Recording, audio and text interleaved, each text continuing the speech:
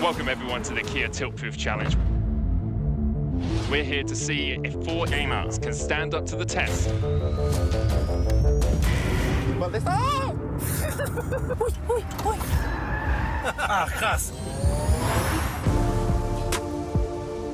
Dios mío de mi vida.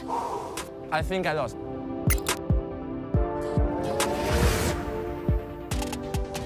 I'm so happy that I didn't eat before.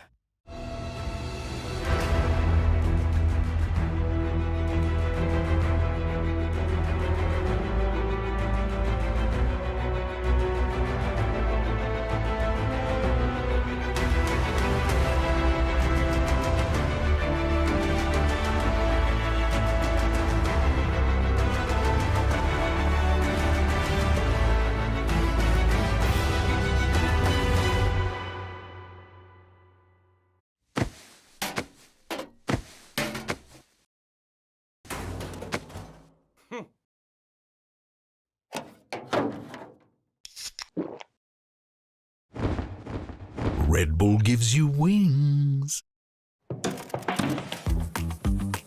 Done? Done. There we go. Break? Break.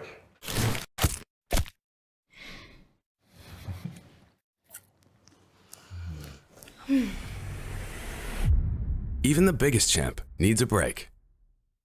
I'm tired. Me too. So, what do you think? On to the next one? Let's go. Come on.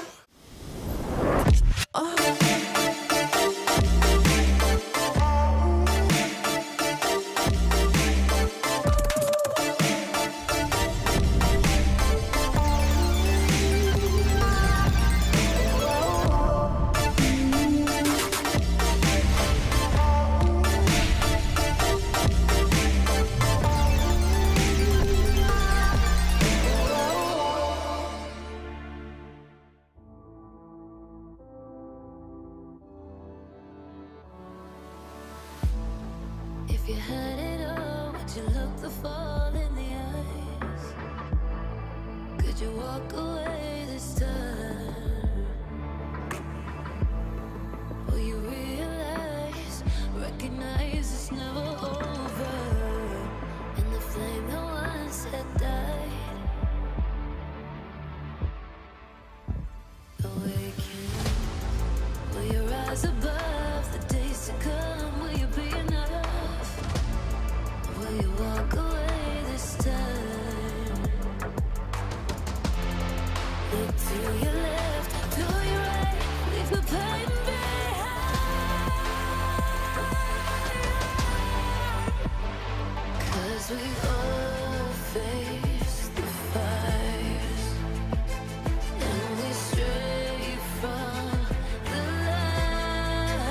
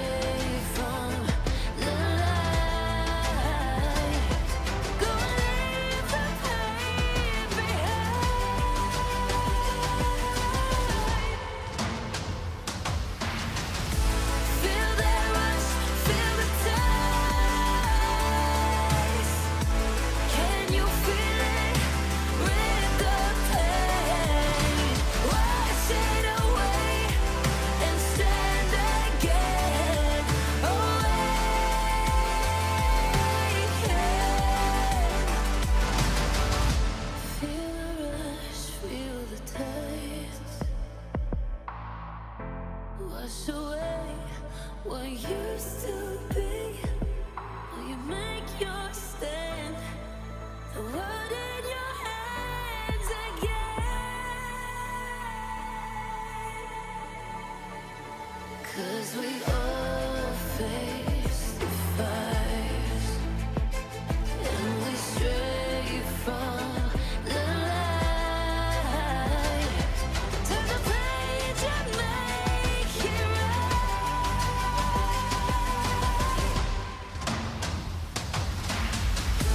Feel that rush, feel the ties. Can you feel it? Rid the pain. Wash it away and stand again. Away.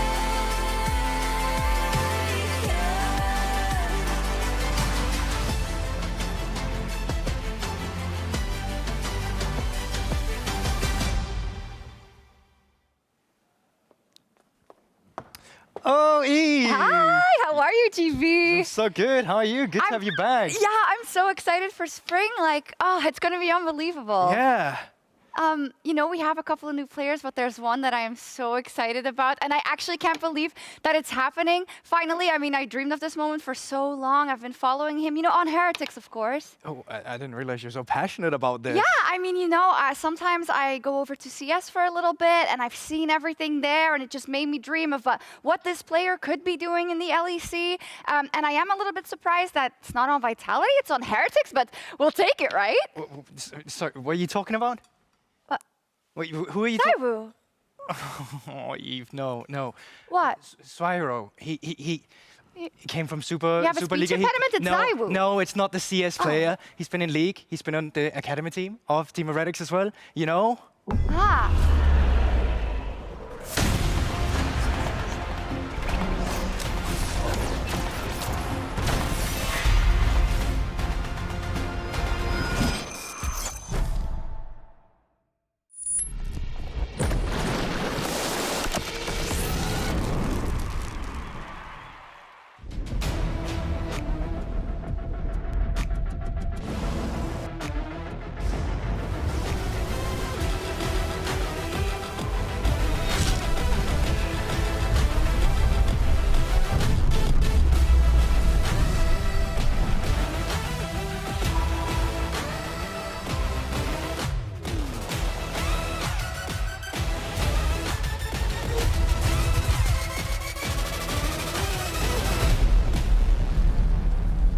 Welcome everyone to Berlin, Germany for the start of the 2024 LEC Spring Split. Hello, my name is Shax and I'm joined here by Goldborg and by Aragon to get things started. Obviously, you know, I'm also happy that it's Spyro and not Saiwu. It's not a big deal. Sure. Yeah.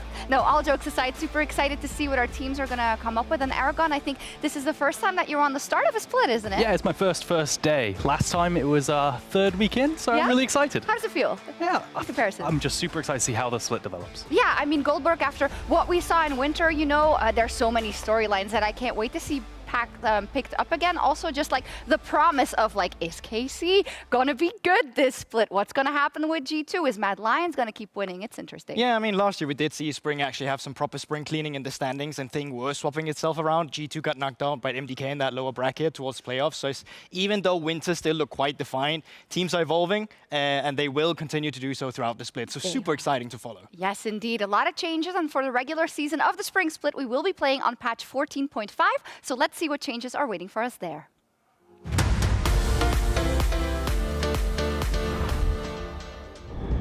Spring is here. But before you consider enjoying the sunshine and stepping outside, let's take a look at what changes might blossom in the LEC after patch 14.5. What do you get when a dragon sneezes? Out of the way!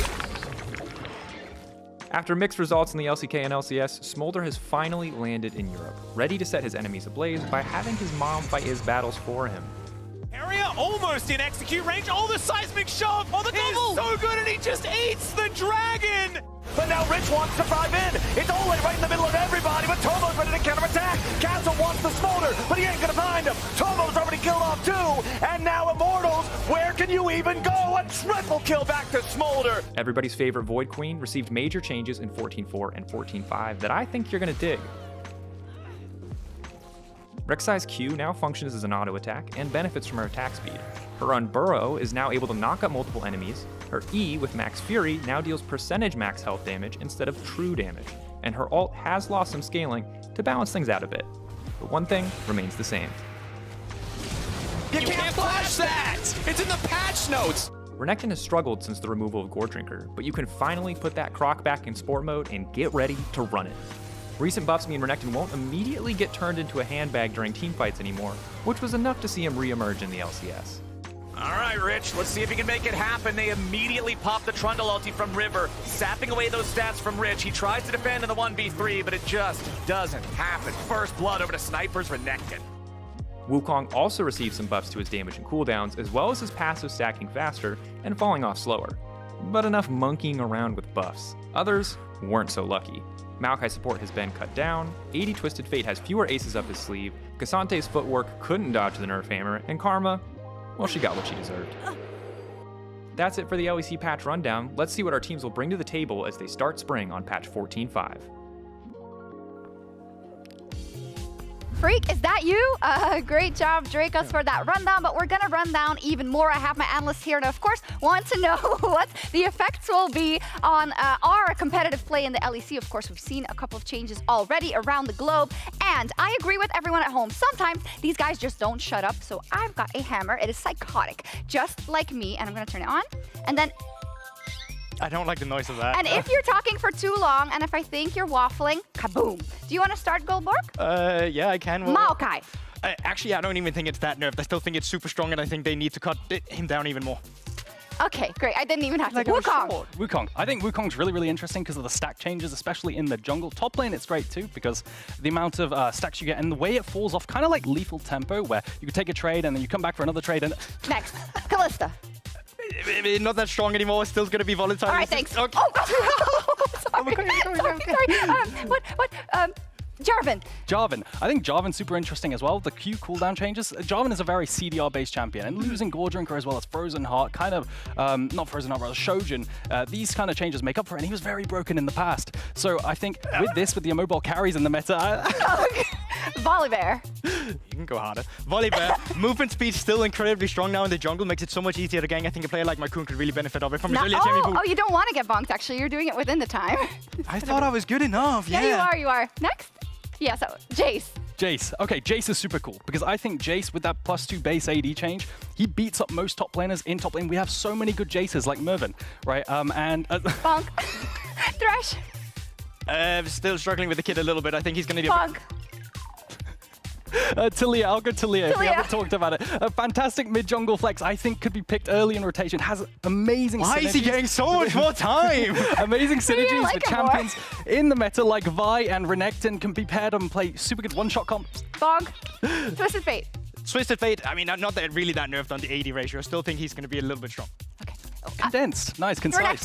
Renekton, super good champion. Best champion of the game, my favorite champion of all time. Bonk. That's for LS.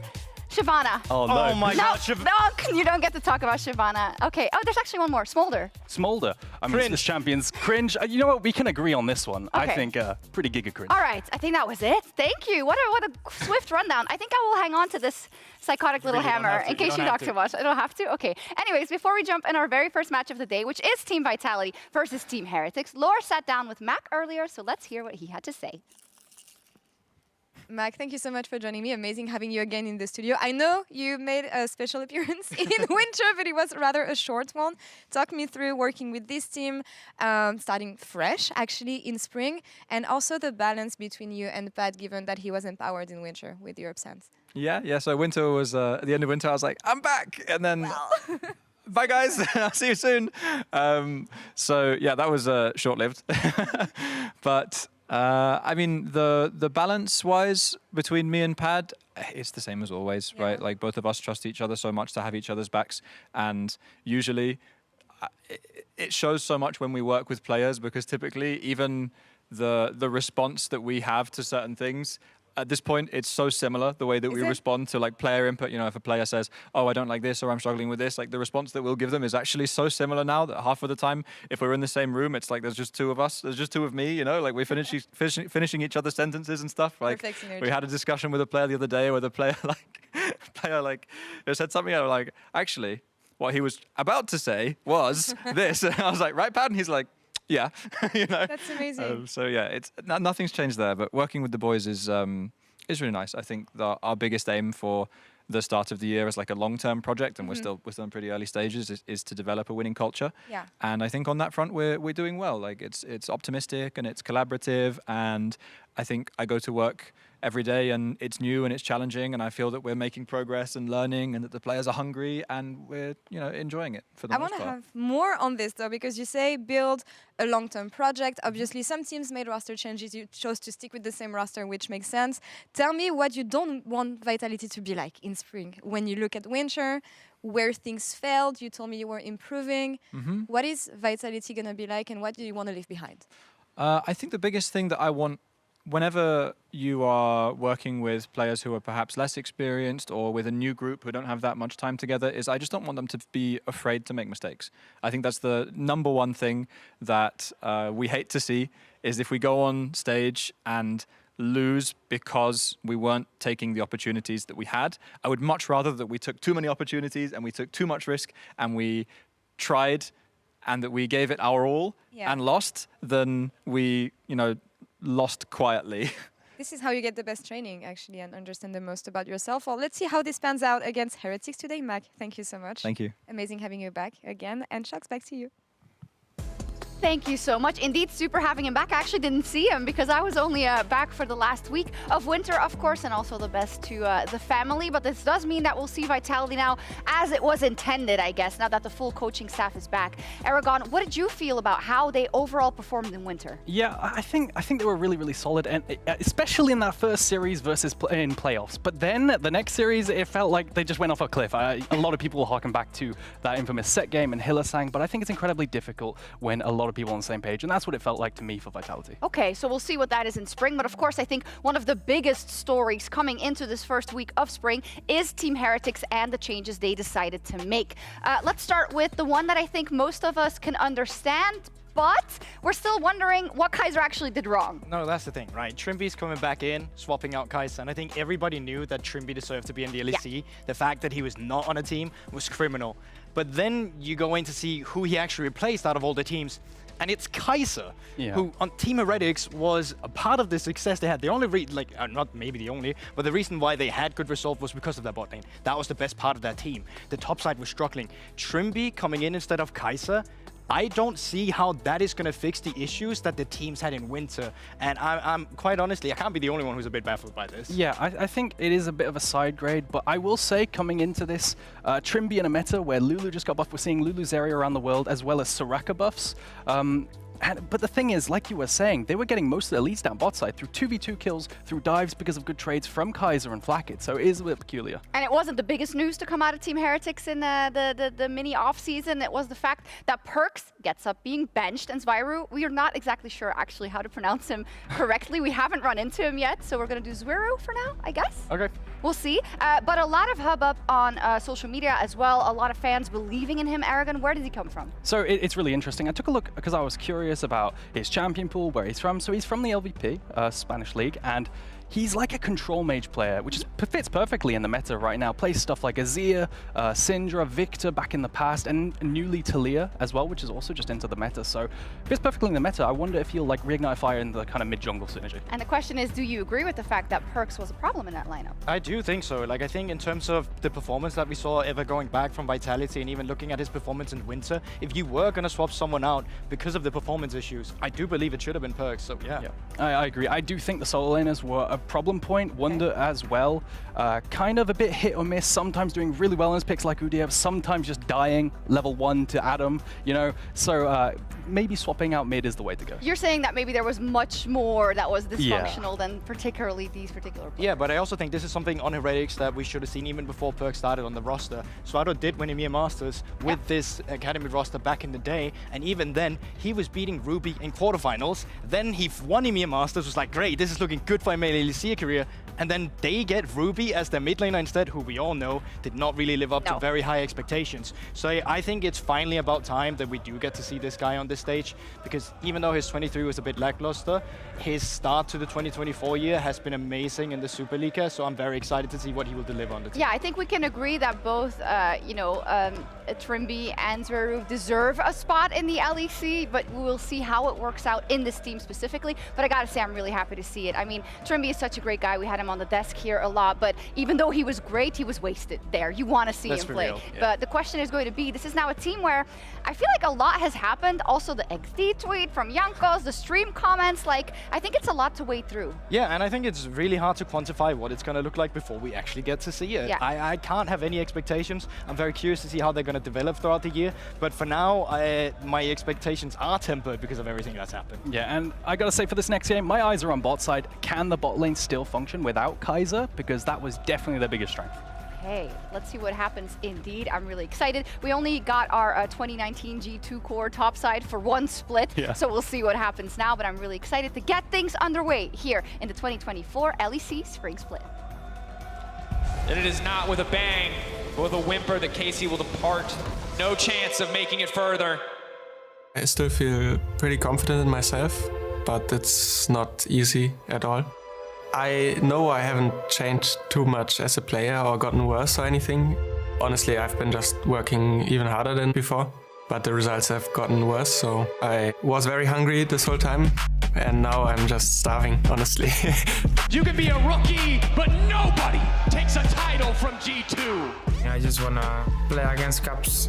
I think this guy is just the GOAT of Europe. I just want to face him again and again until I beat him. We're gonna have to play against tougher opponents, or there's gonna be people who step up to the plate. Even in winter, it was Mad Lion suddenly becoming much better. Mad Lion's Koi taken over on the bottom side of the map. Triple kill for Fresh Cowie. People are saying like, okay, these guys are crazy, they are rookies, and they are saying that they want to win worlds in the future, whatever, that people think are not achievable in Europe, but we truly believe that this is achievable. I'm putting him D. Yeah, I agree with you. I think it's going to be D tier. You have to do it all, but the Emperor has other plans, and you and friends are going to finals. We never won against G2. It would be good to beat them at least once. BDS beaten out, a clean sweep for G2 Esports as they move on to the winter finals. I'm more than happy to be actually where I am right now. Being back at Rogue, it's like no time has passed. Finn is in the back line, Inax almost down, Larson and Finn, it's just the Rogue show here. Now that I'm here, I think it's an opportunity that I cannot waste. Mad Lions Koi, knocked Vitality. Even if we beat Mad Lions in those series, we would probably lose the next one because we were just not good enough. It's a kick one ball, Humanoid kills off Niski, and that's it, that's game. The way we lost, I was like, actually I just want to play. But so mad, I was like, I cannot take a break, like I don't want to take a break. It's an improvement. 8 is not 10th. Giant X will secure top 8. We're still progressing a lot. I think we're gonna be a lot readier. I expect this split to be like way higher level. We have another chance to aim big. I believe we can. I don't think in EU there's like a bot lane you cannot match. Now flashback and push in, Flacken picking up first blood. We were last place, so we don't need any more motivation to try to win some games. Even though we beat them already, I want to beat them again. Super Roars with a pentakill. MDK absolutely outplayed Fnatic. The next time we face Mad Lions, we're gonna beat them for sure. Pentakill for Yike. We can for sure win LEC. We've shown that we can compete with the best, so don't underestimate us. Hello everyone and welcome back to the LEC for Spring 2024. I'm Medic, I'm joined by Vedius, and we are very excited to usher you into a brand new era of League of Legends. And by an era, I mean perhaps another day, you know? It's been a 3-week break. Really grandiose. I went really grand and I realized I was being too grand, so I brought it back. We are, of course, beginning our spring split here. Everyone is resetting. We're back to a fresh start. So all of these teams that struggled, all of the teams that succeeded, we'll see them jumping onto a new patch in the same arena here. We are jumping straight into the draft. Orianna going to be taken away from the side of Vitality, Jace on the side of Heretics, and reminder that 14.5 is the patch that we are playing on today. That is, and another reminder, we are playing with pre-recorded drafts today, so all of these picks have been made in advance, and now we're going to run through them to get on into the game quicker. For Game 2, the picks will be happening during this game, and then we'll see them, obviously, when we get into Game 2. So Orianna and Ashe banned away by Vitality on the blue side. No changes for their lineup. Heretics on the red side, though, have two switcheroos. Trimby coming in for support, and Zviru coming in as their mid laner. Jace and Senna, the two picks that they think are most deserving of being banned away. I mean, we think of Photon, naturally a very big carry player on the top side of the map. Vitality as a whole did struggle last split, even though they did qualify into the top 8. That path was not an easy one. We'll see the improvements that they have made. The respect still being shown towards that top side of the map, though. How they round things out. Where is the state of Maokai on 14.5? Varus, Kalista, of course, both still very powerful picks in winter, and I believe that right now they should still be high on the priority list. But Smolder, Medic, our newest champion to the Rift, of course, is up and available. It's first pickable, Ved. He was nerfed slightly on 14.5, but still a very powerful AD carry. And Vedi, I know it's only game 1, but I'm kind of bored of Smolder already, my dude.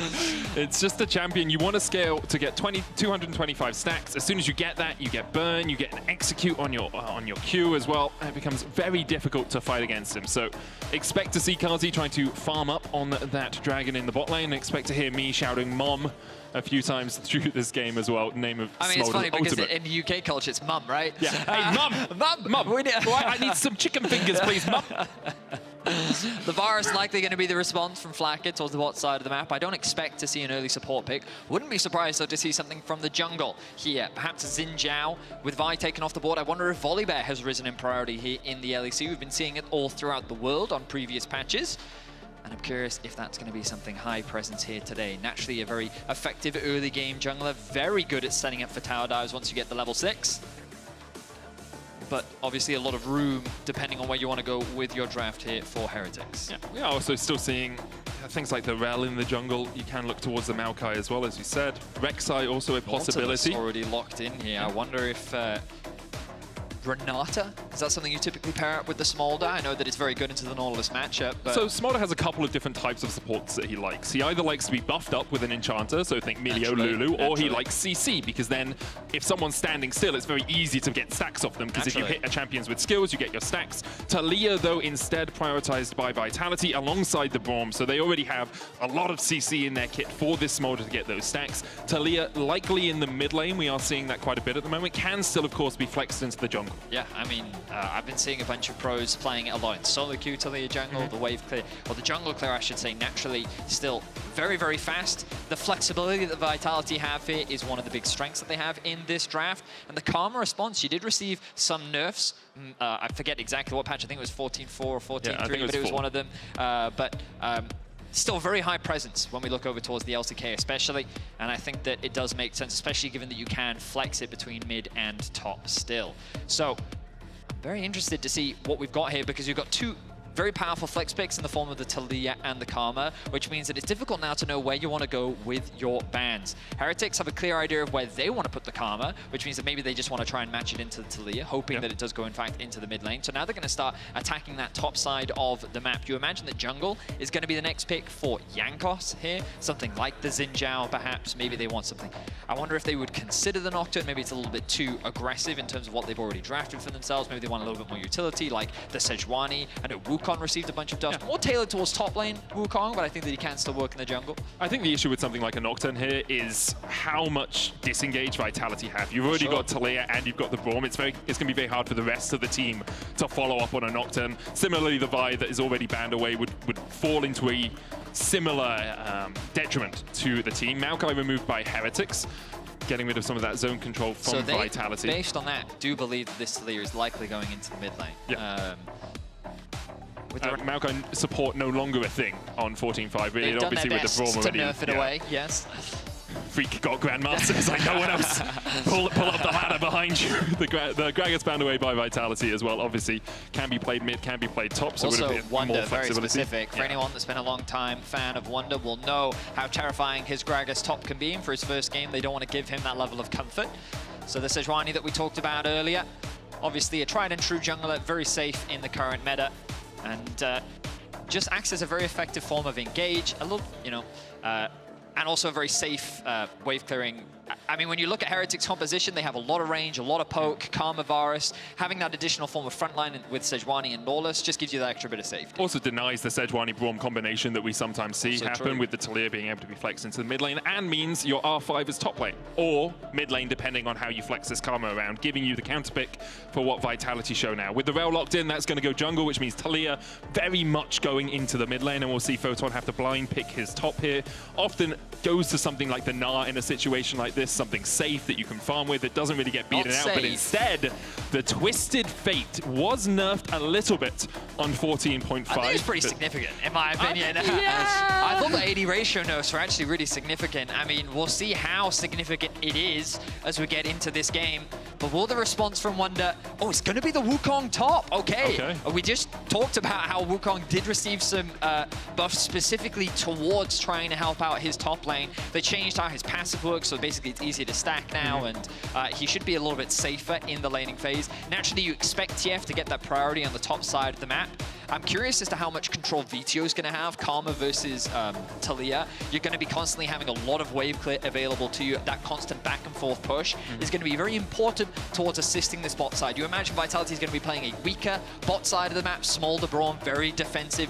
Does have some potential setup for ganks, but primarily you're looking to try and survive and weather any potential early priority. But with the smaller on the game, you have to imagine that the scaling advantage, the ability of Vitality to play through their side lanes, Twisted Fate being able to shadow Talia, pushing down a side lane, maybe looking for a gank, maybe just attacking one of these sides. Smolder's clearing, they try to collapse. There's the TF ready with the Talia ultimate as well. It's so easy for Vitality to collapse on any position with the sheer amount of globals that they have in their composition. And the ability to lock someone down and then get the CC chain in as well. Gold card into Seismic Shove. It's very simple for them to keep someone under CC for a very long period of time. Players are just rattling through the picks and bans on stage right now. And I'll be really interested to see how this TF does top. Because as you say, the nerfs were, they're a bit heavier than I remember them being on 14.5. They took off about 55% bonus AD scaling on his stack deck. He still does get a bunch of bonus attack speed from it. You max it first, you get up to 50% bonus attack speed, and you do have 20% bonus AD scaling on it, but nowhere near as impactful as it used to be. And the Twisted Fate can be locked down in this top lane, especially against the Wukong Sejuani. You have the double melee synergy for Sejuani's Permafrost. You can lock him down pretty well. You have the Cyclone as well for follow-up. I mean, very difficult for this Twisted Fate to navigate that laning phase unless he gets a bit of attention from his jungle. So we are going to be jumping onto the Rift very soon. But it's a pleasure to be back with you, Medic. It really is. We are, of course, getting ready for the start of the Spring Split, as we mentioned. Fresh start for all of these teams. Championship points are going to tie in as a result of where these teams placed in Winter. And both of these teams are hungry for those points. Both Heretics and Vitality didn't have the strongest showing throughout playoffs. And they're going to be looking to bounce back. Vitality maintaining that roster. When we think back to the beginning of Winter, the reason why I rated Vitality highly was because I had faith in their coaching staff. Now it feels like that the whole coaching staff is back together again, and they're committed to showing that improvement and dedicating their time to making sure that this roster can work together. But Heretics said they needed to make a change. They couldn't work with what they currently had. They needed to see something different. And so now we're going to see how different this team does look with a key role in mid lane. Replacing Perks, a long-standing player. He didn't have the strongest Winter, but for a young player that's been fighting for a spot in the LEC for a long time, and Trimby, obviously an experienced veteran and shot caller down in the support role. And it was a turbulent time for Heretics as well. You know, the leak came out about Perks, and then we saw the announcement out of the official Twitter account, the official X account, and there were a lot of contrasting stories from amongst the team, even Yankos on his stream saying perhaps things didn't align quite as well as they seemed to in the announcement. And with that introduction and with things changing relatively recently, you have to think that these first few games are really a statement for this Team Heretics roster and a statement for Sviru in the mid lane. The guy has been grinding away in the ERLs for a long time. He's been on Lost Heretics, on Team Heretics before they got into the LEC as well. And now he has his chance to show up on the main stage, but against Vito, who so consistently in the LEC has had these pop-off games, has had these pop-off moments. Probably the mid laner who most recently has joined the LEC and started to make a name for himself ever since his rookie split on Misfits. Can Spyro do the same? Because I still think of VTO as a rookie in many ways, but he's not. He's been in for like 3 years now. He's a tried and true veteran at this point. He's very familiar with the stage, and Spyro will get his opportunity to go up against him. I mean, I didn't go through all of his match history, but it wouldn't even surprise me if they played in the ERLs before, like given both of their tenure and how long that they've been competing. What an exciting time. We're going to get to see some new blood on stage, and a lot of our veterans, of course. But difference, change is what we need to say. The pressure is kind of on now. You're looking to not only get a high position for championship points to help you contribute towards securing a spot in the season finals at the end of the year, but another spot at MSI. Still exists, right? Like, and championship points can actually be vital for that as well, because if G2 win Spring, we can't send them twice as much as perhaps you know, some people will want to with the All-Star team, but you know, all we can do is send them once. So then the team with the highest championship points, I believe, will get that second spot. Obviously, MDK doing themselves a big favor by making it to the finals. Fnatic and BDS getting quite a few points from Spring as well, from Winter as well. Certainly. But these two teams will be fighting for those top spots, or at least beginning their challenge towards them as we start off Spring 2024. At the end of this split, we'll be halfway through the year, Betty. Have our first international competition, and will we have a new LEC champion to boot? We'll find out in 6 weeks' time. But for now, let's find out who wins between Team Heretics and Vitality. so level ones. What have these teams been cooking up in the gap between Winter and Spring? Vitality going for a top lane approach. 30 seconds until minions sitting in the brush, the tri-brush here. Vitality observers, if you could show us what Heretics see right now, we can see how Vitality can... Nope, they're not going to do anything sneaky. Instead, they're just fighting over that control of the top brush. Naturally very important, especially when we think about this Twisted Fate into Wukong matchup. I think it's what I would consider a very volatile matchup, in that when you have range versus melee matchups, it's winning for the ranged as long as they can maintain that pressure. The second that the melee suddenly shows that they have kill threat, or actually they have the ability to get trades that favor them, that's when the range champion becomes very, very afraid. And when you think about level 6 for Wukong, you realize, oh, there's actually a very clear window here where this Wukong can be very difficult to deal with. The Vitality move up towards this top side actually helps Photon out quite a lot in the lane, because what will often happen is when you're playing as the melee into a ranged top laner, you'll want to hug one of these bushes to try and get XP, and you can step out of the bush, CS a minion, step back into the bush, and you go out of vision. But because they've managed to place this ward in the middle bush, and then Photon has used his own ward in this closer bush, Wonder can only step further back away from the minion line to get out of vision. So it actually becomes much harder for Wonder to maintain XP and CS in this lane, which is what Photon's punishing him for now. And this is what Photon's trying to do, as you rightly called it. He also has the fleet footwork, so he's going to have that ever so slight sustain advantage. The Dawn Shield going to do some favors for Wonder, but already he's being forced to burn his pots. Even though the wave is slowly pushing in his favor, he's going to tick over to level 2. But trade's going very nicely for the time being for Photon. Oh man, it's so painful. I laned into a lot of Twisted Fate AD carries when I was doing my my climb in the 3-week break that we had. Red card is deceptively high damage if you get anywhere near it. It's so painful to deal with. Douglas came up towards the top lane to see perhaps if Wonder was overstepping, but instead he just goes back and clears out his jungle. Jankos is moving down towards his bottom side as well, pathing towards Kazi and Hylissang. As you said, Vedi, it looks like Hylissang and Kazi are going to be left on a little bit of an island by Douglas, at least in the early game. Hook goes in from Trimby, but Hylissang puts up the wall, and that's the issue of Nautilus into Braum. Whenever you try and hook in, the Unbreakable goes down. If you stay around too long, you get caught with the concussive blows, and it becomes very tricky for the Nautilus to actually navigate those fights. Douglas was likely concerned, knowing that his bot lane wouldn't have any prio in the early game, that Jankos would try and set up some sort of invade. That's why he started on Raptors into red and then actually pathed back up to top, willing to sacrifice his Krugs. Does also give him an opportunity to look for a top lane play. You'll notice VTO already on the move. I was curious as to who would be able to get that early game prio, and it is VTO on the Taliyah. They have their eyes set on setting up for a dive. The wave is not in an ideal spot. How many times have we seen this, though? A team tries to dive Wonder, he 1v3 outplays and gets away. I mean, it looks like for now, Vitality was just fishing. Wonder, though, he's going to play it relatively safe. He should be perfectly fine. And And Jankos now using that window to get a bit of information. We'll drop that wards and look to go back to base. So nothing too crazy in our first game of the split. Everything looking pretty safe, pretty standard. Advantages kind of going where we expect. Photon having that push in the top side of the map, giving him that slight CS lead and gold lead. Of course, his passive contributing to that as well. Vito getting that early push, allowing him to move into the top side of the river. Wonder is that player that has to be cautious of these potential roams. Meanwhile, Kazi and Hylissang more on the receiving end, having to play a little bit more defensively against Flacken and Trimby, who naturally have that prior. Now, there is this bouncing wave. This is where this bot lane of Heretics have to be concerned about any potential dives that could come through. Question mark ping, though, coming onto Douglas means that Flacken and Trimby can feel very confident in clearing out this wave and contesting the wave because they have full information of where the enemy jungler is. And that's why we so often see a jungler do their full clear and then step towards the enemy Razorbeaks and put a ward down, because they know on the re-clear from the enemy jungler, they're likely to go back towards their Razorbeaks because they're one of the first camps to respawn. And Douglas here was spotted out, tried to sneak around the vision, did manage to evade it, but the hook going down onto Hylissang. Is it Winter all over again? Hylissang steps too far forward, has the flash. It's forced away by Trimby and Flacken. Nice window there. They spotted Kazi going back, and they were able to interrupt Hylissang just before he was able to get his back off, forcing his summoner spell out.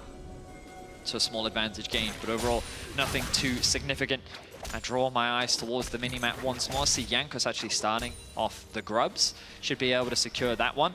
Often I'll see junglers, especially when they're walking over vision like they just did, smite to make sure they secure the first one, because you get a lot of decent XP, and that's exactly what Jankos is going to do. Tick on over to level 5. So importantly, you get a treat off a large or an epic monster, and each grub camp you can get one treat on your jungle item. So that's why we see, as you say, lots of junglers just doing that singular grub. It's not because they care about the little bit of true damage you get out of it. It's because you get a ton of XP, and you manage to get that treat on your jungle item, meaning you can get through towards that upgraded smite that little bit quicker. So Jankos doing that well. Knew that the bot lane was catching anyway for Vitality, so there was no threat of a dragon being done, but Jankos and Trimby are coming across to start up this Drake themselves. The Permafrost with the melee Nautilus will chip away at it relatively quickly. Douglas on his way across as well as Zviru tries to join the fray. Flashes away from the seismic shove. Flackhead now joining the fight against the Drake. It's PvE for Jankos, Trimby, and Flackhead, and they'll secure it. They kill the mob, the big boss, the raid boss, but can they get out? Jankos has to burn the flash. Trimby uses a dredge line to escape, and Vitality don't find anything more out of it. I mean, a couple summoner spells used there. Oh, it wasn't even Jankos' flash, it was Douglas' flash, and Jankos just jumped away. Yeah, he was able to get his Q over the wall. He was able to go to safety. It was Zviru who ended up using that flash right in the mid lane because he was so cautious, and great respect being shown. You can tell that he's really focused, making sure that he doesn't want to contribute to any early deaths.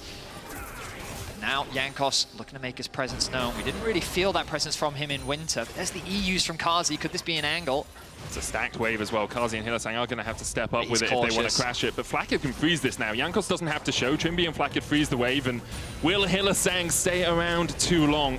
I don't know if it's worth it, though. Maybe they want to get it back off themselves. Looks like they'll just bounce it through, as you say. Yeah, they can push this wave in as well. Cannon wave, try and push this in as quickly as possible. The problem for them is going to be that Hylissang should be able to hold this, which means that Kazi should be able to catch the entire wave. But the advantage is that Trimby knows that Hylissang is going to stay around. There's a window for Trimby to go back to base and already start moving out on the map first. Maybe look to try and secure the rest of those grubs, or even just look for an opportunity elsewhere on the map. Nothing too crazy, though. Our gold largely remaining dead even. The biggest gold advantage being gained on the top side of the map in favor of Photon. Not too surprising considering his passive. Yeah. And one on the bot side of the map, an advantage being gained for Flack, largely just because of the current CS lead that he's sitting on. Both junglers now making their way towards the top. But look at the level difference here. Jankos with 6 versus Douglas 5. If he leeches 2 minions, I think he gets 6 off this, but the minions are going to die because Wonder goes in immediately. Stun card locked onto him. Jankos joining the fray as Douglas has no flash to get out of this one. Cyclone for the knock-up, Permafrost for the stun, Glacial Prism for the follow-up, and First Blood is done.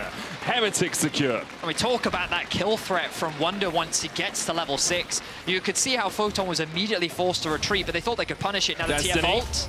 Look at Zviru here, has no flash. Photon has to flash away. Trimby acting as that bouncer, keeping his karma safe, and Hylissang and Vito have to retreat.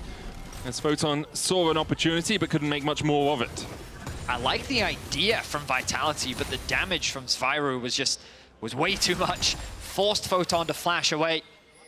And the mid support of Team Heretics walks away safely.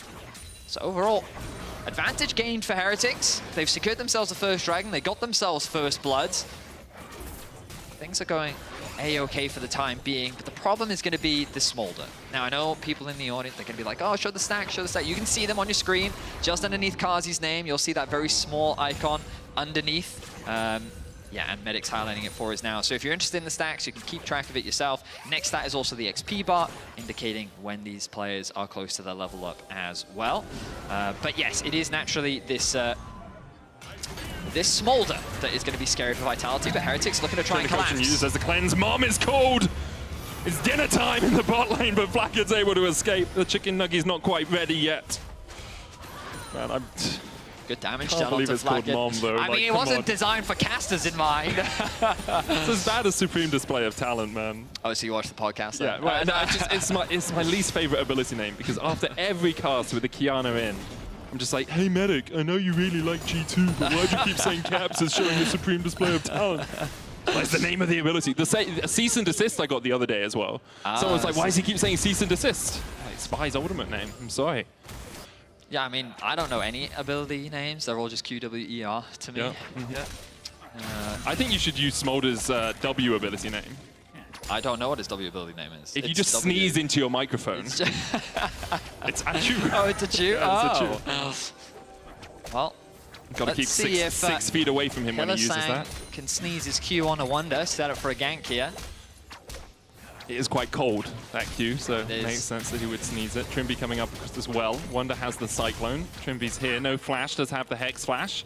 Photon looking for the gold card, locks it in, hits Wonder with it, but the wave's under tower now. Wonder looks for the Cyclone, goes in. Photon, no flash for him. Douglas gets the stun with a Shadowing Strike, but Jankos is on his way. TP in as Heretics start to invest in the play. Wonder uses the second cast of the Cyclone, and Trimby now going to look to lock up Douglas. The Magnet Storm is only a magnet for Heretics as they lock him down and shut out Douglas from the play. I feel like what we're seeing is a situation where Vitality can only find opportunities on the top side of the map, but because of Wukong and Sejuani, they're just winning out on a lot of these 2v2s. Now they're going for the dive. It's a full-on submarine play, Unbreakable down. Photon locked up by Trimby. Hylissang trying to survive under the tower. Jankos splashes away. Who's tanking next? It's Wonder. Jankos takes the kill, doesn't fall. As it was written for Heretics. Lisan Al-Khaib for Jankos as he gets another, but Vito able to shut him down in the end. So we finally get to see a roam coming out from Vito. I was expecting him to collapse earlier thanks to his ultimate, but Heretics just continue to find these advantages. Heal going to come out from the ultimate of Kazi. Oh. Flash used there by Flackhead. Douglas not quite able to connect his stun, which means that Flackhead walks away safely. Advantages continue to be gained for Heretics. It's not resulting in a significant gold lead for the time being. Dragon is available though. We look back at this dive and very well executed from Heretics. The chain CC, Jankos starts off by tanking it. The Brawl ultimate to try and keep Jankos underneath the tower long enough, but it doesn't quite have the damage needed to secure that kill. Wonder then tanks it. He gets away thanks to the shield safety from Sviru. And then Vito coming in with the ultimate to turn a kill back in the favor of Vitality. That's their first kill of the game though. And advantages are just being gained on the top side of the map for Heretics. Importantly for Vitality though, Jankos was the one getting all the kills. He's 1,000 gold up, but Vito is now 300 gold up in his lane because he was able to get the shutdown on Jankos. Now Trimby's caught out, Douglas jumping in, the TP invested by Wonder as he's going to join the fray. Photon doesn't have a TP to answer, and once again, Douglas is left legless as Vitality leave him for dust. Take his water back and put it in the desert. Heretics 5-1 up. The problem was Fyru had already started roaming from mid. They recognized that the numbers would not go in their favor, and so they had to disengage. They had to leave Douglas to the wolves. And Heretics find themselves another kill. Dragon gonna go in the favor as well. Photon should be able to secure a number of plates on the top side of the map. Hilly, what are you... That's so greedy from Hilly. He puts up the Unbreakable. They're actually gonna kill off Trimby. Okay, maybe it wasn't. I'm sorry, I doubted you, Hilly. Once again, the prophecies are true. Kazi getting the cleanse away as Hilly almost falls to the Glacial Prison AoE. He's able to survive. The Dragon secured by Heretics in the end. It's their second of the game. It will be a Hex Soul up next. Mom used, I think, just to try and stop the tempo as well. Yeah, but Flackhead was backing. I think he thought he could hit Flackhead. Perhaps. To maybe adjust his tempo a little bit. Sviru looking for Kazi. No cleanse. Has to burn the flash. Malignant's Karma is a powerful beast to be wrestled with. They did nerf the ultimate, but you can see the damage is still lethal. But yeah, I mean, that's the beauty of Hylissang, right? You never really know. Is he inting or is he making a genius play? I used to be on the side of he's making a genius play, and then winter happened, and so now I'm on the side of he's inting. But apparently, that's what he wanted all along. That was part of his master plan. Subverting expectations. You never really know. He's only gotten 1 death so far this game. Of course, we are only 14 minutes in. That we are. I'm not going to count my chickens before they hatch.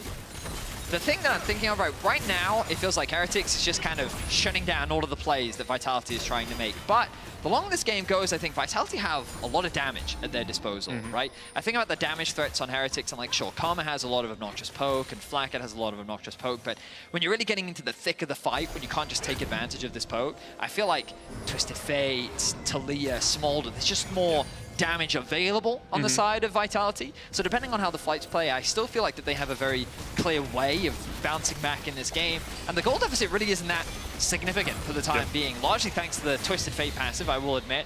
But even then, we kind of look at the animation, it's very even across the board, nothing too dramatic. Vito's still scaling up with his Arcane, just Flacket now in danger, has the cleanse. He's got the cleanse. Cleanses immediately. Hillside misses the Winter's Bite. Glacial Fisher coming out. Cleaning of Corruption.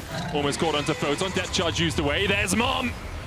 And there she goes, charging into the distance as Kazi just put some damage down. But the reason Heretics are taking, well, at least extending this fight is because Viru's in the bottom lane. They couldn't really fight around the Herald. They instead decided to push out mid. Vitality looked for a fight because they're like, well, maybe we can get Sviru to TP up here. Sviru didn't. And because of that, he was able to get some damage on that bot lane tier 1. Wasn't able to take it out yet. Jankos on his way down here, maybe to bolster the attack. Instead decides discretion is the better form of valor as he backs away towards his blue.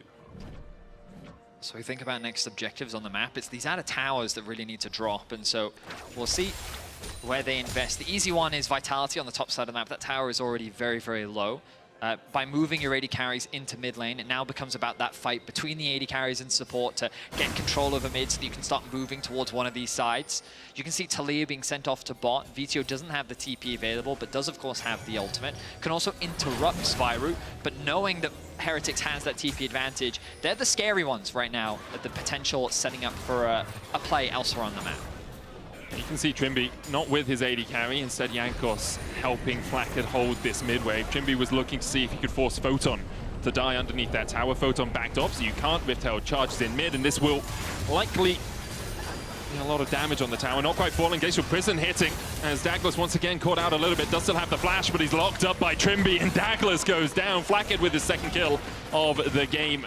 And once again, hasn't been a good start of Spring for Douglas. 0-4. A really great punish, because Vitality, in their minds, they realized that they had the push in mid, so they could drop the Herald and siege onto the tower. All makes sense. The problem is the wave got thinned out very quickly, and so all that was left was the Herald, and I think that the Herald didn't do as much damage as they were expecting to the tower, so it was still healthy enough to weather the pressure from Vitality, and then with the collapse from Trimby, they could turn that into a re-engage. So just good awareness from Heretics. They get themselves their first tower by knocking down this bot tier 1. Mid is likely to fall soon. We can see when we look at the mini-map that the Varus isn't anywhere near for the time being this mid lane, so Kazi should be able to just knock this one down. Objective traded. Now I wonder, it's this top side of the map that now becomes unlocking these outer towers. It really does, and it's very much about, will Wonder get caught out or will Photon get caught out? Because that's what both these teams want to do, is try and isolate that top laner. Wonder, though, is going to back away. Photon keeps him in the lane for a moment longer. Well, Wonder would love to get a back off, because we look at the Dragon time at 25 seconds. Perhaps they're looking to push one more wave out, then get that reset, and then move down towards the spot side of the map. I think Sviru has an opportunity to move bot and push out that wave, but I guess if he does, it's going to be harder to contest this mid wave. They do, of course, already have control, but they need to fight over another one before they can really start off this Dragon. Jankos getting some deep vision onto Vitality's side of the jungle makes it harder for them to approach. You see them overstacking on the mid wave to try and gain control. Hilly, caught with the hook. Glacial Fisher going down. There's the Destiny TP in, but already Trimby very low. Gets the Titan's Wrath shield, but it's not enough. Douglas flashes away as Wonder looked for the play with the TP in. Destiny invested by Photon. Vitality now have a man advantage. Still very healthy members on the side of Heretics. Vitality have to be very cautious about how they approach this fight. The flank, Vitality is very aware of it. They are scared of Wonder coming up behind them, and so they're going to choose to back away. And they have vision in the pit.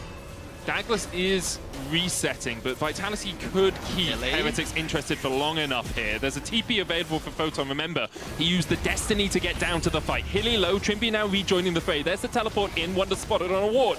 The Dragon down to 1,000 should be secured by Jankos. The Smite gets it, and Wonder backs away with the Hexgate. In the end, much ado about nothing, as Heretics managed to get out with their third Drake and Soul Point. Nice patient play there from Heretics. They used the threat of their HP to make Vitality uncomfortable. Walking into a Karma Varus is a very scary thing to do, and given how far behind Dag, you look at these items, he's not that tanky, man. Like, even if he wants to face check, it's a very scary thing to do. You're very reliant on Hilly to do that.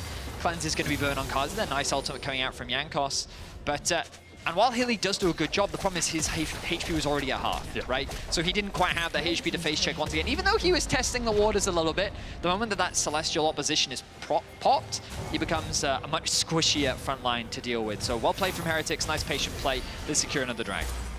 Vitality looking for Trimby here, but he's able to dredge line his way away. Kazi at 189 stacks. Smolder actually really likes these sort of 5v5 mid-game fights because of how easy it is to stack up in them. Every time you hit an opponent, a champion with a spell, you get more stacks. So it's not just farming with your Q. Instead, you're able to farm on your opposition as well. So if Kazi gets to that 2-2-5, we might start see Vitality being a little bit more on the front foot in these fights because of the burn, because of the execute. And obviously, the more stacks he gets above that, the better the execute and the burn become for him. We haven't seen Vitality's proactivity pay dividends for them so far this game. It has been Heretics shutting down Douglas at every conceivable opportunity. So we'll see what steps they take to rectify that over the next few minutes, because in 3 minutes time they will have to fight over the Hex Soul unless Heretics give it to them in exchange for something else. Seismic Shove coming out on Jankos. He's down. A little bit of HP. Douglas dodging away. Mom was used to clear out the wave. Kazi at almost 200 stacks. Didn't he miss the wave, though? I didn't see it because I was looking at Jankos. It was used to clear out the wave, even if it didn't achieve that goal, Vedius. Wonder. Destiny on Wonder. Cyclone out. Pops the clone as well with that decoy. Wonder able to get away. Hillasan keeping Zviru and Trimby interested down towards the bottom of the fight. Photon looking to lock in another gold card. Does so.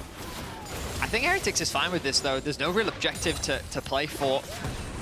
Vitality could use this to move towards the bot tower, try and get some control over the bot side vision, and then, or bot side jungle rather, and then try and secure that outer tower.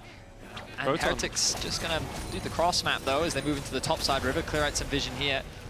Photon wants to get up towards this top wave as well because it is pushing in towards the tower, and that is gold and XP being lost. So he will manage to get up here. That tower is still yet to fall. Meanwhile, in the bot lane, VTO pushing out as well. Photon backs away after clearing the wave. You don't really want to be pushing two sides visibly at the same time. So because we know VTO's down towards that bottom side, Photon needs to be able to react to any play that might erupt. Zviru, the first target here, flashes away, stunned with the concussive blows. There's a Magnet Storm as well. And for the first time, Zviru falls on the LEC stage. Mom is caught and Flack slowed. Innocent looking for a little bit more chase as VTO goes in with the Weavers. Wall separates two. Wonder flashes, so does Flack. Trimby caught with the gold card, but he's able to tank that up and walk his way away. Double flash is invested.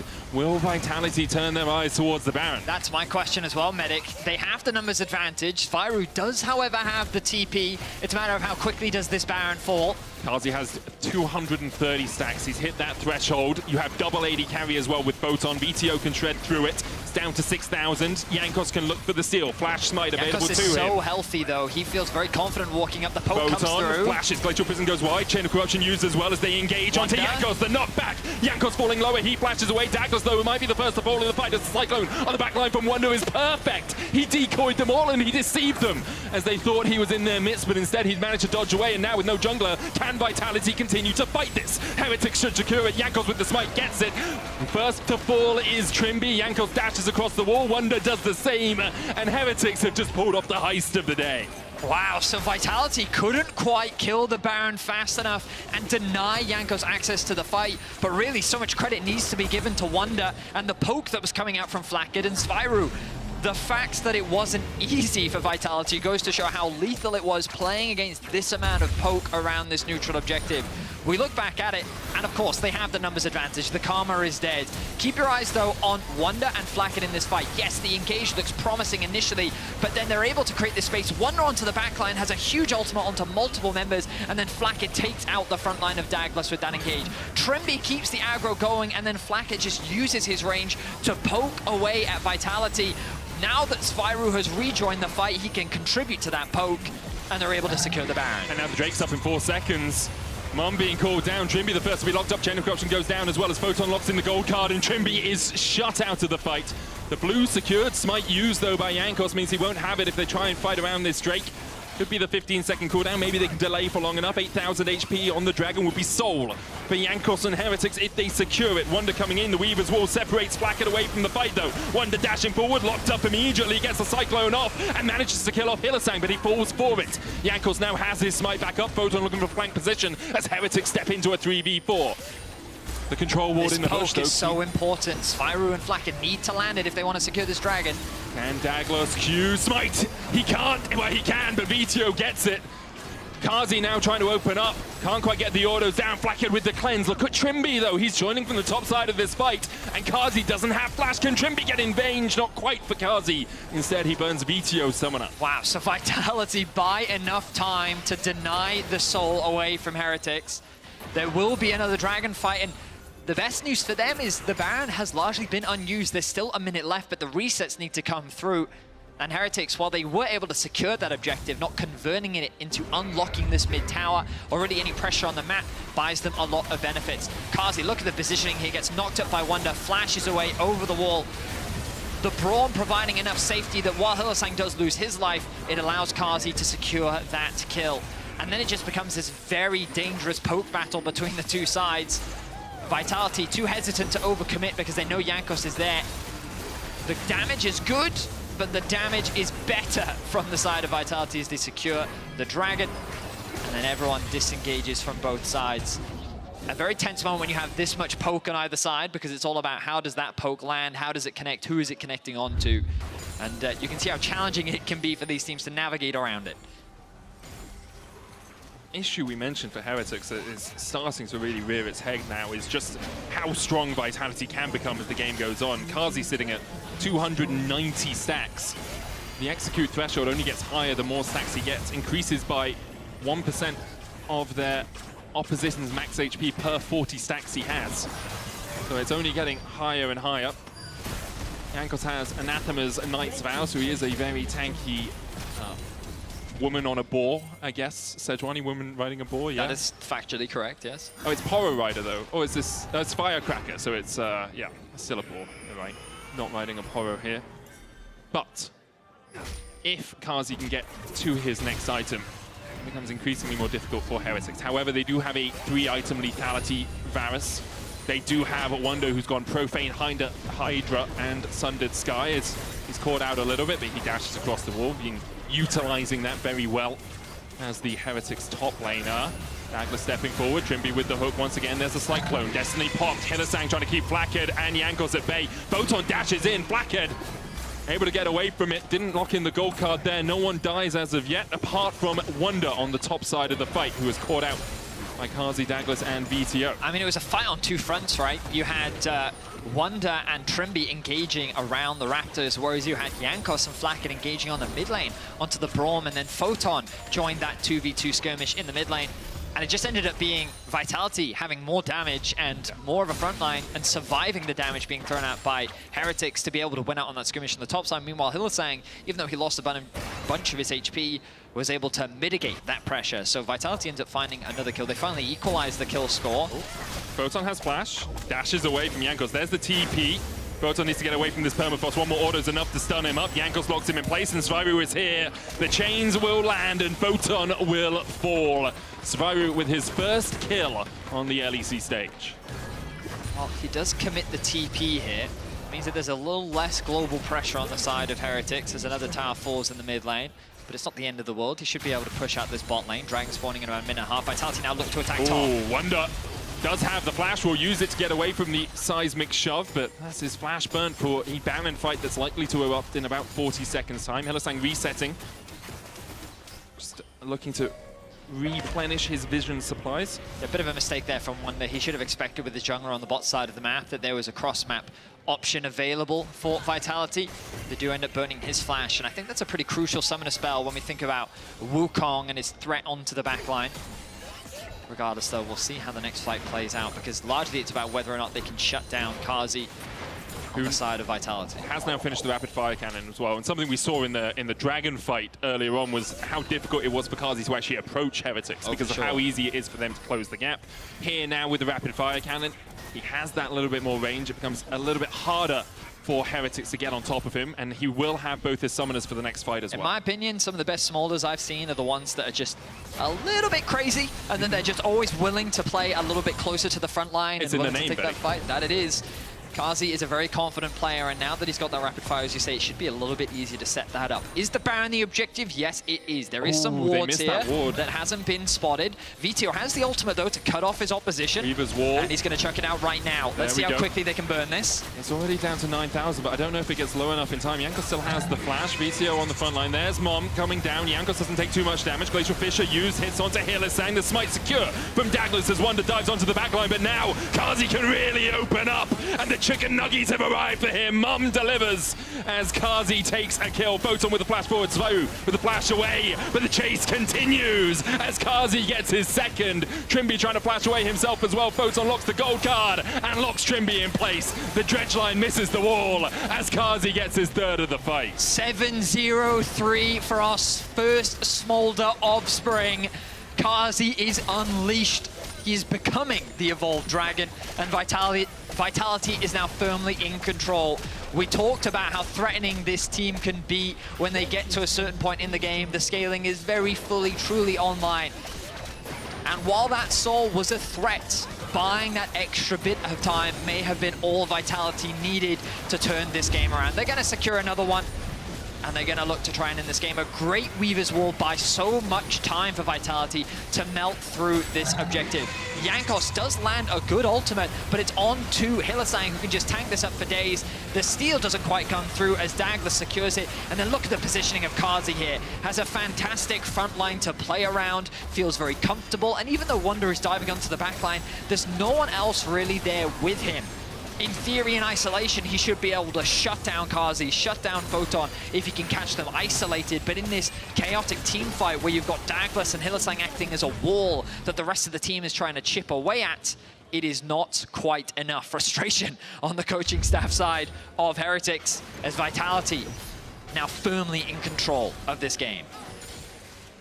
Smolder with 6,400 damage in that fight, more than, I believe, the entirety of Team Heretics combined. Yes. Which is it's a sizable chunk of change there from Kazi, who's almost at 400 3.5, 4.4, 5.5. It's about 6.6 on the side of Heretics. So yeah. Quick maths. Quick maths. 2 plus 2 is 4, minus 1 is 3. 183 stacks for Kazi on the Smolder. And now with the Baron buff, Vitality continue to push in, utilizing him much better than Heretics managed to when they had the Baron earlier in the game. Kazi has Lord Dominic's Regards finished as well, and an extra crit cloak to buff up his damage. Mom called down, really just to push Heretics away more than anything. In that sort of use case, it's very much like the Maokai ultimates. We often see Nature's Grasp behind the tower to force Heretics on the back foot. Glacial Fissure used on Trimby as well, as the Glacial Prison hits on Douglas, but Heretics are just entirely out of gas in terms of chasing onto Vitality. VTO going towards mid lane as Photon's there as well. VTO just covering, clears out this control ward. Photon opens up on the inhibitor and it's down in about 8 or 9 auto attacks. And now, does Vitality ever want to approach the bot lane? Probably not. The minion wave pushed all the way to their T2. They don't care about it. As you say, big damage on Kazi, but he has Hillisang as the front line. Depth charge going to land onto Kazi. There's the Magnet Storm as well. All they're doing is buying as much time for the Dragon to unleash hell once again. Heretics are diving into it, and there are bile spitters here as Kazi able to find another with his team. The Baron expires, but there's another minion wave coming in. Heretics going to try and reset, maybe get back here in time, but I don't know if they'll be there quick enough to defend their inhibitor tower. I like the fight from Heretics, but it looks like that it's not going to be enough. Another tower falls, and I think this should be the signal for Vitality to retreat Baron spawns in about 2 minutes time. They've done some good damage to the base of Heretics, but they're gonna play it safe for the time being. Vitality. We wanted to know how different these teams would look coming into this split, and we had a very reserved, very patient early game, but one thing we can say for sure, Kazi, a highlight from the team from Winter, and he continues to be that. You give him a powerful champion like Smolder, you give him the opportunity to be a carry threat, and he's played flawlessly in this game. He's leveraged his front line perfectly. His spacing in fights, I mean, I think E is just such a powerful tool because of how quickly it allows you to reposition. And in every single fight, every time we see him in danger, he uses it to get right behind his Braum, right behind his Rel, to make sure that he is never really in any danger, making it so difficult for Heretics to put any kill threat onto this AD carry. Very much a hyper-scaling AD carry. A similar goal would be achieved if this was a Jinx or an Aphelios. You know, you just stand behind your team, let them tank for you, and then you just auto-attack, and, I mean, you use your Q a little bit more. But I think that's what's so scary about Smolder, is that you have the tools to play on the front line, to chip away, to poke, and then the second you're in danger, your E can immediately reposition you back behind your front line to a position of safety, and I think that's just what makes it such a strong AD carry. And as you rightly said, the second you get this RFC, it just makes it that much more lethal. Flacket doing what he can, of course, 5-0-1 on the Varus. He's had a solid game himself, but the impact on this Varus is just not quite to the same degree. We're seeing him land poke at certain points, but I don't think it's going to be enough. The Dragon now spawning in 40 seconds. Let's see if Heretics can find a fight. I like the fight that they found in top lane. They kept their second inhibitor alive. I mean, the problem is, Kazi is now at 449 stacks, which means if you are affected by his burn and you fall below 13% of your maximum HP, oh, just 13? you die. Oh, just you die at 13%. But doesn't that base on your max HP? Yeah. Of their maximum HP, yeah. They're below, so all they have to do is We're not fall behind 13%. I think they might just die before they have an opportunity to react. Blackett didn't have a chance in hell of surviving that, nor did Trimby. Weaver's Wall in by BTO, flash forward by Photon. Jankos now locked up with the stun card. Wonder trying to dash back in, but he'll be next up on the menu for Kazi. He flashes away, and Jankos survives for a moment until Photon catches him under his Nexus towers. Wonder trying to survive as well, but in the end, he will die alongside his comrades. Vizio and Vitality clean up the ace, and they're looking for their first win of Spring. A strong start to the split for Vitality, a very different look from what we saw in Winter. That wouldn't be hilly without chucking an extra death in there to round out the game. Smiles on the faces of Vitality, some frustration on the side of Heretics, but they're going to lock down their first win of Spring. And in convincing fashion as well. The early game, more Heretics favored. Jankos did a really good job of reading Douglas, but as soon as we got towards that fourth Dragon, that second Baron, the power...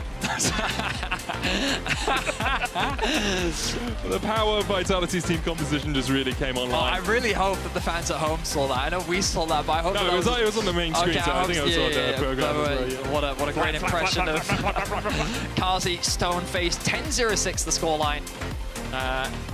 Involved in 16 of the team's 17 kills. Very impressive stuff. You can, of course, vote for the player of the game. You can vote now at LEC on X, Douglas, VTO, Kazi, all very valid choices. I have a feeling it is very likely to be Kazi. Yeah, I think so too. I think so too. But for now, I think we're going to go do a short break before we get on into our second series of the day. Don't you go anywhere.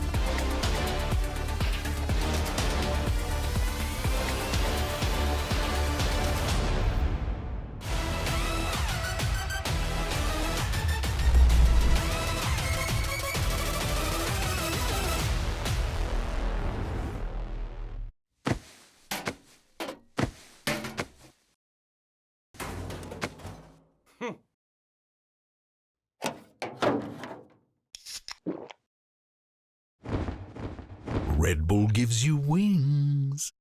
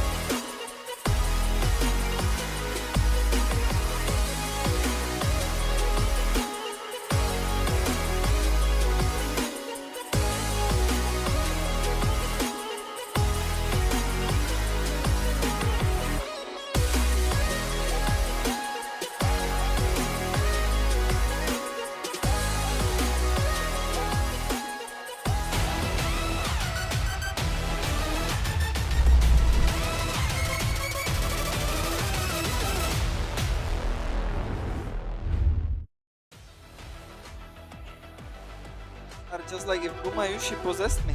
On Cyclone for the knockup, Permafrost for the stun, Glacial Prism for the follow-up, and First Blood is done. Lisana Kayib for Yankos as he gets another, but Vitio able to shut him down in the end.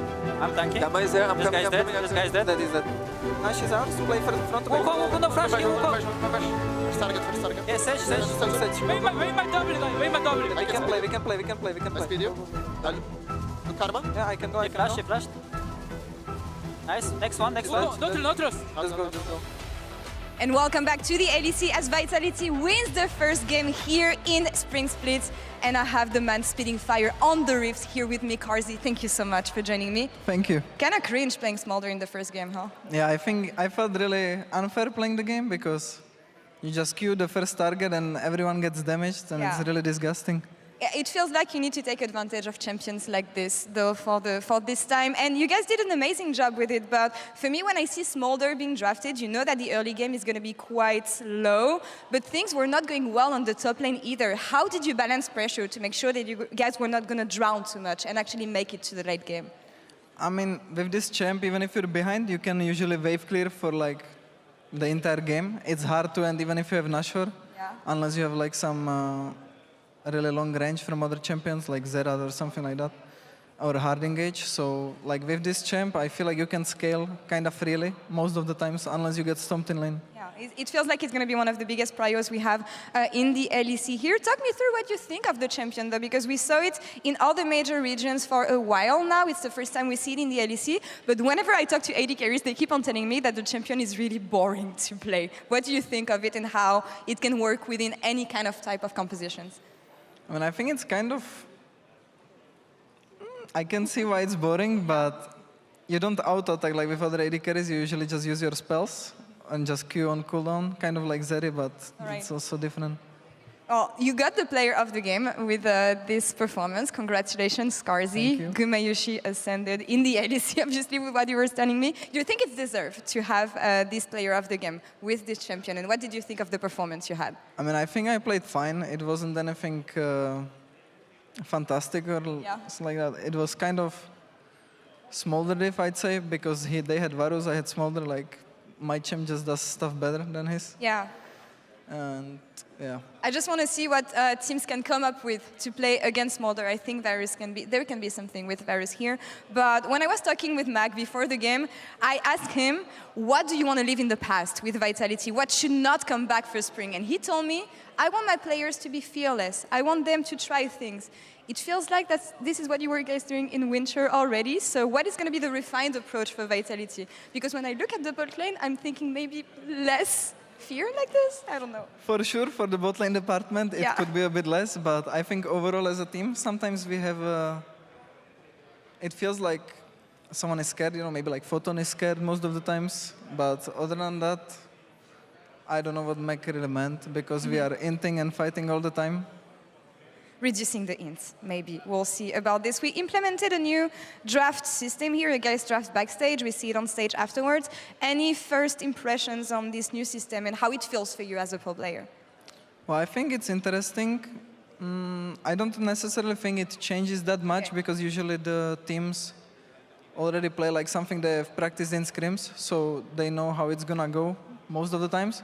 But then it could be good if something unusual happens in the draft and you play like a random matchup that you have never seen before, so you have a lot of time to discuss that and it could give you advantage. All right, we'll see how it pans out for the rest of the players. Karzi, thank you so much for the interview. Thank you. And congrats on the first game. And before Fnatic versus Rogue, we caught up with Finn.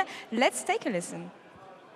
It feels awfully nostalgic being back in LEC because it just feels completely natural. It feels, I played with Larsen, I played with Marcoon. It feels very familiar in a sense, and so far I'm very, very, very happy with how we're doing.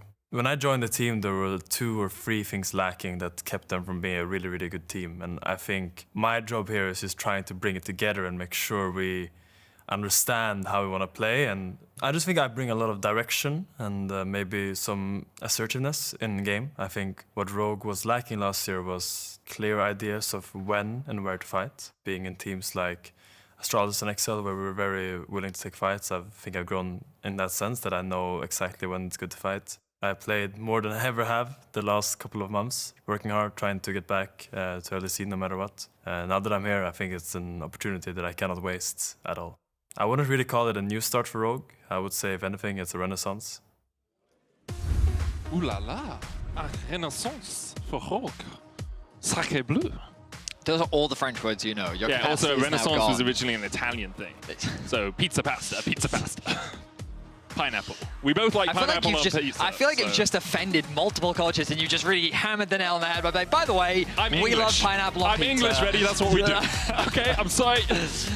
We're dropping hot and heavy straight into the draft of Game 2. Fnatic versus Rogue, and Talia is the first pick. Now, Razork is known for his Talia jungle. Yep. He is a big enthusiast for those mages in the jungle.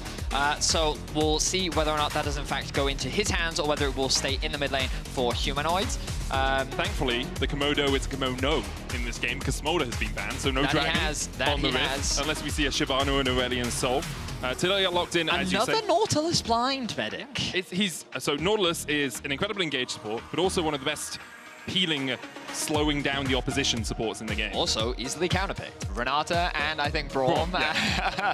True, but if you're going to pair it up with a Callista, you want an aggressive bot lane. If the enemy picks Braum, cool. We're going to be aggressive anyway. We're going to try and get in your face. We can always use the Fate's Call to pull you out. I mean, Renata has been banned, so they have made some adaptations to address some of those potential counterpicks. Do Fnatic want to pick Braum before picking their jungler or their AD carry? Good point. That's another question you have to ask. The complexities of draft, once again, coming to the fore here. Smolder, Renata, Orianna banned by Rogue, Senna, Volibear, and Draven banned away by Fnatic. Volibear obviously was buffed quite a lot recently, so we are seeing him getting his way back into the meta. With Rel locked in, obviously can go support, but more commonly used in the jungle these days.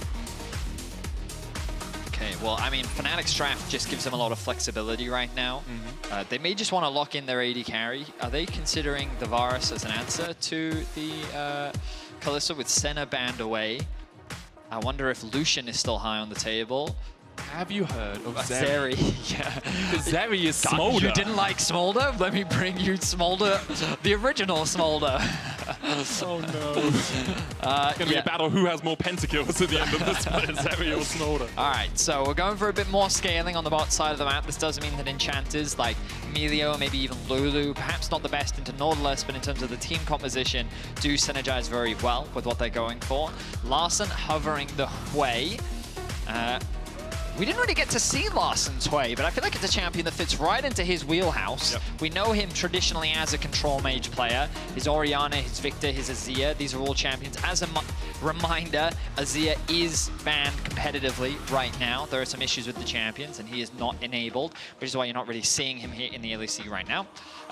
But Hui as a pick, I think, really fits into his wheelhouse, as we were saying. Has a lot of range, a lot of versatility, has a lot of different options depending on the circumstances, and also can be quite an impressive laner, which, when you think of Larson, is typically what he's been very good at throughout his career. He loves to build those advantages in the isolated 1v1. It's often just we don't see him roaming around the map very much. We don't see him trying to contribute towards his side lane, unless he does get his hands on the Twisted Fate, but of course, not relevant into today's matchup. Whereas on the other hand, Humanoid, known for his contributions in the side lane, at least in the good old days, which was dying often in the side lane. Okay. So obviously not a very recent narrative for him, but in the past he was known as a player that sometimes would get caught out. We do see now Rogue, knowing that the likelihood for Fnatic was that they wouldn't pick the Braum up earlier on, can now ban it in the second phase. Xin Zhao taken away by Fnatic because Rogue haven't picked up their jungler, prioritizing instead mid AD carry and support. Alistair is well removed. Anything that can stop the Nautilus having good engage options. I wonder if Fnatic will go towards an Enchanter alongside the Zeri, or if they'll try... Yeah, Rakan would work okay.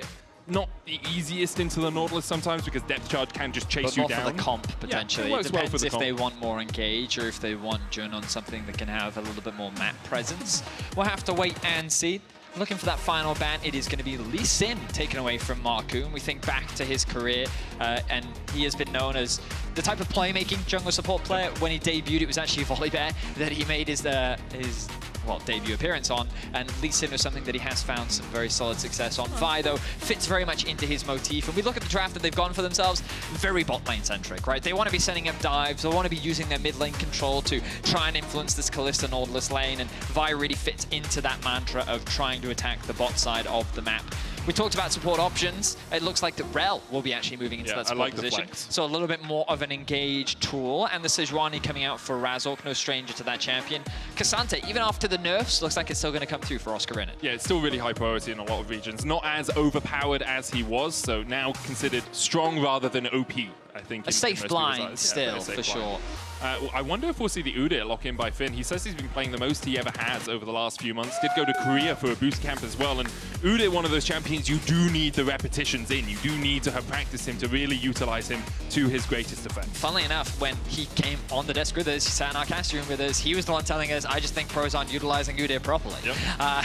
He thinks the champion can still be very strong and has a lot of options in terms of what it can do in the game. So, educate us, Finn. Show us how to play the Udyr properly. I'm looking forward to seeing this one. Fnatic, of course, coming off the back of a defeat to Mad Lions Koi in the best of fives from last split, looking to try and bounce back in Spring. They did make that change towards the support position of Jun, but we know that Oscar Rinnan didn't have the strongest playoffs. When we think back to him last winter, it was this Cassante that he was having the greatest performances on in the regular season. So Fnatic definitely going back to a bit of comfort, and Rogue going for something more aggressive. Yeah, I like it. I'll be honest, Medic, they were a boring team to watch last split. They were slow, they were not very proactive, and it was difficult to really, get them to do anything. But now they have a composition which forces them to do stuff. So I'm excited to see, can they pull this one off? Can they make the magic happen as we're jumping into our second game of the day?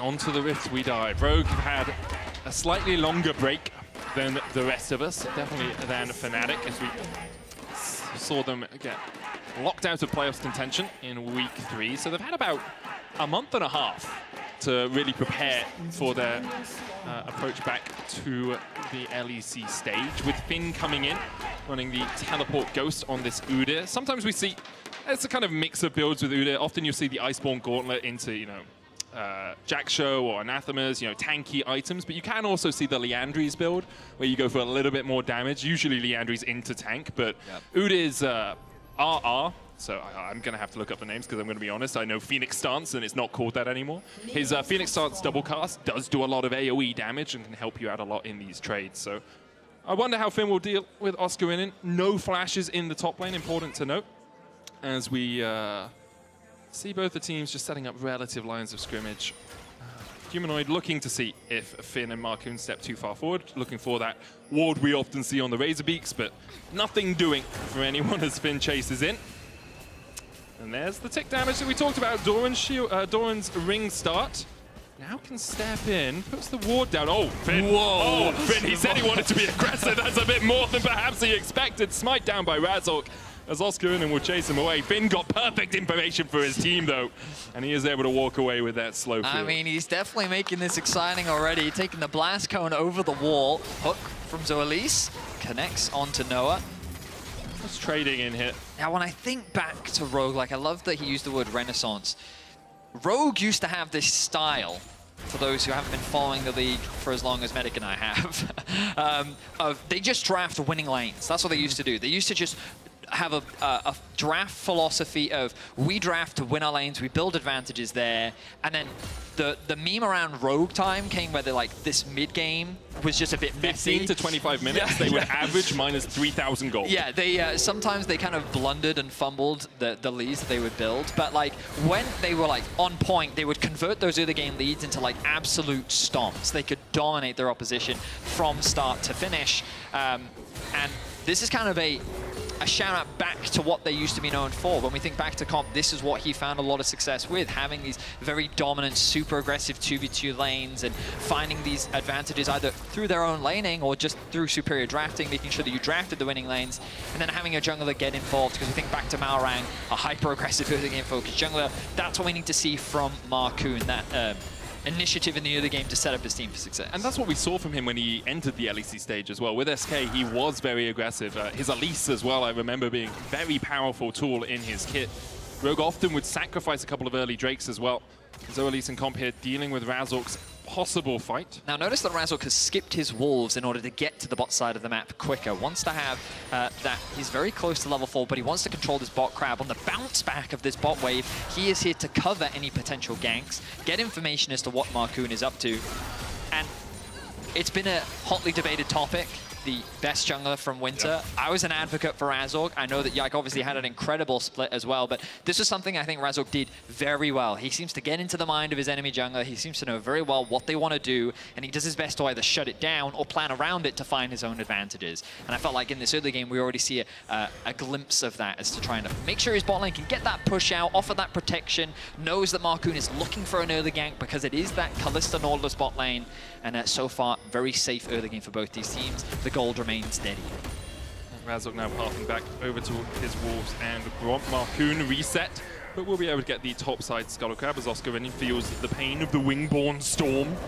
Phoenix stance is what we're all going to call it from now on. Blazing Stampede forward as Finn just trading on Oscar here. No flash on Oscar. Pathmaker gets the stun into the wall. Oscar's down to about 300 HP while Finn very much more healthy. Actually managed to get a reset off to buy boots, whereas Oscar has yet to go back to base. So Finn, with that push in early on, got what is often referred to as a cheater recall, but I can promise you he's not cheating. We've checked NPCs. But managed to get those boots, makes it a lot harder for Oscar to actually approach the lane because Finn can always just chase him down with that extra movement speed. He's really bullying out Oscar Renin in this matchup, finding a small advantage where he can, but overall, the game remains in a very neutral state. We look at first objectives. Razork now on the top side of the map. Whew, look at the wave clear coming out from that. The storm of his art. First grub will be secured by Razork, and Marcoon going to look to try and clear things up. Will Finn go for a dive here? Nope, his priority is just the tower, yeah. Oscar really doesn't have the mana, I think, to threaten a kill onto Finn either. So Finn, he is hardcore chilling right now. Absolutely nothing to worry about, and he's just going to keep this pressure up. It makes it very difficult for Oscar to find a nice time to back as well, because look at how quickly Finn just melts through these waves. Oscar's going to have to burn the TP to get back here, otherwise it's a whole cannon wave that he loses. He's probably going to lose out of the plate anyway. For sure, yeah. Finn, even running the Total Biscuit of Rejuvenation in this lane, not needing to use it with how dominant he's been in the lane, hasn't even needed that extra mana, as Larson called out a little bit in the mid lane. Humanoid got the seismic shove back, and Larson invests his flash to escape. Both the mid laners have burnt their TPs. Slight lead for Rogue in this early game as we see another hook landing onto Jun, but he's able just to dash away from that. Nice bit of a trade there from Zoelise, but another nice engage from Razork in mid lane as well. Getting the flash out from Larson makes a repeat gank that much easier. We'll see if Humanoid uses the extra bit of pressure he's gained to look for a roam. Of course, Fnatic are more than happy to play the slower game, given they have the Zeri on the bot side of the map. They want to avoid comp getting as many advantages in the early game as possible. And right now, the farm is very even across the board. Even if Rogue wanted to try and build up these early game leads, there's nothing too scary for Fnatic to worry about for the time being. But of course, we're only 6.5 minutes in. Still a lot of room and time for that gold to change. I mean, the time that Rogue really unlock that bot lane is when they get level 6, right? You have Fate's Call, you have Cease and Desist from Marcoon. It becomes a lot easier for them to actually enact dives onto Noah, who has gone Kerchi's Shard first. Will likely be a static Shiv for the Zeri. Although it's not as powerful as it once was, it's very cost efficient at the moment, only costing 2,700 gold and doing extra damage to minions as well. I think it's about 150 magic damage, means you just have a bunch of wave clear, and it's gone back to that neutralizing item. Remember when we just saw both AD carries by static Shiv? They'd run towards bot lane, automatically clear the wave, and their supports would just, you know, go across the rest of the map. I do remember that, Medic, yes, thank you. That's kind of what we're back to in terms of static Shiv. Finn trading here, Pathmaker in by Oscar Renin. Nice trade from Oscar. He's got the Negatron Cloak as well, or No Magic Mantle completed. Oh, Negatron Cloak actually, it's the No Magic Mantle builds up into it, but for the moment, that extra little bit of magic resist helping him out quite a lot. 4 minutes until the next dragon spawns, 1.5 minutes until the respawn of the grubs. Rogue do have a bit of a stacked wave towards the bot side of the map, means that they should be able to secure a plate off the back of this. I mean, they should. Okay, nope, they're too hesitant to go near it, so that plate will remain standing for the time being. I wonder if Humanoid will look for any opportunities on the map. Of course, reminded that Fnatic don't really need to. They're quite happy to sit back and scale for the time being. Farm away, keep things going. If you looked at these two teams and you thought about damage profiles, Betty, would you be at all concerned for Fnatic in terms of the fact, you only have Zeri and Taliyah, really, that can do damage? Udyr will do quite a lot of damage, actually, in fights, especially if he goes down to the Liandry, so it looks like he's going Iceborne Gauntlet first, but Taliyah and Zeri can do a lot of work, especially with a frontline, but in terms of upfront DPS, I think Rogue actually have it in the early to mid game. I mean, yeah, I would agree with that. I think Taliyah, though, just reaches a certain point where her damage is just really disgusting. Yeah, later on in the game, I can definitely see it. Her Q, basically, I mean, it does have a cooldown, but it doesn't feel like you have a cooldown. And so you have the empowered Q when you're standing on the, I forget, it's the ground. It's something ground, but I've forgotten the name of. Earth? Worked ground? It might even be worked ground, yeah. The empowered Q that you get off the back of that is, it's just really powerful. And so I guess I'm not too worried about Fnatic's damage. I definitely think that, oh wow, Finn is just creating chaos in the top side. He's now going to start the proxy. He does not care. He is doing a great job in this matchup. He'd be a great Magic player with how much he's proxying. That he would. But overall, I think that Fnatic's damage should be fine. I think that the scariest point is like these first item spikes. Glacier Prism. Larson has no flash. Remember, Seismic Shove gets him back, and Fnatic get first blood. I mean, that was such a clean play from Fnatic. Very little to break down there. Larson didn't have his flash from the earlier fight.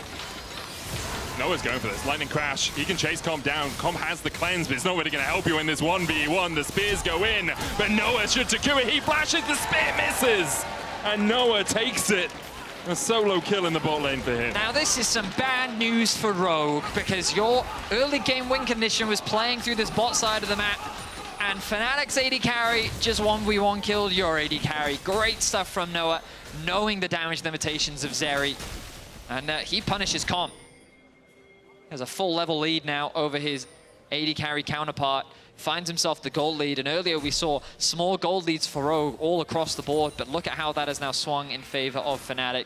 500 in favor of Humanoid, only a 200 in favor of Noah, but still, Fnatic off to a good start here in our second game of the week. Getting that early kill on Zeri as well. Noah did have to burn his Ghost, his Flash, and his ultimate to do so, but now we'll see Jun hovering down towards this bottom side. Razork on his way across as well as Finn trades into Oscarinin, but even with the Iceborne depth charge out, Zoelis does have the Fate's Call to pull him out, but now Comp tanking the tower. The cleanse doesn't get you away as Jun takes the kill, and Rogue overinvests in the bot lane, and now it's disaster for them. We thought perhaps it would be a more aggressive Rogue, but we didn't want it to go this way, a double. But Humanoid, he looks for more. Larson has the flash to fear as well to keep him safe for now. 5-0 for Fnatic. Only Finn winning out in terms of gold now. He'll get another plate, but Oscarinin just keeping him at bay for the moment. The tower takes a chunk, the Pathmaker out. Finn forced away from the turret. I mean, this is the type of play we needed to see earlier. Yep. But, I mean, Fnatic just shut that down hard and fast. Rogue falling apart on the dive. 5 kills to 0 now, a 2k gold lead. Finn, he's continuing to find advantages where he can in the top side by securing as many plates as possible. So Elise doesn't connect the hook, tanks a huge amount of the tower.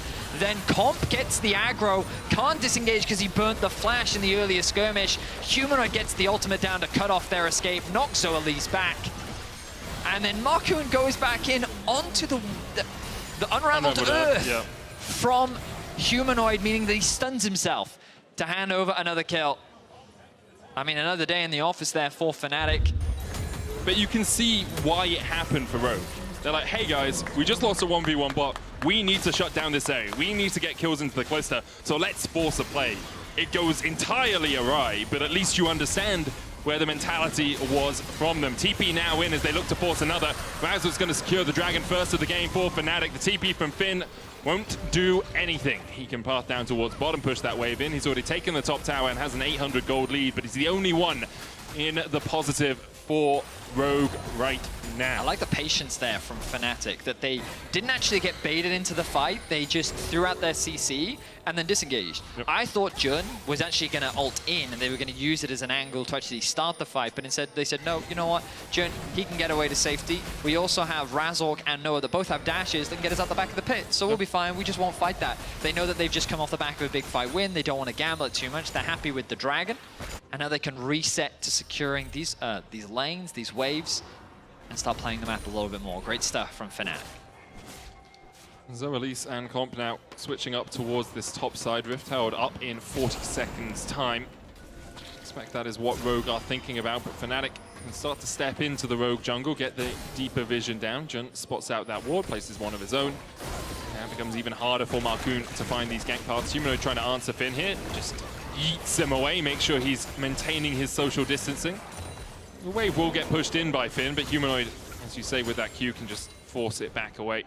Finn will have a move timer, which means expect to see Noah backing away in that mid lane, staying under the relative safety of his tower.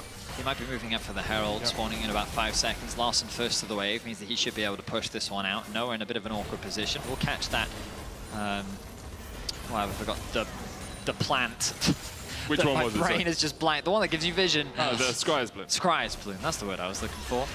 But I mean, a nice window found by Rogue. They're able to secure this objective. But again, you look at the minimap. This is why I love watching Razork play so much. Immediately knows what he needs to do. Moves into the bot side of the map. His bot lane moves with him. They abandon the mid wave for now. They recognize that there's nothing really for Rogue to take on the top side. Of course, they do have the Herald. Noticing that there are not a lot of Fnatic members present on the map. Maybe they want to drop this to unlock this tower. Maybe they just want to use it mid. It looks like their focus. I think it... So it's an interesting play because right? Yeah, okay, you put the Rift Herald down, Finn here to cover, maybe Humanoid steps too far forward. You're playing in the mind of Fnatic, where Fnatic are thinking, well, Finn's probably reset to go and catch that bot wave that's being pushed in by Noah. But Fnatic play it safe. They accept that the tower's going to fall. They're getting a tower in response anyway. They don't overstep, and because of that, Rogue can't punish them. I mean, they know that Rogue have the advantage just because they have the Herald. It's easier and faster for them to take those towers, and so rather than trying to contest them in mid, they accept the loss and they cross-map it. Yep. Just a good macro decision. It also gave them a window. You look at this mini-map and it's just... It's a lot of vision gained, right? It is... the bot side of that map now belongs to Rogue in their favor, and they now have full vision control around that objective. Dragon spawning in about 2 minutes' time. And you now expect these outer towers to be the next objective. Securing that mid tower against a Hui can be somewhat challenging. He has a lot of wave clear at his disposal. Humanoid going to go match Finn in the side lane, knowing that when Oscar Rinnin goes up against him, he's just getting pushed out. Credit to Oscar Rinnin in terms of farm, in terms of gold, he's done a great job. He's fallen behind just because of the plates that Finn was able to secure. But overall, he's mitigated as much as he can in terms of the pressure that Finn was putting out. Humanoid, does he have kill here? Finn has Ghost. I mean, they'll take it, but here comes the collapse from Fnatic. Marcoon is waiting in the wings. The control ward there started to be hit by Marcoon. Realizes that Fnatic can collapse quickly, as you say. So backs away. A 1.6k gold lead for Fnatic. A minute 20 before our next Dragon as well. Expect to see that as the key point of contest between these two teams as Noah glides his way back towards the mid lane to clear this wave. Oscar moving out of top lane, coming down to join his team while Humanoid pushes out bot. It's going to be him answering Finn and Oscar answering Larson. So top v mid on opposite sides of the map right now. Can you kill Oscar? I don't think so. And Marcoon's on a ward, so it becomes even trickier when the enemy knows... I mean, do you really want to try and kill Oscar when Dragon spawns in about 40 seconds? I think right now Fnatic are path top because they want to cover for Oscar. But I think they now need to make a beeline back, and that's exactly what they're going to do. Resets have come through from Rogue, so it's Fnatic that have control over the mid lane for now. You have Humanoid pushing out bot 2 with that tower still alive. They're feeling very secure, and look, just like that, they now have full control over the bot side river. Jun using this window to drop a bit of vision down. The red buff going to be handed over to Razork and Noah. Reset's going to come through, noticing that Jun lacking in terms of vision for the time being. Still has this one ward. Will it be spotted out? Nope. No, it won't. Okay, so Fnatic still gaining some information. And you can see Rogue very much on the defensive side, even in terms of their trinkets. Triple far side alteration because they need to be able to check bushes from a long way away. Otherwise, they can easily be caught out by the trademarked Fnatic bush. A few members waiting in there for them. What is pretty interesting here is, oh, they're looking for the play in mids. So, Comp, how are you going to get out of this? Flash Cleanse is the answer. Glacial Prison used as well. TP in by Finn, lands the stun on Jun, but there's no follow-up, really.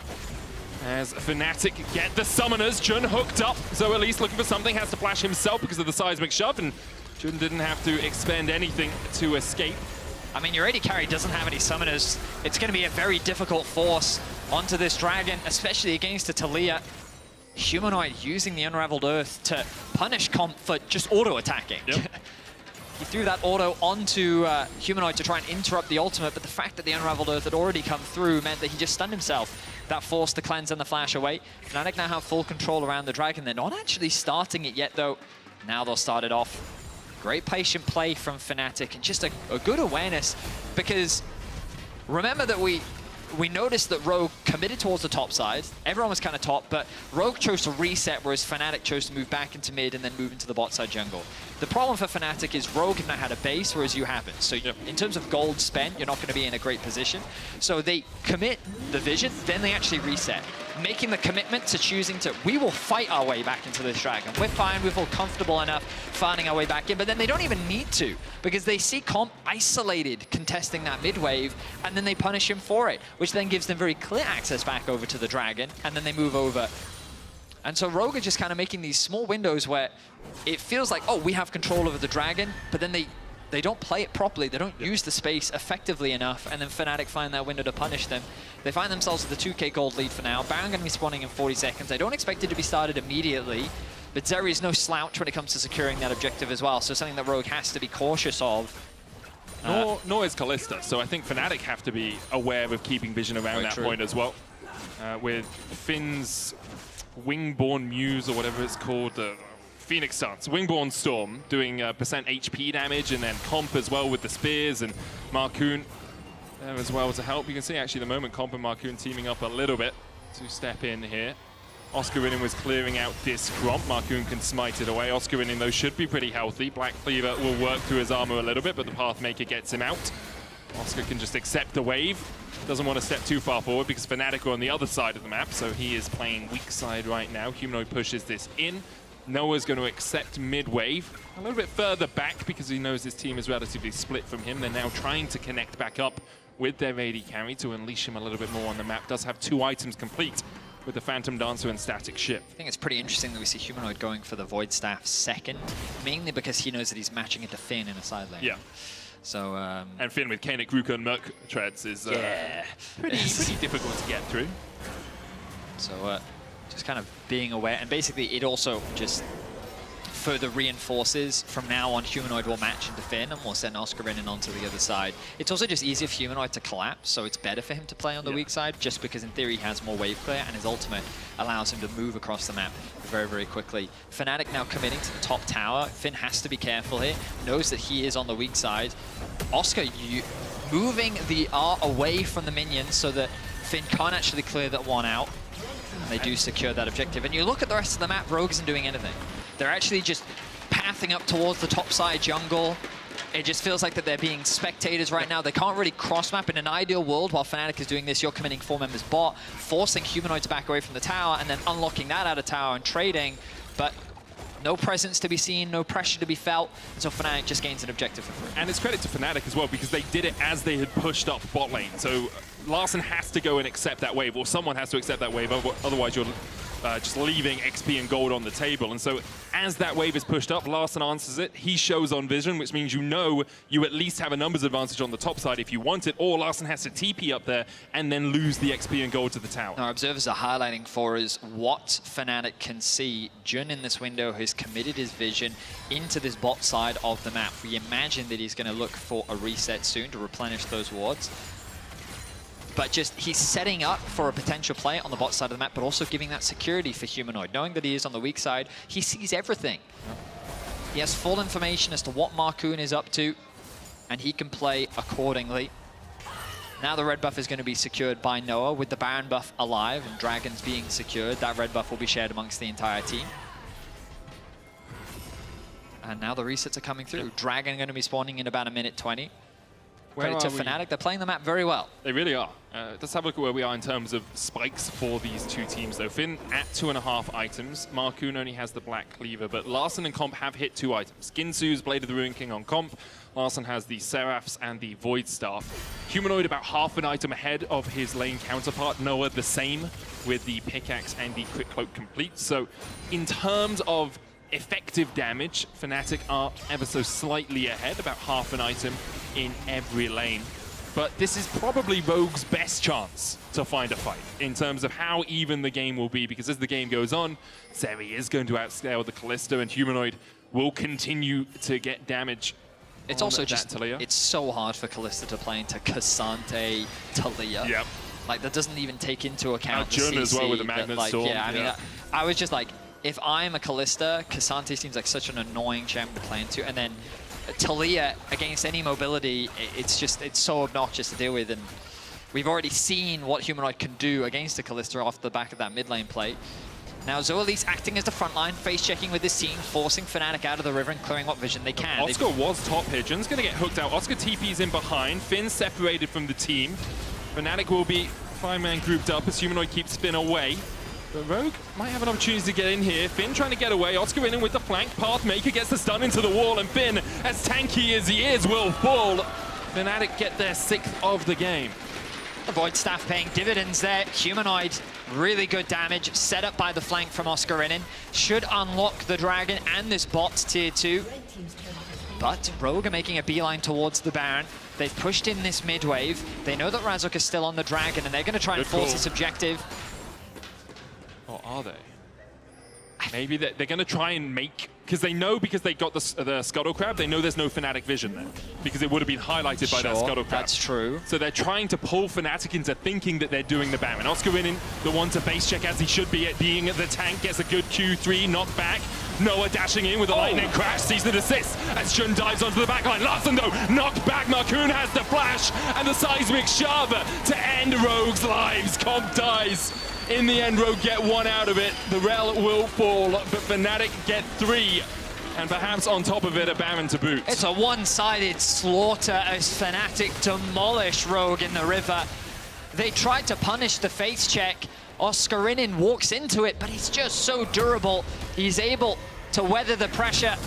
And then when Humanoid arrives, an incredible 2-man knockback sets up for so much damage in the fight.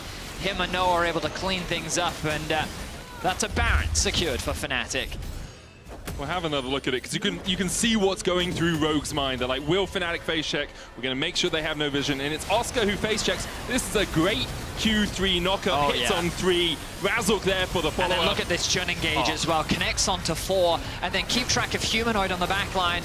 The 2-man, he throws it a little bit back, expecting them to react. And that's exactly what they do.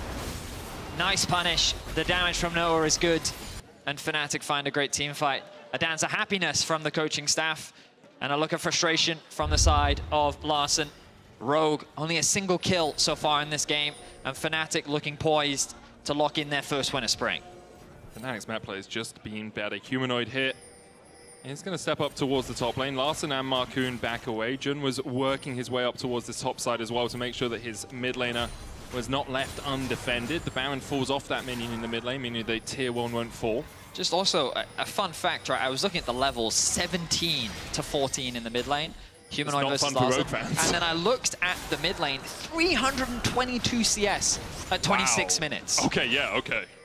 Humanoid has been farming like a monster. I haven't been fully tracking him, but I imagine with all the side lane farm, I think he's been stealing jungle camps as well. Have we ever seen Humanoid and Chovy in the same room? Just checking. I've never seen them in the same room, that's for sure. Earlier today is going to win now again, apparently. As the tier 1 falls in the mid lane with the Weaver's Wall coming across. Razok dashing forward, looking for Marcoon.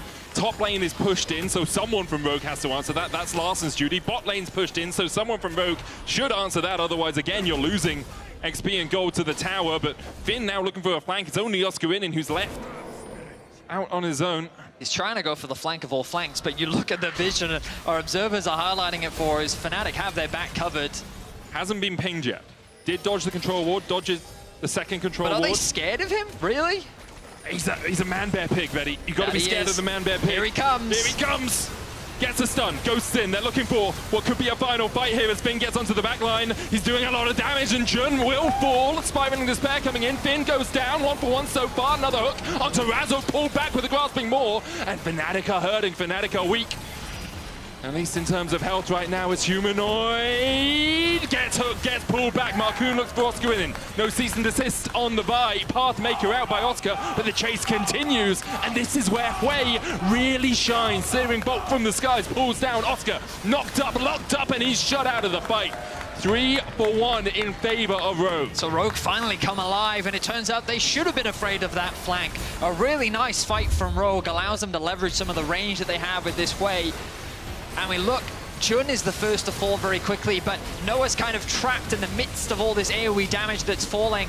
The Udyr are also doing a surprising amount of work to the backline, and then a really nice grasp coming out from Larssen to just bring all of Fnatic together. Means that their health bars are too low to continue the fight, and Rogue can punish them. A nice fight from Rogue to give them a semblance of life and a bit of hope to turn this game around. Fnatic still find themselves in an overwhelming lead, but it's something. Those shutdowns, that gold, are going to give them a few more items to help them get back into this game. Still a 7,000 gold lead, as you say, for Fnatic. No inhibitor towers broken, though, off that Baron push. Gives Rogue a semblance of life, as you say. Rabadon's complete for Humanoid. And Leandri's third item for Larssen. The Seeker's Arm Guard as well for Humanoid to give him that relative bit of safety. But 3 items on Comp, as that Lord Doms, 3 items on Noah as well. But will we ever see Finn find a flank like that again? At the moment, they're setting up around this dragon. 11 seconds on it. Spotted out with the Ultra Shock Laser. The Extendo Beam. Flank position from Humanoid as he looks perhaps even just for a Weaver's Wall to separate Rogue. Do Fnatic care about the dragon is the question. They could give it up. Like, Weavers wall them out, push through mid if you really want, just go for the inhib, but instead Fnatic are looking for this soul. There's the Weaver's wall. Will lock Rogue in spot, the Magnet Storm out as well as Humanoid dives onto the backline. Larssen trying to do the damage as Finn tanks up the rest of Fnatic, but he can't tank them for that long. Comp, Zoelise and Larssen left alone down towards this bottom side as Razzle dives in. Comp dashing around, the Pathmaker all out, and Comp falls to Oscar in. Larssen fears him away, but it's not going to be enough to do anything more in this fight. Infernal Soul secured for Fnatic, and the fight win as well. And Fnatic get their revenge for the previous fight, tearing Rogue apart once more. 4 members dead at the cost of Jun. Fnatic now have their eyes set on the base of Rogue as well. Oscar is hunting for Jensen. Unlikely that Oscar will be able... Jensen, Larssen, my apologies. Larssen, my apologies. Oscar on the hunt. He's just trying to stop him from basing so that there's no wave clear. And Fnatic can look to end the game right here, right now. One messy fight from Fnatic, but the incarnation of victory is here for them. They will claim their first win of Spring. Not many people are going to get that, but I got that. That's a nice one, right? I got that one. Nice, cherry on the top of the cake. Congratulations, of course, to Fnatic. Overall, a very start to their... obviously, great start to their spring split. They want to kind of carry on where they left off. They had a very intense best of 5 to round out Winter against Mad, and they're hungry to get their revenge against them. Very excited to see that rematch. Rogue, I was hoping for more changes. You know, Finn inspired some confidence in us that we would see a renaissance, but they went for an aggressive bot side of the map, and we didn't really get to see them leverage it at all. And then when they did try to force something, they immediately got shut down by Fnatic's response. So we'll have to see if they can show us something more. Still 2 more days of week 1 to go, but a lot of pressure still under Rogue given their struggles in the previous splits, and they want to try and bounce back here in Spring. Yeah, you can vote for one of those Fnatic players in your Kia Player of the Game vote at LEC on X. Humanoid, Noah, and Jun are your options. Also, a lot of credit to Razzle for his pathing in the early game, really protected his team. We're going to be right back after this break. Don't go anywhere.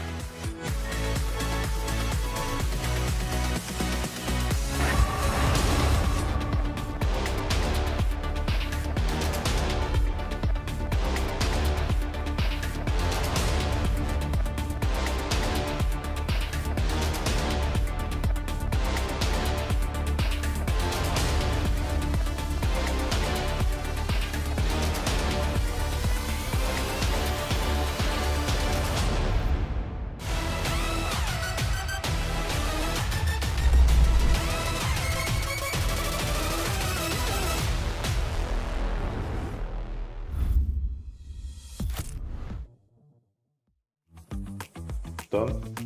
Done. There we go. Break? Break.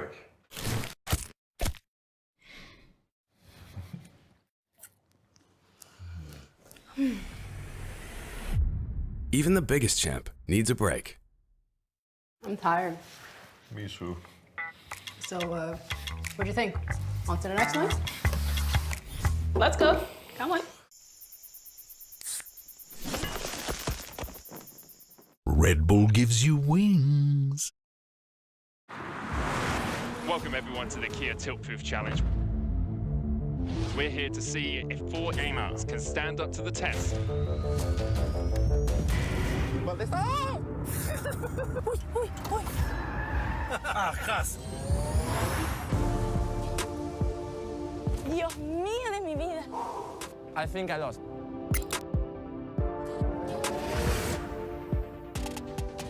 I'm so happy that I didn't eat before.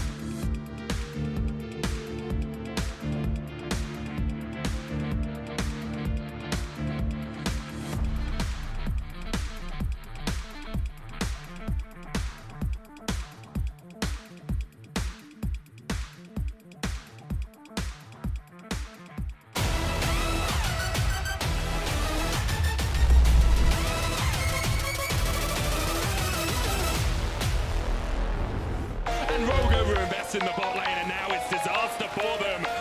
We thought perhaps it would be a more aggressive rogue when we didn't want it to go this way. A double. Kill the way, kill the way. Nice, we kill the wall. Kill the way. Nice. I'm going, guys. Comzo, Elise and Larson left alone down towards this bottom side as Razzle dives in. Comp dashing around the path, make it all out, and Comp falls to Oscar in. Larson fears him away, but it's not going to be enough to do anything more in this fight. Infernal Soul secured for Fnatic. Fnatic starts off their spring split right with a win on the board, and Razor here to join myself and Aragon to talk about it. As we take a look at the draft, I would like to know from you, Razor, how do you like the pre-done pick and ban draft? Yeah, I don't like it too much, honestly. I feel like the time that you get like 15 to 20 minutes, depends how long the game before takes to end, to think about what's happening on the game. Like you see all 10 champs, and for example, in this game we knew, and we were discussing, Oscar and me, how we were gonna play level 1. Yeah. Like we knew Udyr was gonna come, and that they could dive bot level 3. So we were like considering all the situations, and usually you don't get this time to talk about it, even with your coaches. So I personally don't like it too much. You think it's less skill expression, actually? Or like, it's a mechanic that is difficult usually, that is now made easier for some teams? I think it's like better if you just like adapt to the situation as soon as possible and you don't get like 20 minutes to discuss every possible situation, yeah. Yeah, I think it's definitely a skill to be able to do that all in a minute's time before your coaches, have time to look up every single matchup online, and be able to do all of this. So yeah, I definitely agree. It takes a bit of a skill expression away. Yeah, I mean, I think it's not something that like it's advantage for any team because both teams get the same amount of time. But personally, I'm not a big fan of it. I rather have the last champ locked in and then you just like talk about, oh, we are doing this in early game, they can do this, and then you have to like be fast and quick on it. But you say it's for every team, but some teams are probably better at it than others. If you have more experience and stuff, and if you have practiced, I don't know, a certain champion or against one, you'll be able to make those plans faster. So it's definitely interesting. I want to take a look at a couple of replays, though. Aragon, talk me through the bot dive. Is this where the game went completely wrong for Rogue? I do think this is where the game went kaboom, and I think it went kaboom a bit earlier than I expected. I looked at your draft, and I thought you had not that many tools early, but then by third dragon, maybe you scaled up, and then you can contest their third dragon fight. But you guys were just killing in lane 1v1 with the Zeri killing the Kalista somehow, making plays in mid at 6. Do you think your team comp came online earlier than it should have? For sure. I mean, we were planning to like give first Drake. I think first Void Crabs are not ours, right? And but we knew that when we get to the third Drake and when Seri and Talia gets like these 2-3 items, we're gonna be stronger. But for sure, I think like Noah played fantastic. I think he's in a really good shape right now. And yeah, I feel like enemies were not punishing us too much in early game. They were not really doing anything. And in the bot dive, I mean, we knew the dive was coming. We were all there to cover. But I think Noah just reacted to Nautilus hook, and then it's just unplayable for them. Yeah. Do you feel like you didn't get as much out of the team at the end of last split than you should have, based on kind of how good you were doing and where you were heading as Fnatic? A little bit, but I think last split we were playing good, but we were not playing good as a team, right? I feel that our macro started to drop a little bit, and our median was still fine, but I feel like right now Humanoid is like really motivated, and he's really like helping and shot calling and teaching us. So far, I feel like we are coming in really strong, and I think we will show in the next games. I have to say, though, this was another really good performance by you, right? How does it feel to not be all-pro? I feel like this is a question I'm dying to ask. You can't! No? No! You can't ask it yet. Okay, not yet. That's what. Wait, never mind. You have to It's coming. So, we want to play a little game with you. Oh, okay. You know how psychologists do, which is where we are going to show you an image, and you have to give us kind of your first visceral reaction to that image. Okay? No. Okay. Are you willing? Yeah. Okay. I will try my best, though. Right. Let's see the first image. Where do we see it? I think it's behind us. OP. OP. Yeah? Do you like hate it as much as most people do, or? I think it's a bit overtuned, this champion, not gonna lie. I feel like, of course, it has the counterplay that in early game is like very weak, but when you get to this 225 stacks, this champion is just a creature, like unbelievably broken. What are your thoughts on, like, you get Smolder, the enemy picks bot support, and then you get counter pick support, secure the scaling, and you just auto win, no? I feel like that's... yeah, I mean, if there's enemy no team doesn't win the game through mid 3v3, then it's kind of over, yeah. Okay, next image. Beautiful human being. Aww. That's beautiful indeed. Mad Lions will play for the end of the day, of course. Our next image. We're gonna ramp up, Okay. Let's see. Oh no, what is sad this? Depression. Depression? What is this? Yeah, this is but depression. How come the Rogue side also looks sad? Because I think this game was really hard for them, Yeah. but we kind of managed to throw it. Yeah. And then actually we lost the world spot in this game. Yes, Oh my I'm God. sorry. Yeah, sad. This is motivation. And our last one is also for motivation. And now, Aragon, you can come in. How does this make you feel? I really don't mind. I think they deserve it, not gonna lie. Stoic. Yeah. Not too much. I think you've been playing so well, right? I think after another performance, you were my all-pro jungler, and I think a lot of people, there's been a lot of discourse online, have been incredibly surprised. Do you think you'll get it this split if you keep up the performance? I mean, personally, I couldn't care less about this. Like, Okay. I just want to play good myself. I want to make sure that my team values what I'm doing, and I play good as a team. I really don't care if I'm in this. You like, actually... personally. Or I get MVPs after games. I really don't care. You you like got through the test with flying colors, because usually this is like meant to tilt you a little bit, but you were very just like, I don't care it's really. The way it is. You really don't care. I'm just honest. If I would care, I would say it. Oh no, I should be there. I really don't care. Yeah, but I guess objectively, Aragon, do you think that people kind of mind off voted Yike because all of G2 is doing well when there is someone like Razork, when there is someone like Elyoya? Yeah, I think it's always a hard discussion because I feel like Elyoya had his merits where he had to play with multiple rookies and baby them through lane sometimes. You know, Yike has really good laners, so it's hard to judge jungle. Do you agree with this? I think sometimes. Yeah, I mean, I always said that it's really hard to say who's better in the top 5 junglers in LEC, or like the jungle role is very stacked in the top 5 in my opinion, and I think Jake is a really, really good player. I think Elyoya has shown that with 4 rookies he can go to finals. It's also like a lot of things that maybe you don't see, and if someone is like focusing only about KDA or like, oh, I've been playing better with my team, it's so hard to say. So honestly. Called out. So you're saying that everyone who voted only looked at the KDA. That's what you're saying. No, but it's like you have to go in depth into many things to actually know what's going on and what are they offering to the team, right? Yeah. Like maybe Elyoya is playing like only Sejuani and Rel, and he's like dying for the team, but he's like calling everything to his team, what the map moves are. And in my opinion, that's way more valuable than just like pick a carry jungler, take all the camps, and then guys, I will just deal damage and kill everyone, you know? Yeah, in my opinion, I think that's harder, but yeah, that's me. I think that's a pretty acceptable opinion to have. We should have been in draft already, but we did have a little delay, but we're going to get into it in just a second. League officials are investigating reports from players relating to issues with settings on stage, but that was from the past. Allegedly, we're getting into draft in 30 seconds. Aragon, G2 versus BDS, what do you think? I think it's going to be really interesting. I mean, last time we saw them match up against each other, I feel like G2 found a way to just break their front to back, and their main strat of just getting the 3rd dragon, playing with side lanes. Is that really popular casual video, right? There's a lot of breakdown on that. So I want to see if BDS are going to come out with something new, or if they're just going to stick with the 1-2 control mage, run it back, free ball delivery. Adam is back. What, sorry? Adam is back. Adam is back, and Asir not and Asir is not available. That could actually be a big... Ban Ori GG? I mean, I think there are more champs like Wade, Taliyah, pretty sure New can play that. And I think if they want to keep sticking to their style with mates and like front to back, they will do it, right? But I feel like BDS is like they're shining too much about like being disciplined, and I think it will show this game. Cool. You guys see that all right? Or? There you go, the Taliyah. Hey. Taliyah B1 flex just really OP right now, because you don't see it as much in Eastern regions, I feel like, in 14.4. What are your thoughts on B1 Taliyah flex? You don't have to go super in depth.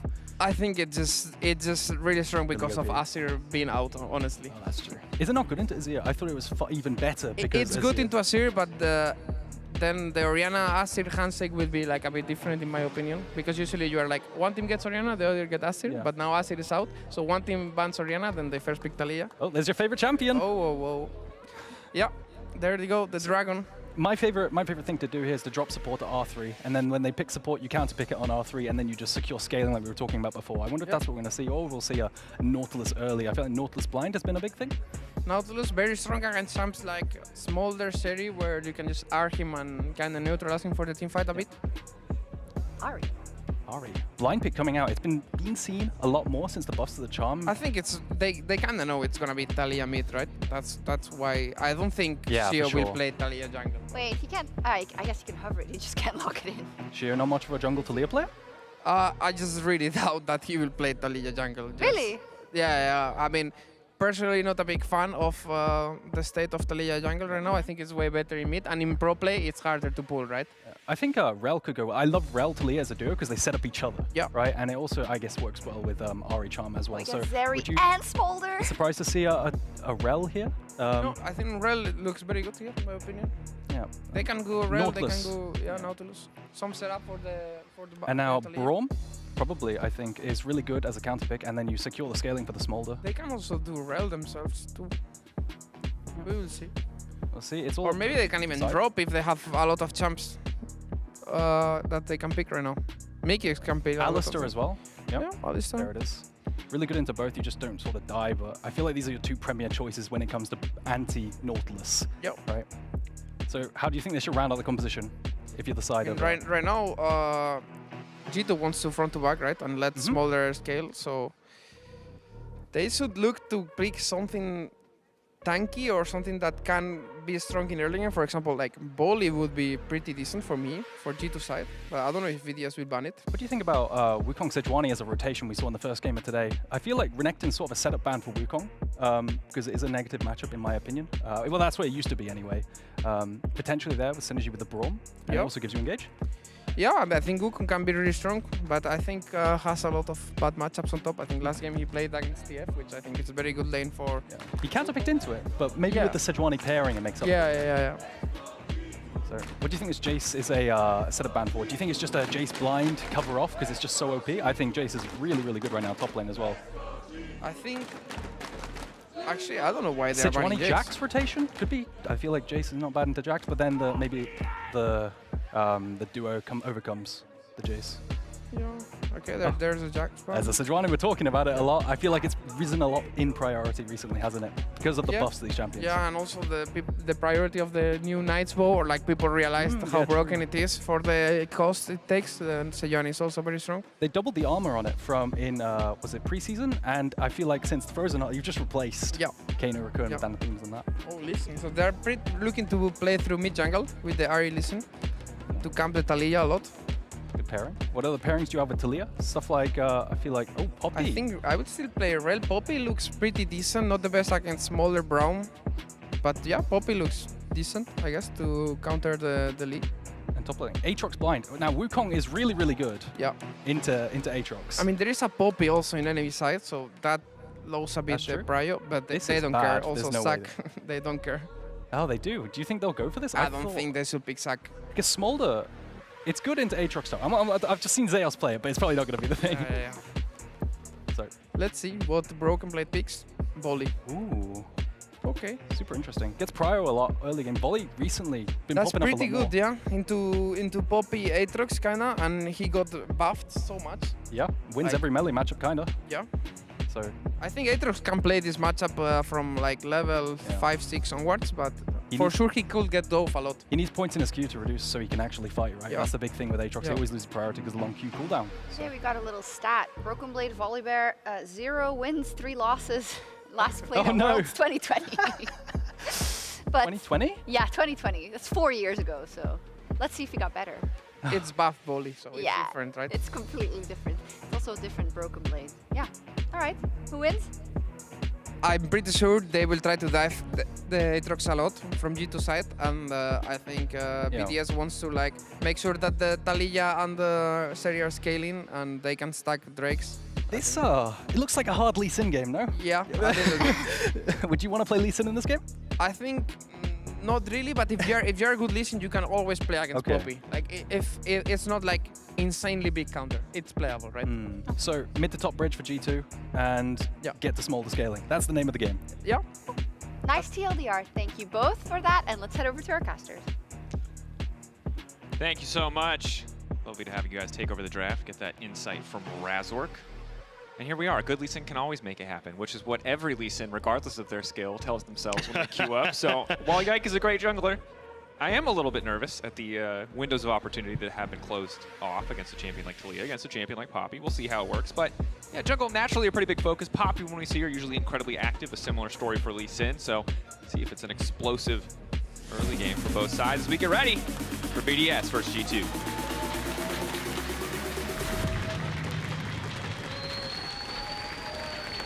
This mid jungle is going to be an absolute bloodbath if G2 have it the way they want to. I mean, every time you pick an Ahri, you want something that's going to be able to synergize well with it, get that damage off, and Lee Sin has kind of been the go-to even when we look back at last year as well.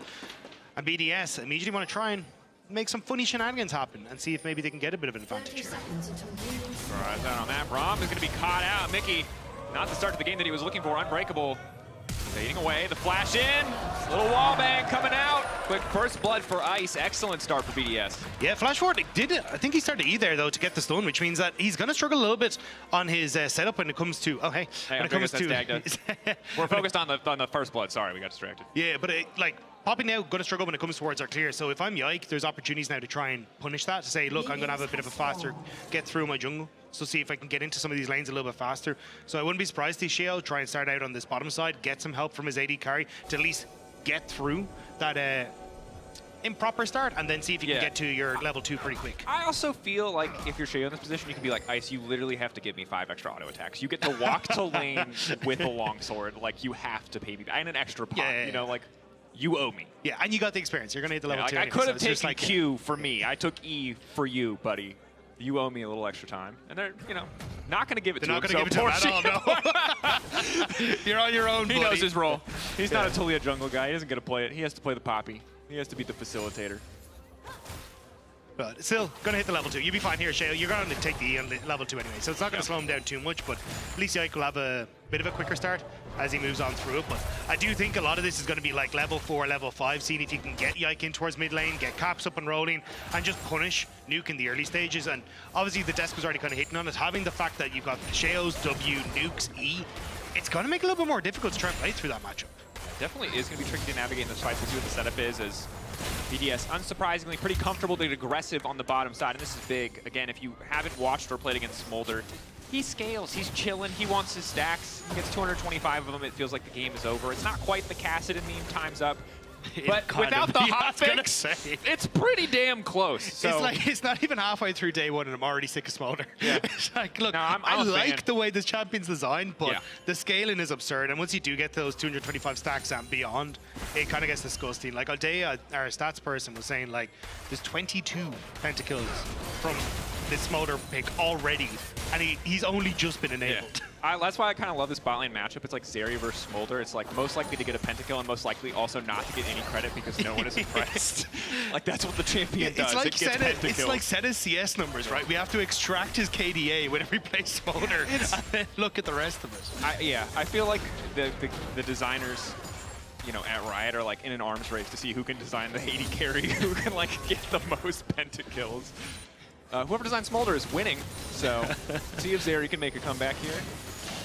Well, that's why she had to get buffed, right? Yeah, so then you can see Zeri versus It's Smolder. really the pentakill battle. Maokai gets buffs for Freak. Zeri and Smolder get buffs for their respective designers, you know. I assume is how it works.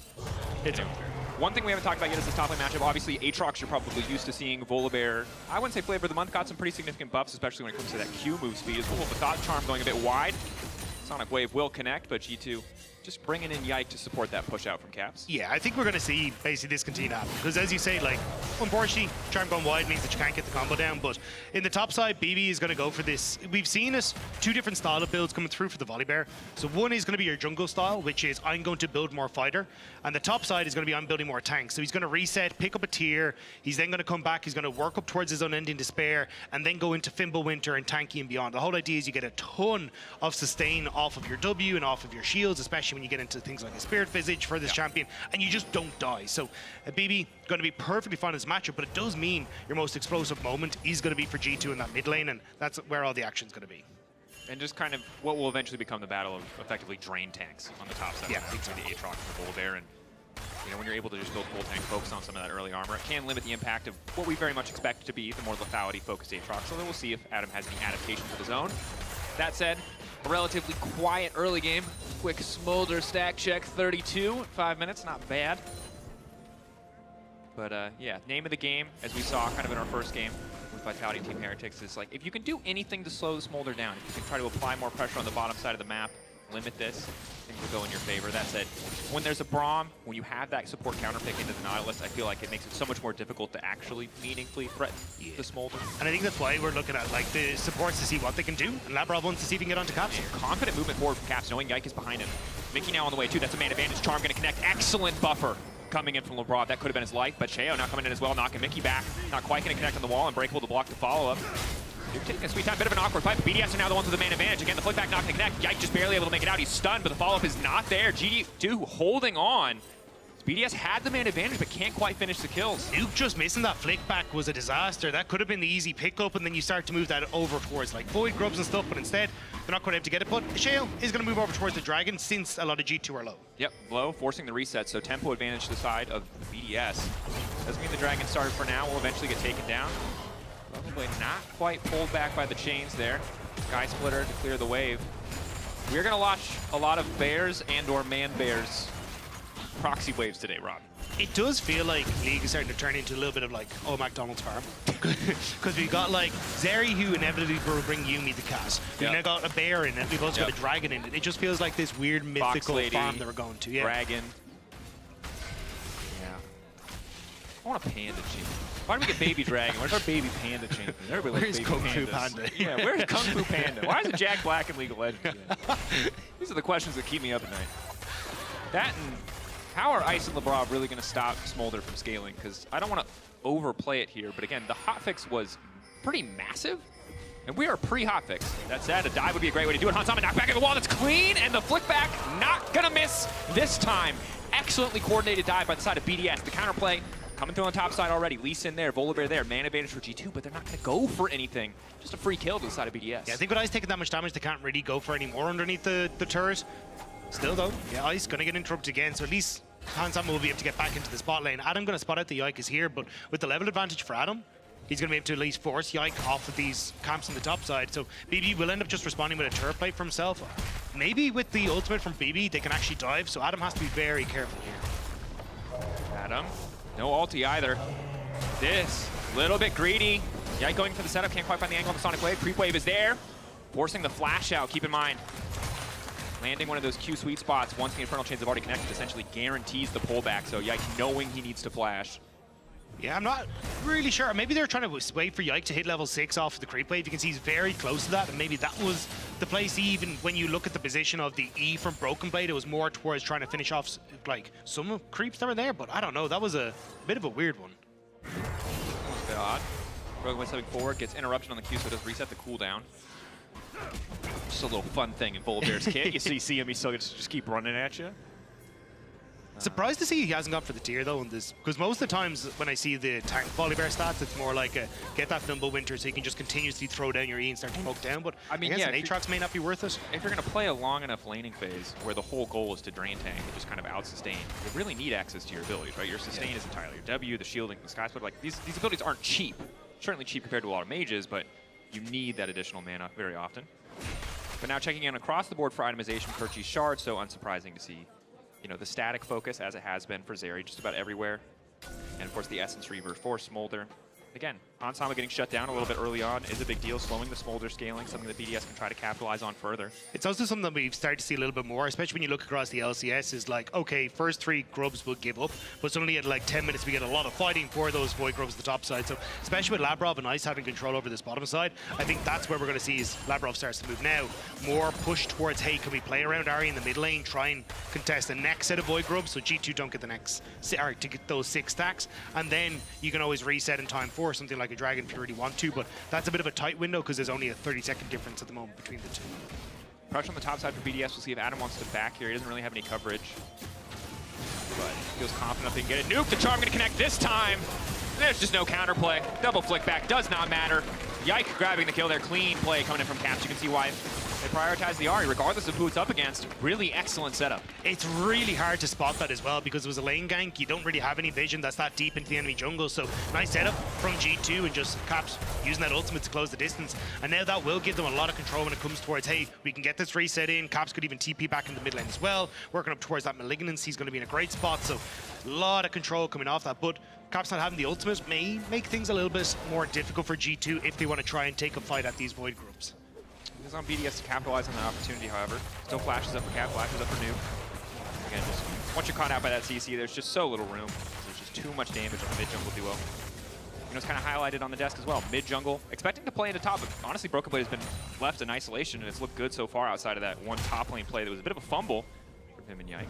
Yeah, I mean, Volibear is just so strong at the moment. He's always been a bit of a lane bully, and the fact then he got a ton of buffs, including to like the move speed on his Q, which is kind of what got people interested in him again. It makes it so hard to try and focus him down. So as long as BB has full control up here, I mean, Yike can kind of do what he wants if he's in a position to start moving over towards even potential dives on top side once more. The last one didn't go so hot, so maybe they hold the brakes a little bit. Yeah. At this point, you're fine. You know, BB is getting plates. G2, small gold lead does matter. Of course, there's a Drake on the side of BDS, but all things considered, relatively even early game. The big thing is kind of AD scaling. I feel like if we're going to have a slower game where things are going to be closer overall, we're kind of just looking at the And the late game arms race of Smolder versus Zeri. Smolder certainly feels like the easier champion to get value out of. And that's the thing. I think for BDS, it's, look, we talked about potentially going for Void Grubs, but I think they're more interested in Dragons going, hey, if we can fight third, fourth before Smolder gets to, you know, the 2-2-5 stacks at 25 minutes, that's fantastic. So let's try and see if we can move in that direction. But G2 with the quicker resets and off of that early kill for Caps having that quicker reset as well, they've just set up control now in River and making it difficult for BDS to move in. Like, this choke point is going to be miserable for BDS to try and come through. They're matched 4v4, but G2 just have better positioning, better vision coverage at this point, so BDS has to be very careful about walking in. They can see both top laners present, so they know at maximum it's an even matchup. They need to catch the wave in mid, not willing to give up, you know, a couple hundred gold just to try to contest. Not even really have access to the sure thing. Mickey stepping forward to body block. Ice, shock laser over the wall. TP now coming in. G2 want to force the fight here. They think they found the angle. Nuke, though, is going to see Broken Blade now coming in and going to try to stop the Volbear following up, getting the impact wall. Isn't really effective here. Knockback is there. Caps still has a dash forward, but Lebrov, sidestep coming in. Meanwhile, on the top side, Adam not committing the TP, doesn't have access to it. Instead, going to be focused on trying to knock down as many plates as possible. But that bear does not care. There he goes. Oh, yike! The hard reads coming in. He can't see, but he also can't miss. Yike clean with the play. That was really cool from Yike. Could have gone very differently though for G2. At the start, it's like, okay, we're going to be able to set up nicely where we've pushed BDS into that bot side. And then they bring in BB to try and make sure they're coming into play. Adam put it back away. Speed up though from BB. Again, the stun instantly into the ult. Follow-up is there. Yike is living every Lee Sin's dream. All of his laners have great setup. He gets to point and click his Q just about every time. Yeah, it's a nice little time to be a Lee Sin in this kind of matchup. But again, I think the fact that you've managed now to chase BDS off of this bot side dragon and get the dragon, and now you've managed to get some control on top side, could have worked out well, but because BB ended up spending so much and trying to push Adam off, Shale managed to get the reset timer out, BDS are back out of the map, so won't be able to turn that into the Void Grubs, which I think could have been a nice moment for G2, but we're still contesting here. And considering Mickey there as well. Maybe trying to go for a fast play here on Adam. BDS though, first access here, not great vision coverage from G2, don't really have concrete information on where Talia is. She's backing, but in the fog of war, so G2 are still gonna risk it anyway. Confident enough to step forward, Caps. Ready to dash forward, Q flash forward from Mickey, that's the lock up there. Lebrov again buffering on the hook, the kickback is clean though onto Sheo. Another dash coming in for Caps, Lebrov likely to fall as well. Yike on a killing spree. You heard it from Razork on the dash, if you're good enough at least then you can make it work, and G2 are making it work. I mean, that was a sick attempt from Labrov to get out of there. Takes a step back, tanks the charm from Caps so he can then use his dredge line to move out, but unfortunately it just wasn't enough, and with Yike getting that kick, solidifies a double kill now for G2, and if Adam sticks around, could end up in a lot more trouble. Did get the reset coming through from Mickey though, so it would just be 2 members. So Adam, just gonna take that reset anyway. Yeah, and we'll see how this matchup shapes up once Adam has another item under his belt. Looks like Sunder Sky coming out first, but when we look back at that Dragon play, part of the reason it went so well for G2 is because BB did have the TP advantage, was pushed up so far that Adam really couldn't get much more than a single plate on the pushback, and now Caps moving up to top side. They think they might have caught the recall here. On the bottom side of the map though, G2 have to be a little bit careful. Mickey potentially caught out, follow up from Talia Wall is available if they want to go for a play. Lebrov waiting in the darkness will get spotted. Will be forced to walk back here as Ice trying to keep the pressure up mid lane.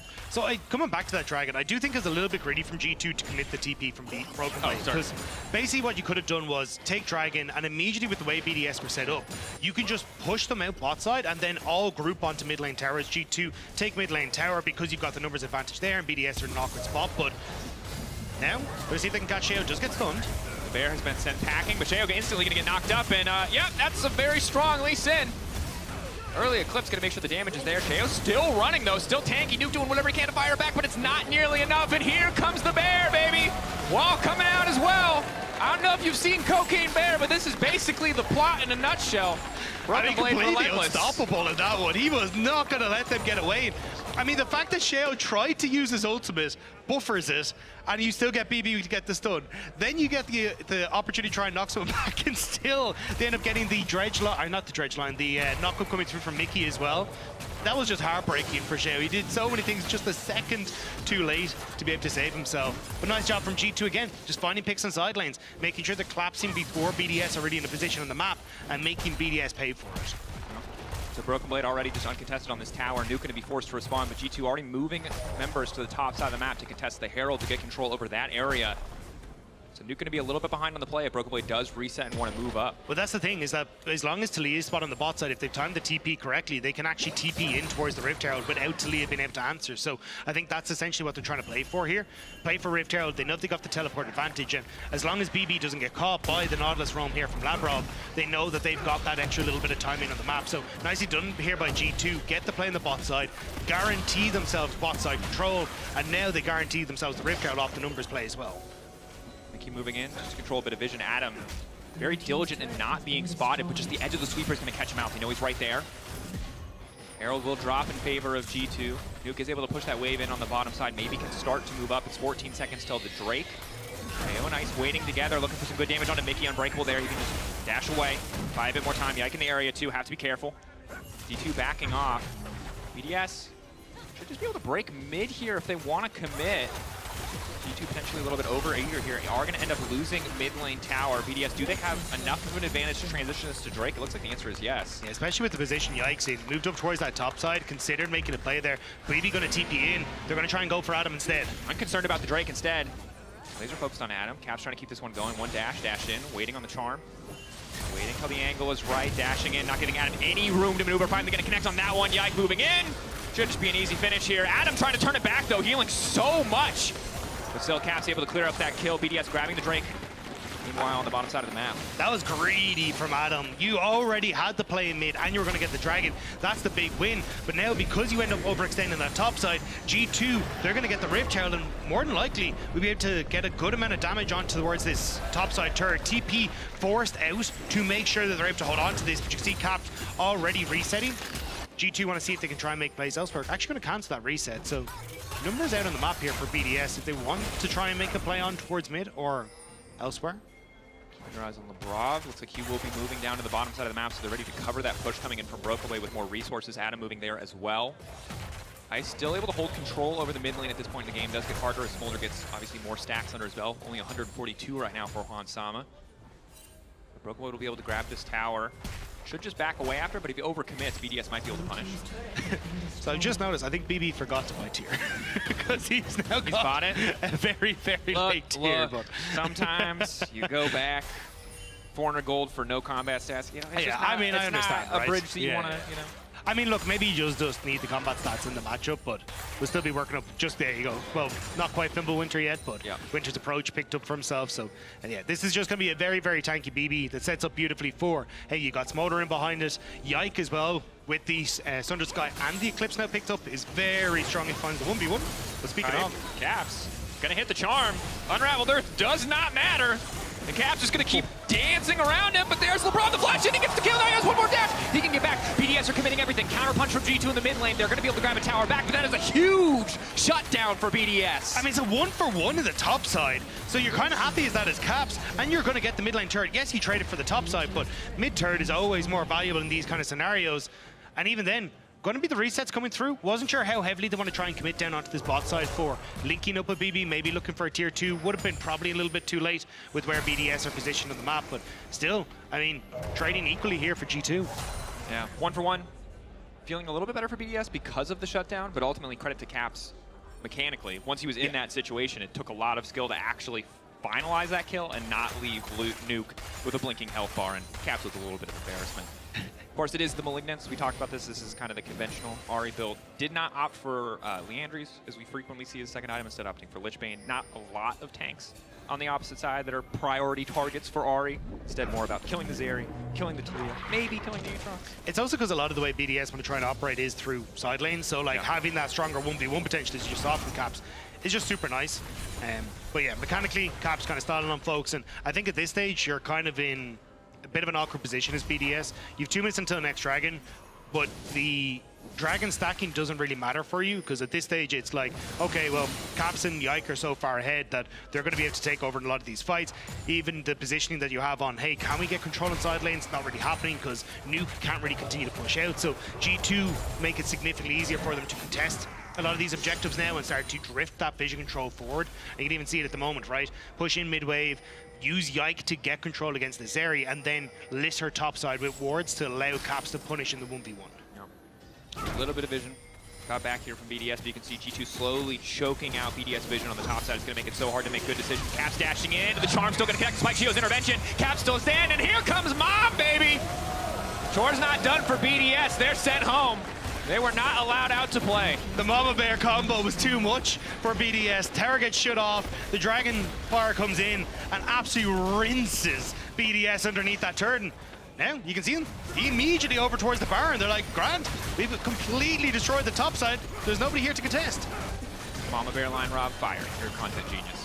BDS gonna struggle to respond. Our audience eventually gonna struggle to deal with all of the Smolder-related mom jokes, but for now you'll suffer through, just as we suffer through this Smolder.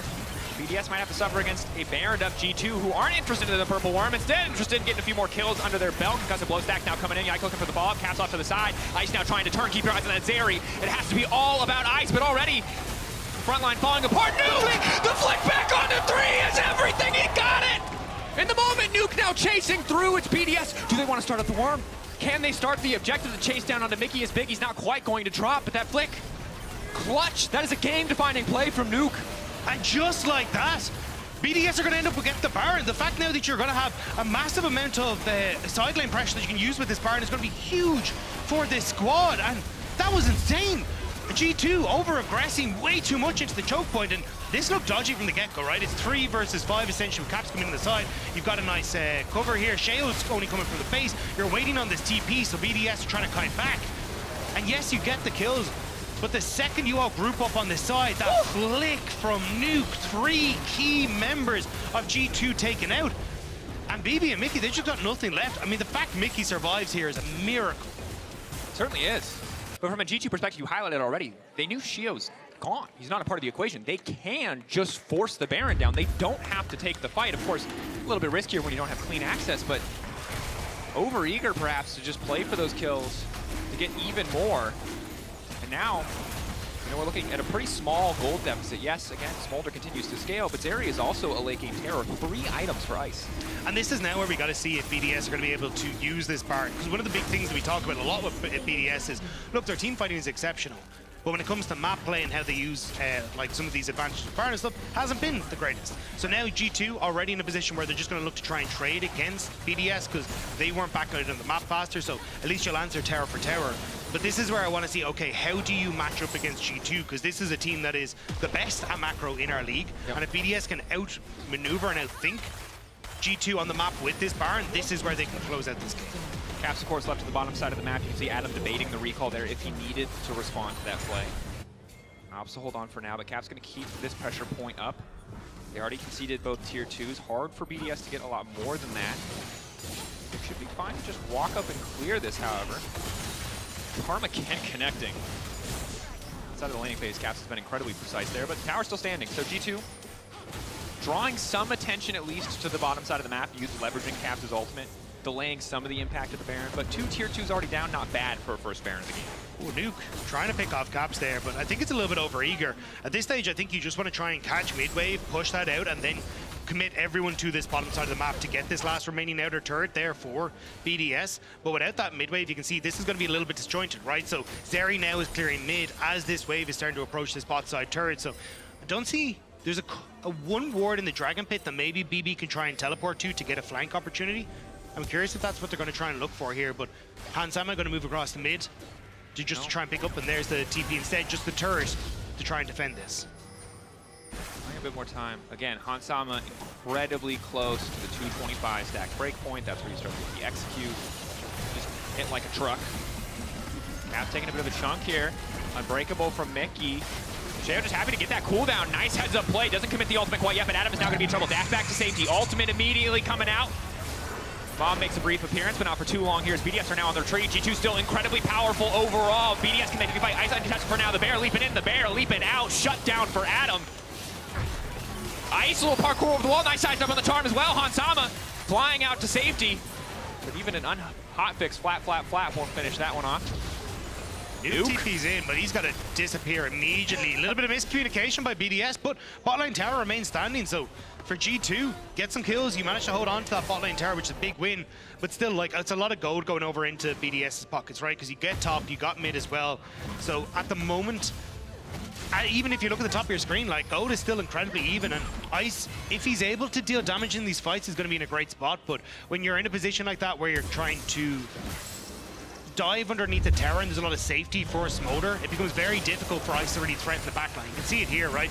Now, Ice is trying to hit onto people, but he's very short range. There's little opportunities for him to really maneuver in to get the damage down. Whereas when you look at the backline, with the Achu there, you actually hit the 225 stacks, I know, for Hansama. So you actually end up with getting this burn across, which is, in the end of the day, what finishes off Labrov. And it just makes it very, very difficult for BDS to try and aggress forward, which is why Ice sees his opportunity here and tries to go in, use some of this extra static damage that you get off of the ultimate to maybe pick off members, but just doesn't quite have enough in the tank. I would say displeasure on the face of the coaches there. It was hard to say exactly what that was. So Smolder's online. He's a real dragon now. So we can stop talking about that, because by the end of the day, you'll wonder what we've said more over our broadcast lifetimes, Legacy Dynasty Kings, or Smolder needs 225 stacks. Yeah, it's just 225. Yeah. Yeah. So he's there. We can stop now. Don't worry. He's very strong. Ulti very strong. Very low cooldown. The E, of course, the part that was hot fixed. 3 times as powerful from a scaling perspective, essentially, more or less, when it comes to that hot fix. So keep your eyes on the flat. There's a lot of autos coming out there. BDS, of course, dead even in gold. So I feel like we're in a position where it's a lot about execution, but as you mentioned earlier, Rob, BDS sometimes struggle here. If they can get the full-on 5v5, I have full faith that they can execute, but if it becomes a game about maneuvering, side lane control, and kind of discipline around these tough calls, G2 are generally pretty favored. Yeah, and I think that's where, if you're G2, it would be lovely to try and get into a position on Dragon, nice, so then you're able to contest BDS as they're trying to enter into River. Like, a lot of your guys are, you know, straight line projectiles that work very well in that scenario, or like a lot of AoE in these corridors that will work particularly well. Whereas when you're BDS, I think having multiple opportunities where if you can fight in River, because you open up space for Ice, you open up space for Nuke to try and cut out members, and even for Shale to cut across members of G2 and keep them out of the fight, either with the ultimate or his own E's or W, I think is going to be very important here. So at least with BDS, having control at the moment on the map state means it's going to be easier for them to try and find that fight that favors them. Yeah, and you can see pretty good discipline when it comes to establishing a vision line. No real wards for G2 to play around. This should just be a Drake for BDS. Broken Blade forcing in that top wave, so someone will be required to respond on the side of BDS eventually. But for now, this play going in their favor. That said, LeBron can see on the minimap on a little bit of a walkabout, but G2 don't want to get over-eager. Try to punish. Yeah, I think their biggest worry is that G2 might just try and rush the Baron as they're getting position on towards the spot side. May even be the case here, to be perfectly honest. So just getting some vision down to spot it if G2 are going into the area. But I think G2, because of the way the waves are positioned, aren't really able to get like vision control down that allowed them to do it. And yes, they got some damage that can try and burst it, but just not quite enough to be like, okay, we're comfortable going for this. So BDS at the moment, taking control here, and Labrov going to be able to clear out some of this vision. Zeri and Nuke are in base, so you do have to be a little bit careful here, Labrov.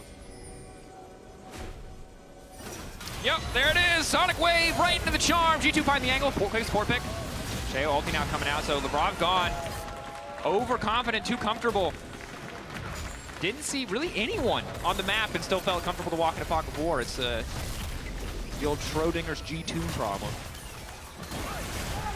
Caps hovering off the wings. Wants to see if he can get the flank here. Spotted by Adam, though, with a nice ward. So Caps just going to back away instead into the rest of the team. But this is where Ice and Nuke, they need to have a hero moment. Nuke, in particular, had that big fight. Can he make it happen again? You have to be so careful about grouping. G2 see an opportunity. Unbreakable now coming out. There's the mom called in. Adam on the backside. The charm not going to connect. Adam now trying to get out to safety.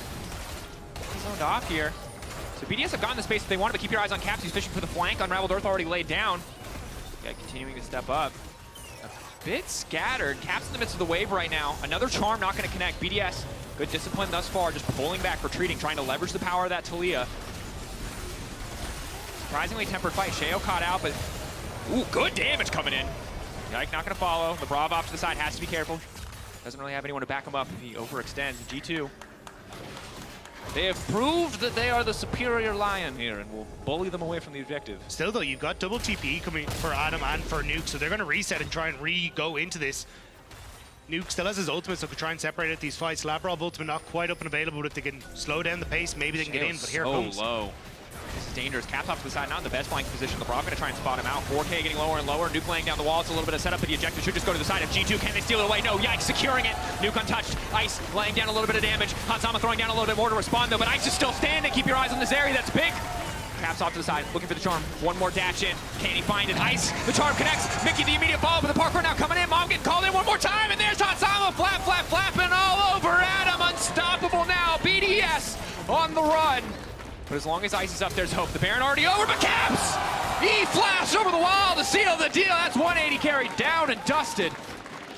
Nuke trying desperately to hold on to this. Hansama thinking of going over the wall to see if he can pick off Nuke, but everyone's going to back away. Baron for G2, the fight for G2, and the minions taking that bot lane tower as well. G2 find their moment to bring this game back in their favor. But such a close fight overall. So many moments of tension there. Ice barely taken down. G2 still making it work, full confidence to secure the Baron there.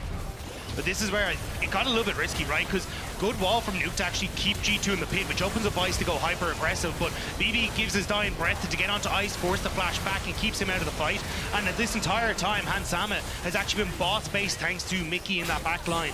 And not having that pressure from Nuke because there's just so many bodies in the way makes it very difficult for him to follow up. Yike as well, the two-man kick, means that there's just not quite enough damage there from Ice to follow through as the rest of G2 deal with the rest of the remaining front line for BDS. And then beautiful flash stun, or flash charm, I should say, going through from Caps to finish that one out. I mean, really the icing on the cake. Ultimately, you get the Baron and you're able to secure that final KO. What? Don't look at me. Icing on the cake? Okay, all right. Anyway, here we are. 1.5K gold lead for Ice. Maybe can be enough for BDS to swing things back in their favor, but G2 really going to start to put the pressure on. Again, Trogoblade a tough bear to respond to.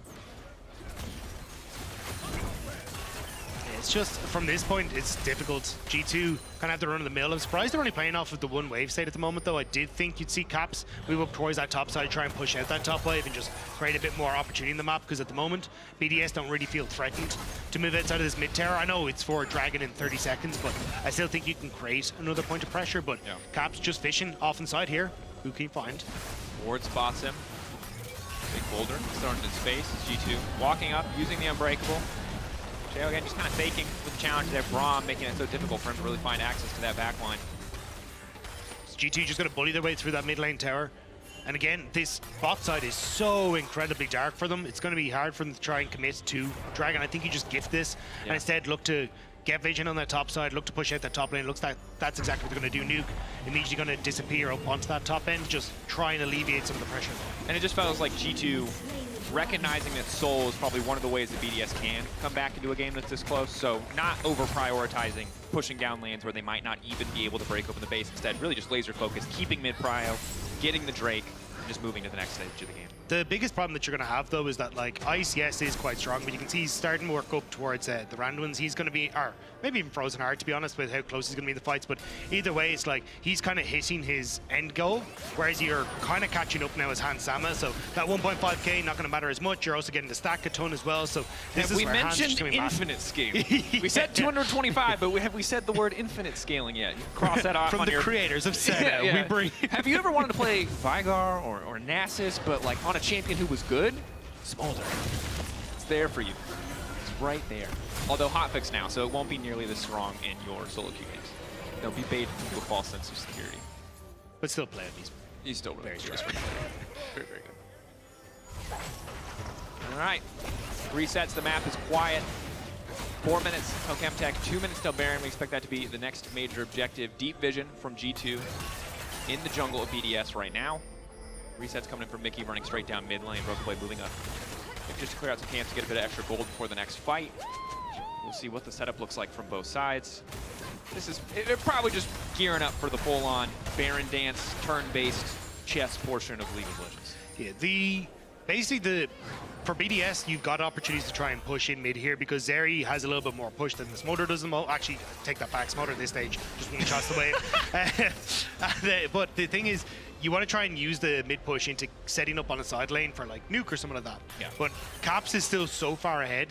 He's just capable of getting control in that 1v1 matchup. So you kind of need someone like, as you can see, Lavrov here to hover with him to make sure that Nuke is actually able to clear these waves. But that just opens up G2 the man advantage mid to then set Volibear down to the spot lane, so they're just consistently pushing back BDS into a position where they can't contest the vision control, and then when Baron comes up in less than a minute's time, the vision has already been established for G2 in that top end, and you're trying to recover that as BDS rather than being able to establish deeper vision, so then you can, you know, have Nuke come in on a flank, set up these weird opportunities for maybe even Adam to TP and flank in.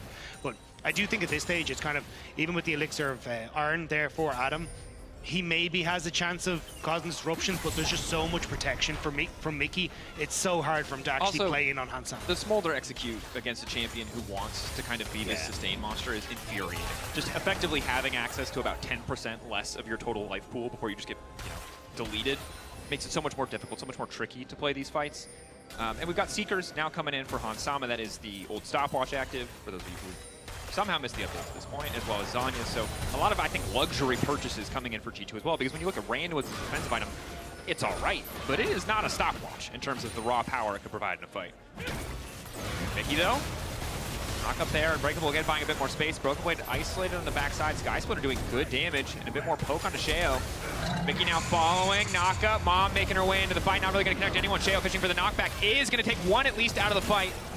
Yike pushed away briefly, but BDS losing a lot of their health just to walk into their own jungle. They're trying desperately to do anything, but G2, as we said, have already established, and those corridors are perfect for what G2 are trying to achieve with this composition. So BDS forced back. Yeah, they're going to try and re-establish themselves in River, but who wants to face tank this? And Baron may even be gone already. Taps off to the side, looking for the flank onto Nuke, pressuring him, stopping Tulip from being able to do anything. The Unraveled Earth goes down, but Broken Blade just in the midst of the back line. And Hansama, the knockup's there, but there's absolutely no fault. The Smolder just gets to keep doing whatever the hell he pleases. Ice doing some good damage here, but Yike fishing for the backside of the fight. He just gets taken down. It's Ice and Caps, though. 1v1, but now Hansama's coming in as well. There's just nowhere for Ice to go. Random is not enough to quadra. Give it to him! Flap, flap, flap, baby! That's a baby dragon! And that's a pentakill! Mom, are you watching? It's Hansama popping off with the Smolder pentakill for the G2 bot lane. What a way for Smolder to enter into the LEC. Yeah, you heard of Mom's spaghetti, but that's Mommy's too damn Betty. Smolder doing Smolder things. Just spitting on him, sneezing on him. G2 reminding us why the pick is so incredibly powerful. A well-played game. G2 finding their first win of the spring split. G2 finding success on the Smolder. I mean, look, let's be real.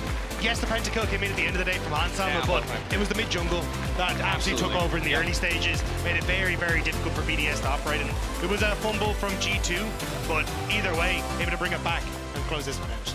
Yike and Caps together, some clean performances for sure, even though like some of the early plays maybe didn't feel quite as good as they could have. Broken Blade independently generating this pressure point. Of course, you can Broke for your Kia player of the game at LEC on X, Yike and Caps with Hansama. All good options. And now, I think we have to really think more about the true Immortal Esports question, which is who wins in a fight, Smolder's mom or Caps' dad? And while you ponder that, we're going to go to a quick break. When we return, more League of Legends. Don't go anywhere.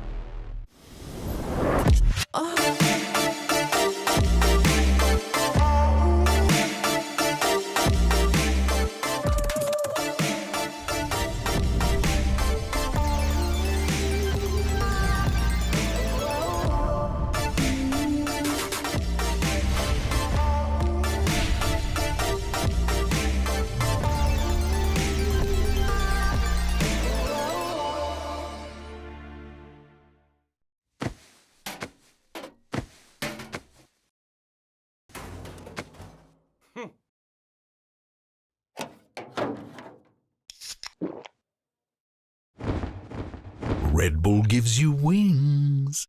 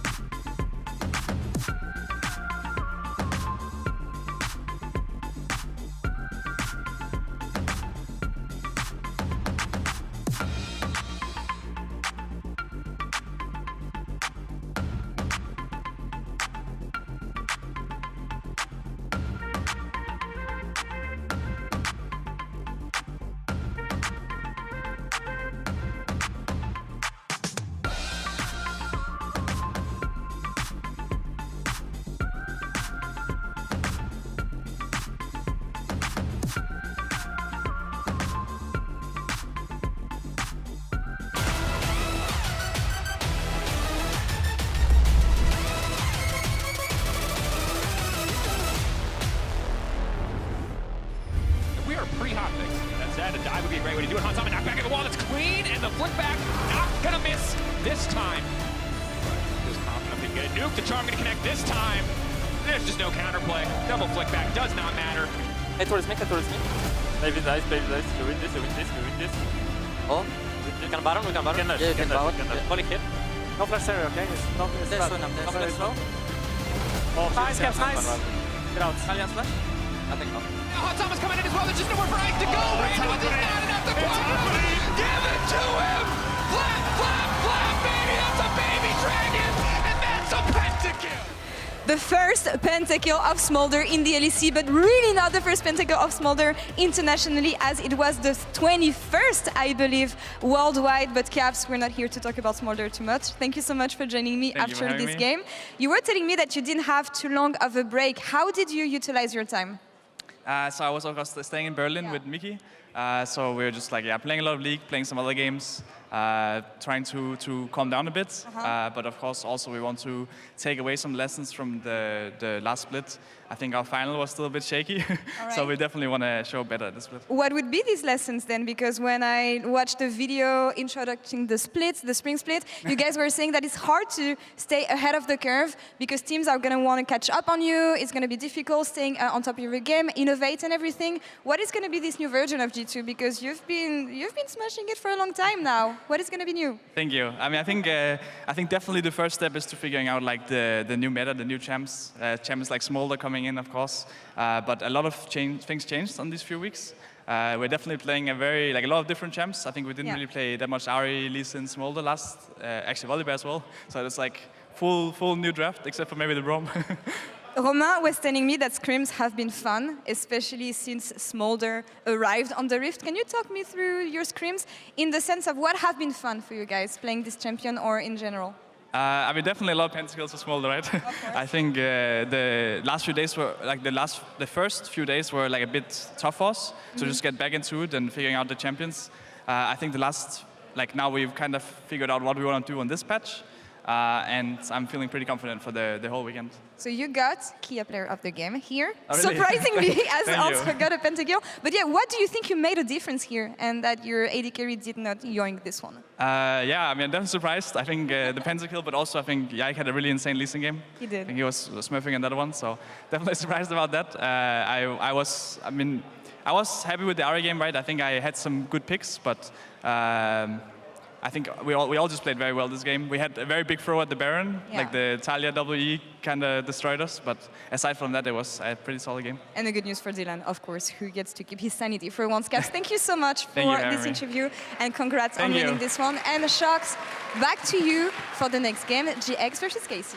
Thank you so much. G2 back at winning ways, I should say, still at winning ways. Next up, we have KC up versus Giant X, and we got Vedius in here as well. As I heard or I gathered that you had a couple of things to say about KC. Yeah, thank you, Sharks. I'm actually super excited because KC is one of the most controversial teams in the league. You either love them or you love to hate them. On one side, you have the ever-adoring fans, one of the most passionate group of people that exist in esports today.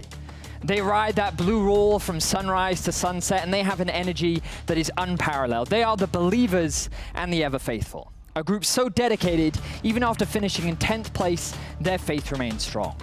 They believe in the bounce back and that KC can rest atop the pinnacle of the LEC. But there is another side. There exists a group whose beliefs are of a more nefarious nature. Walk with me. Not you, sit down, sit down.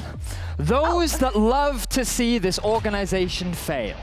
For too long, they have listened and endured the fandom of KC, being told that KC could defeat any LEC team, that EMEA Masters deserve a spot at Worlds. They couldn't take it anymore. Now they revel in the failure of KC. They lie in wait for another KC 10th place. They are ready to type that Yamato wasn't the problem. They thrive when KC fails. A spot at MSI lies at the end of this split. Success and failure balances on a very thin line as these pros fight every week to have their balance swing in their favor. This is a game that everyone is ready to watch, whether you're a die-hard fan, a dedicated hate watcher, or a simple popcorn enjoyer waiting for the aftermath. Today, we will witness the beginning, but of what? Let's find out.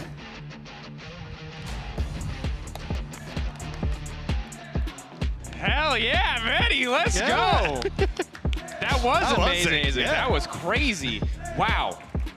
I have never had so much tension put on a single best of one. I know. He made it feel like entire livelihoods are at stake here. Apparently they are. I'm down for it though. I mean, I want KC to come out of the bat swinging. Like, I want them to come in and say, hey, look, what happened in winter, it doesn't matter. We've had our training montage. We've eaten our popcorn. We've got into a position where we're ready for this game. Stallone flew in, ran up some stairs with them. It was great.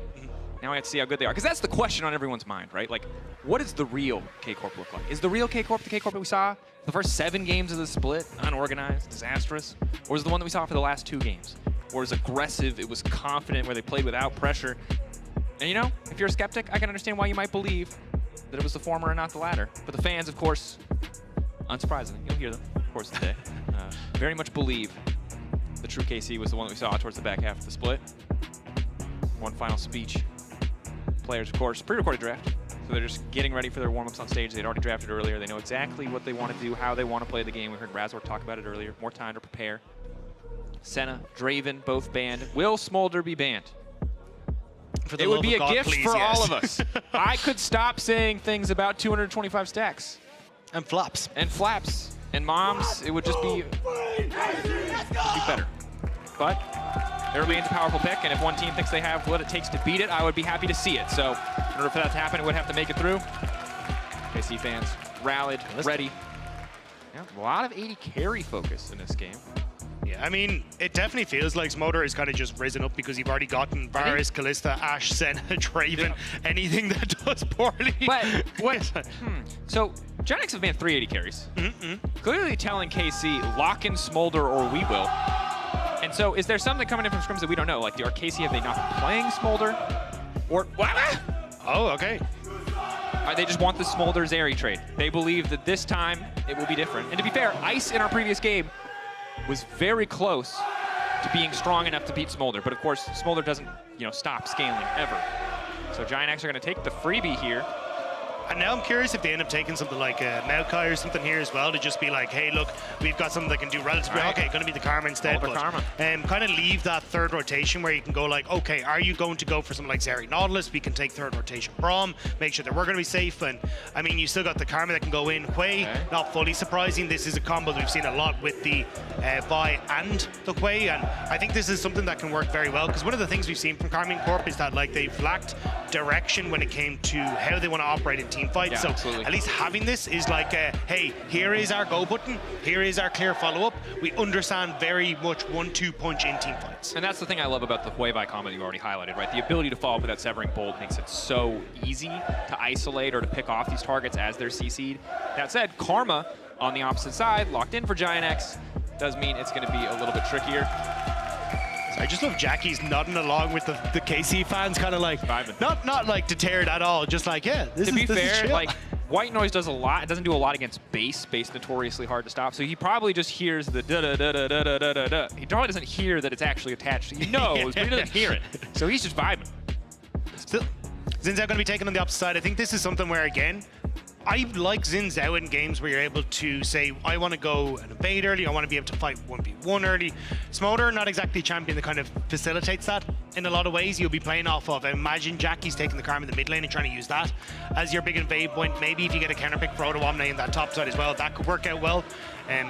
With the Udyr and the Rumble ban, I'm curious exactly what Odoamne is thinking here. Like maybe he's just going to go towards an Aatrox or something here? Or is it an R5? Oh, Aatrox is gone, sorry. R5 Odoamne angle, and they really want to set him up for counter pick top side because they feel like they can exploit Cabo, or they feel like KC are kind of forced to come bot lane because they have a Smolder.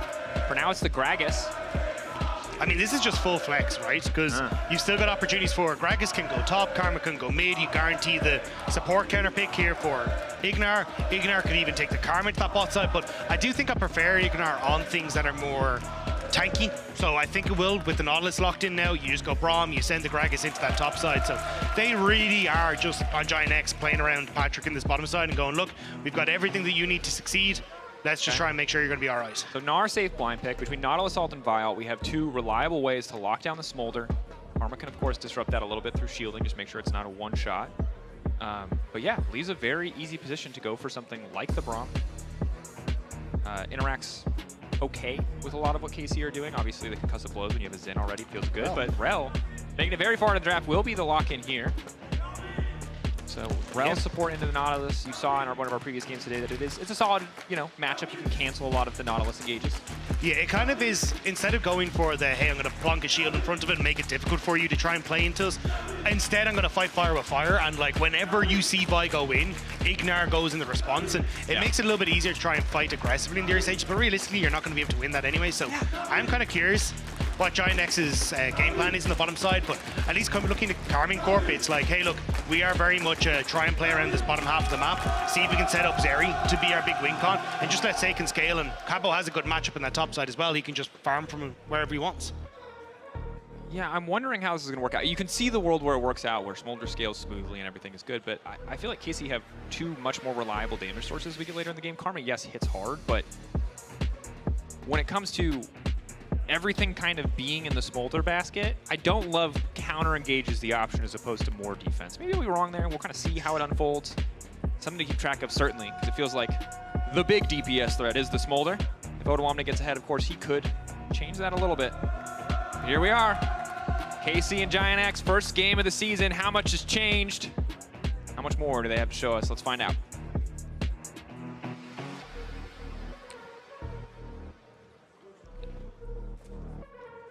eventually. I think you missed the mark. I think I missed the mark too. Just a little bit. No, there it is. Nailed it. We are professionals.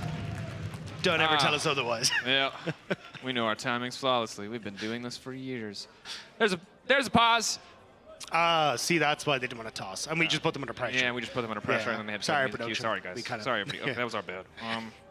It's first day back, you know. We're sorry. All right, look, we'll get used to it. So, welcome to the League of Smolder. Sorry, the MIA Championship Series. Anyway, taking an upset. There's a lot of things to talk about here, Rob. I'm actually not sure where we want to go. That's the big thing. We are getting ready checks, I believe. We'll keep you updated as we find out more about the SU. So I think the... Okay, hold on. Everybody calm down. We have to stop. We talk about this very serious thing. A player forgot to bring his pillow on stage. Everybody, don't go anywhere. The game's about to start. The pillow is being brought. We've been assured that the pillow is secure. Once the player has their pillow, whoever they are, we will begin the game. Do not make jokes about this. What very serious. the pillow is made of, though? We don't know what the pillow is made of. We will find out. Can we get a pillow cam? We're going to push the limits of production. I've been told no, the pillow cam is not available. There is secret tech involved in the pillow. We cannot reveal it to the public. The pillow has been secured. We will return to the game. That was the weirdest pause I've ever experienced. Thank you all for bearing with us, but it was brief. And the KC fans are excited about that. They want to see how KC does. And it's a big question for both sides. Obviously, big changes to the coaching staff, both on KC and on Giant X. So see how that has affected them as, again, in these pre-recorded draft formats, there's more time for the coaches to influence how the early game is going to flow. Yeah, and I think for this game in particular, I think a huge amount of it is kind of going to be separating things out a little bit. Like for Peach and Jackie's, I think you've got a very strong mid-jungle 2v2 that can play for early skirmishes, particularly around top side with Odoamne if you want to look towards Void Grubs, particularly like level 5. You can hit Ignar. I think Carmine Corp are actually ready for this. I don't think are they going to come over the wall? Peach is now on the way, so main advantage. Going over the wall. Lock up on a Targa. Not really great follow-up. Patrick does sneeze on them. Feels a little bit disrespectful, but that is part of the kit. Still, you get the word down. I mean, Ignar are going to be able to back away. Not the end of the world. I think they kind of needed to have people in a better position if they really wanted to be able to follow up on that. Felt like they were more looking to maybe try and catch someone out. But either way, I think the big thing is Peach and Jackie's want to try and play for early skirmishes and try and link up maybe with Ignar as well, because I think whenever you have Xin Zhao with an Enchanter, which essentially what Karma mid is it's very, very strong in playing through that Xin Zhao in the early stages. Whereas when you look across a bow, I think he kind of needs to play more towards Upset and Targamas here. Seiken will scale into the game. Kabul Shard is a good matchup topside, so he's going to be fine. It's more about, hey, can we get Upset rolling and shut down Patrick so this late game Smolder, which is everything that Giant X are built around, doesn't really get to that position. And when we talk about shutting down Smolder, it is of course kind of one, traditionally just kill him a bunch, but of course two, also just pushing waves in, forcing him under his tower, so he doesn't have the luxury of waiting for that Q cooldown endlessly just to perfectly get stacks. It's also just the quicker or the longer it takes for him to get to like 125 stacks where he gets the AoE version, or even I think it's 50 stacks when he gets the AoE version. It just makes it more and more difficult for him to farm. Like you get exponentially quicker as you start to get towards those extra stacks. So just making sure that you're in a position for that is fantastic. Not even 50, Rob. Only 25 for the first one. 25, and 125 and 225. Smolder caught out. Upset now looking to follow up. Ignar doing what he can to disrupt, but Patrick already taken incredibly low. I like the aggressive look for the KC bottom lane. They know they need to punish, and they just make it happen. And this is why I was calling for the Braum. I think Rel is a good matchup into Nautilus, because an awful lot of the times you can use your Q to get rid of the shield on the Nautilus. You can then start to trade more effectively off of just having your own shield and stuff, but you don't want to be trading. You want to minimize that. And now Bo on the spot side, but Patrick has hit level 2. You will have the won't have the flap yet, which you can use to get over that right-hand side wall. So they're trying to do it before he hits level 3. Oh, now walking in. Ignar going to do what he can to disrupt. Ballbreaker charge up the flash forward in. Upset now laying down a lot of damage. They might be able to get one. That's one already. Ignar trying to get a kill back. Flash up from Targon. He hooks back in. Does go down, but it's a double on the bottom side for KC. Take that every day of the week. Targamas doesn't quite get out of tower range, but guaranteeing the double kill. Patrick will TP back in, so we'll be able to pick up a lot of that gold on that bottom side, but 2 kills already for the Zeri in the bottom lane. And I mean, Giant X in draft laid down the gauntlet. They've been 380 carries. They said, pick the Smolder. KC said, no, we're fine. You do it. Pick up the Zeri. Get aggressive early. Giant X falling behind. 1K gold lead for the Zeri early on. Patrick's life is going to be a nightmare. And it's good timing as well. Patrick, when you hit level 3 on this motor, it actually becomes way more difficult to try and dive him on this bottom side because you can use that flap to get over that right-hand side wall, which basically means that only upset can really deal any damage. But by catching him level 2 before he's able to get it, you're in a great spot. And Targamas just doesn't quite get outside of the tower range. So we'll end up going down, but even then, you still take that. That's such a massive advantage for Karmine Corp on the bottom side. I mean, we're 6 stacks in 4 minutes. That's bad. That's about as bad as it can get. All things considered. Jackie's still trying to keep the pressure up mid lane. Not a lot to play for here, as Peach is still on the bottom side of the jungle, so can't really use that for much of anything, but maybe can get a shove out, can get a reset as he hasn't had the opportunity quite yet. Jackie's will in the early stages be able to keep control over Seiken. A lot of the ult Q makes it very difficult for you to match some of this early pressure, and even the fact that, again, you can see there, Jackie's just able to continuously hit him is a bit sad. So for Seiken, it's about waiting until you're kind of have that Luden's companion, then you can match with the Rumble ult essentially. Pullback is there, excellent follow. Poke going a little bit wide, nice sidestep from Jackie's. Stopping the play in its tracks. Subset's left alone on the bottom side. But again, part of the reason why we're maybe not as big of a fan as the Rel is like, yeah, you can start these fights a little bit more, but Smolder still really just doesn't pack enough of a punch early on to provide that kill threat. I do like the roam from Targamas there though, because one of the things we're talking about was Jackie's getting control mid equals Peach getting the Void Grubs. The fact that you kind of push Jackie's out could have netted you an opportunity to maybe look for the Void Grubs as bow, but instead they are just going to back away. And with Jackie's having that teleport back into the mid lane and Seiken going to match, they're not going to try and enter into the strong top side of Giant X. Yeah. Instead, just look to hit level 5 on the bottom side and then maybe look for play. But we'll have to find out what's happened with the pillow. We will get you a pillow update as soon as we can. Not trying to shame anybody, I just think it's funny. Don't actually roast anybody. You know, if someone needs something to perform, they absolutely deserve to get it, whatever it is, you know. But it is hilarious that it's a pillow. At least if this game, like this pause is very long, they can put their head down on it and rest for a little bit, you know. Get a little power nap. A little nappy. The unseen tech, all right. So what I'll say so far that I like that we've seen, aggressive, planned, feeling seemingly pre-planned plays around the bottom side from KC, working out well. Already feels like a much stronger start than we saw in sort of the previous split. But this is the thing, right? Karmine Corp were a team that actually had good early games. Yeah. Like when you look back, they would end up getting these early kills, you know, Bo would get fed, and they always came in with good game plans, which I think is a credit to like the coaching staff, because a lot of that is going to be, as we say, like pre-planned. Even heard Razor talk about on the desk was, these are things that we get to discuss before we get into game. The problem is always when we get to the mid game and suddenly there's no pre-planned decision. And then everyone has to come to agree on something, and that's where Bo starts to go in a different direction. Upset isn't in a position to actually follow up on the rest of the team, or Cabo overextends in the side lane. These are where those problems start to sink in. So I have seen this from Karmine Corp before, and that's why I think Karmine Corp's games have been fun, because there's always some sort of action. Yeah. But it's when they get to the mid game, that's where I want to see that consistency start to come through. So we definitely see we are now getting back into game. Players' volume needed adjusting. Could not afford to take their hands off the keyboard for a second to do so. So sort of pause. Level 6 is now coming in. Of course, as we highlighted previously, Jackie is forced out of lane first, but taking has to spend a bit too much time pushing out. Gives Cryo to the side of Giant X, and that has allowed Peach to step forward. Nice knockback coming in on the top side from Cabo. Doesn't quite have enough to force the 1v1, but Ottawamne might have to recall here. Really the good news for Cabo, or for Ottawamne rather, is that all of KC's resources are on the bottom side right now, so there's no dive threat onto Oda. He's not forced to use that TP too soon just to come back to full life. Yeah, I mean, he's running low on mana, but might be able to sustain just a smidge in that top side. Even looking at Peach on this top end of the map, so Cabo does have to be a little bit careful, but I think Cabo's just trying to force Ottawamne out completely, see if he can force that TP that you're talking about from Odo, and then not be forced to use his own one. But his ultimate for Cabo is like, one of the things about Nara is that it's up very quickly because he's based on his transformation. So Odo, I think, yeah, they're going to go for the reset and we force the TP back into the top end. Not going to feel too bad about it. We'll see if KC can do anything with that TP advantage. Of course, we saw briefly, it's incredibly highlighted by our observers, that Patrick and Ignar were freezing the wave in front of tower, just trying to maximize the amount of time they have for the last hit to ensure that they are getting more stacks. They're now shoving out.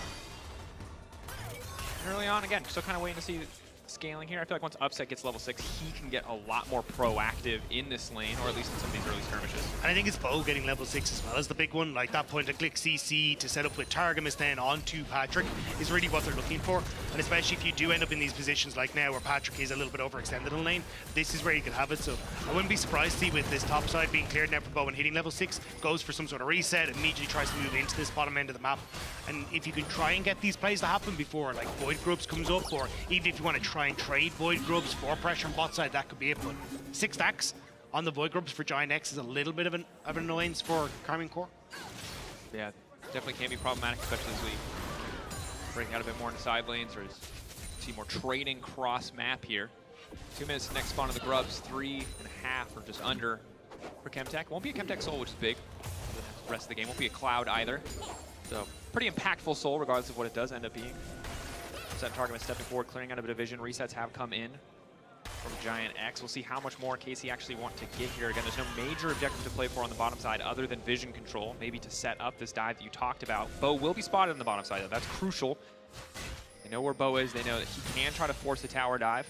And Peach is on the top side right now, which could be a little bit tricky, but he's not going to go for anything too aggressive. But I think this is where Peach has to get aggressive. It's like, cool, look, I need to link with Jackie's, try and burn some Stunner spells on a Seiken, unlock Jackie's to help me protect this bottom side, because at the moment, like, Karmine Corp are just kind of getting to do what they want on this bot side, a 1.1k gold lead opening up, and you're starting to get turret plates, and it's just making things very uncomfortable, and Bo is now on this bot side, stacking wave, and already Seiken is actually the one pushing mid, and he gets to come down to bot side, so Karmine Corp are fully going to make sure Patrick has no fun here. Expect the ult to come out from Patrick, potentially just to dissuade the dive. But good diligence on laying down this vision control means they can see any potential dive coming, and KC are not going to fully commit.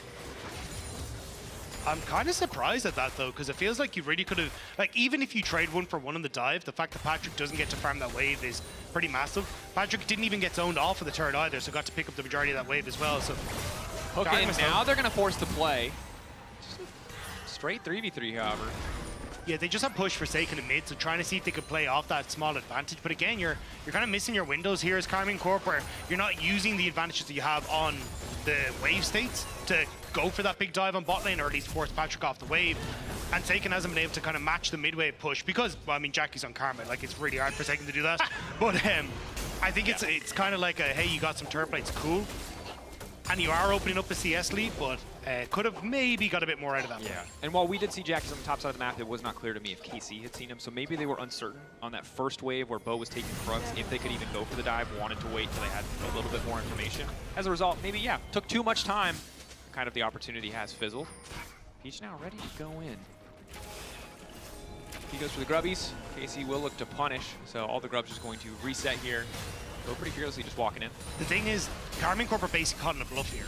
Nobody knows where Upset is on the map here for Giant X. They didn't realize that he actually stuck around in base a little bit longer to guarantee the static shield upgrade. So that's why Karmine Corp are kind of saying, hey, we're going to play aggressive and push you off because Zeri could be here. Now, though, with the pressure on the top side, might be a bit more difficult. Nice hook onto Peach. Odoamne on the way in. Severing Bolt not going to do much of anything. Again, the Xin buying so much space with that ultimate. Peach now taking down the kill onto Bo. KC a little over-eager to force here. A moment of miscommunication really costing them. Bo just went onto the wrong target. You end up going onto Peach, who nobody can really follow up on. You don't have the burst damage to take him out. And Patrick was farming topside, so the second he leaves topside, you just have a numbers advantage for Giant X. And this could have been a big moment for them to pop this game open. Like, if they just waited that little bit longer for Upset to get there, you had the static shiv, it's a cheaper item, you can buy it faster. They could have used that to their advantage, but now instead, they end up just giving a kill over, and Giant X get all 6 of those grubs that we were talking about. Yeah, and a reminder as to why Xin is so incredibly strong. Yes, he's this great individual duelist, but so often if you try to go for a pick on this champion, there's any backup for him whatsoever, that ult looks like the most broken spell in the game, which is crazy because we're in a game with Smolder. But they're on the same team. But they're on the same team. Worse. Just the Exodia, powerful ability. You just put a Gwen on the top side, it's like you can't hit the front line and then Smolder's on the back. Patrick continuing to push, and this time that he has isolated just allows him to continue stacking up, and right now Seiken's just not going to have much kill pressure in the 1v1. Yes, he's probably stronger, but again, chasing down the Smolder is a pretty difficult task. Yeah, and also the fact that, like, you can see it there, we're at a 1.3k gold lead for, I think Odo should be fine, he's in his ult, but you know, 1.3k gold lead for upset in this matchup on the bottom side, and instead now it's down to 930, so a massive gold swing. Look, it's still a lead for upset, but nowhere near as much as it could have been. And Giant X now, again, they kind of get to slow down the pace of the game. They're the ones that are in a position now to kind of play off of the pressure that the Zinzao now has, picking up that early kill as well. So, and with Malignance now completed for Karma, this mid jungle for Giant X are in a really good position.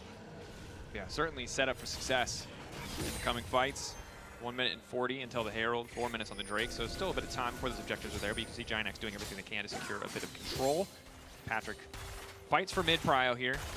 I don't actually know who wins this. I would assume the Zeri. But as long as Ignar's hovering there, Patrick will be able to get first push.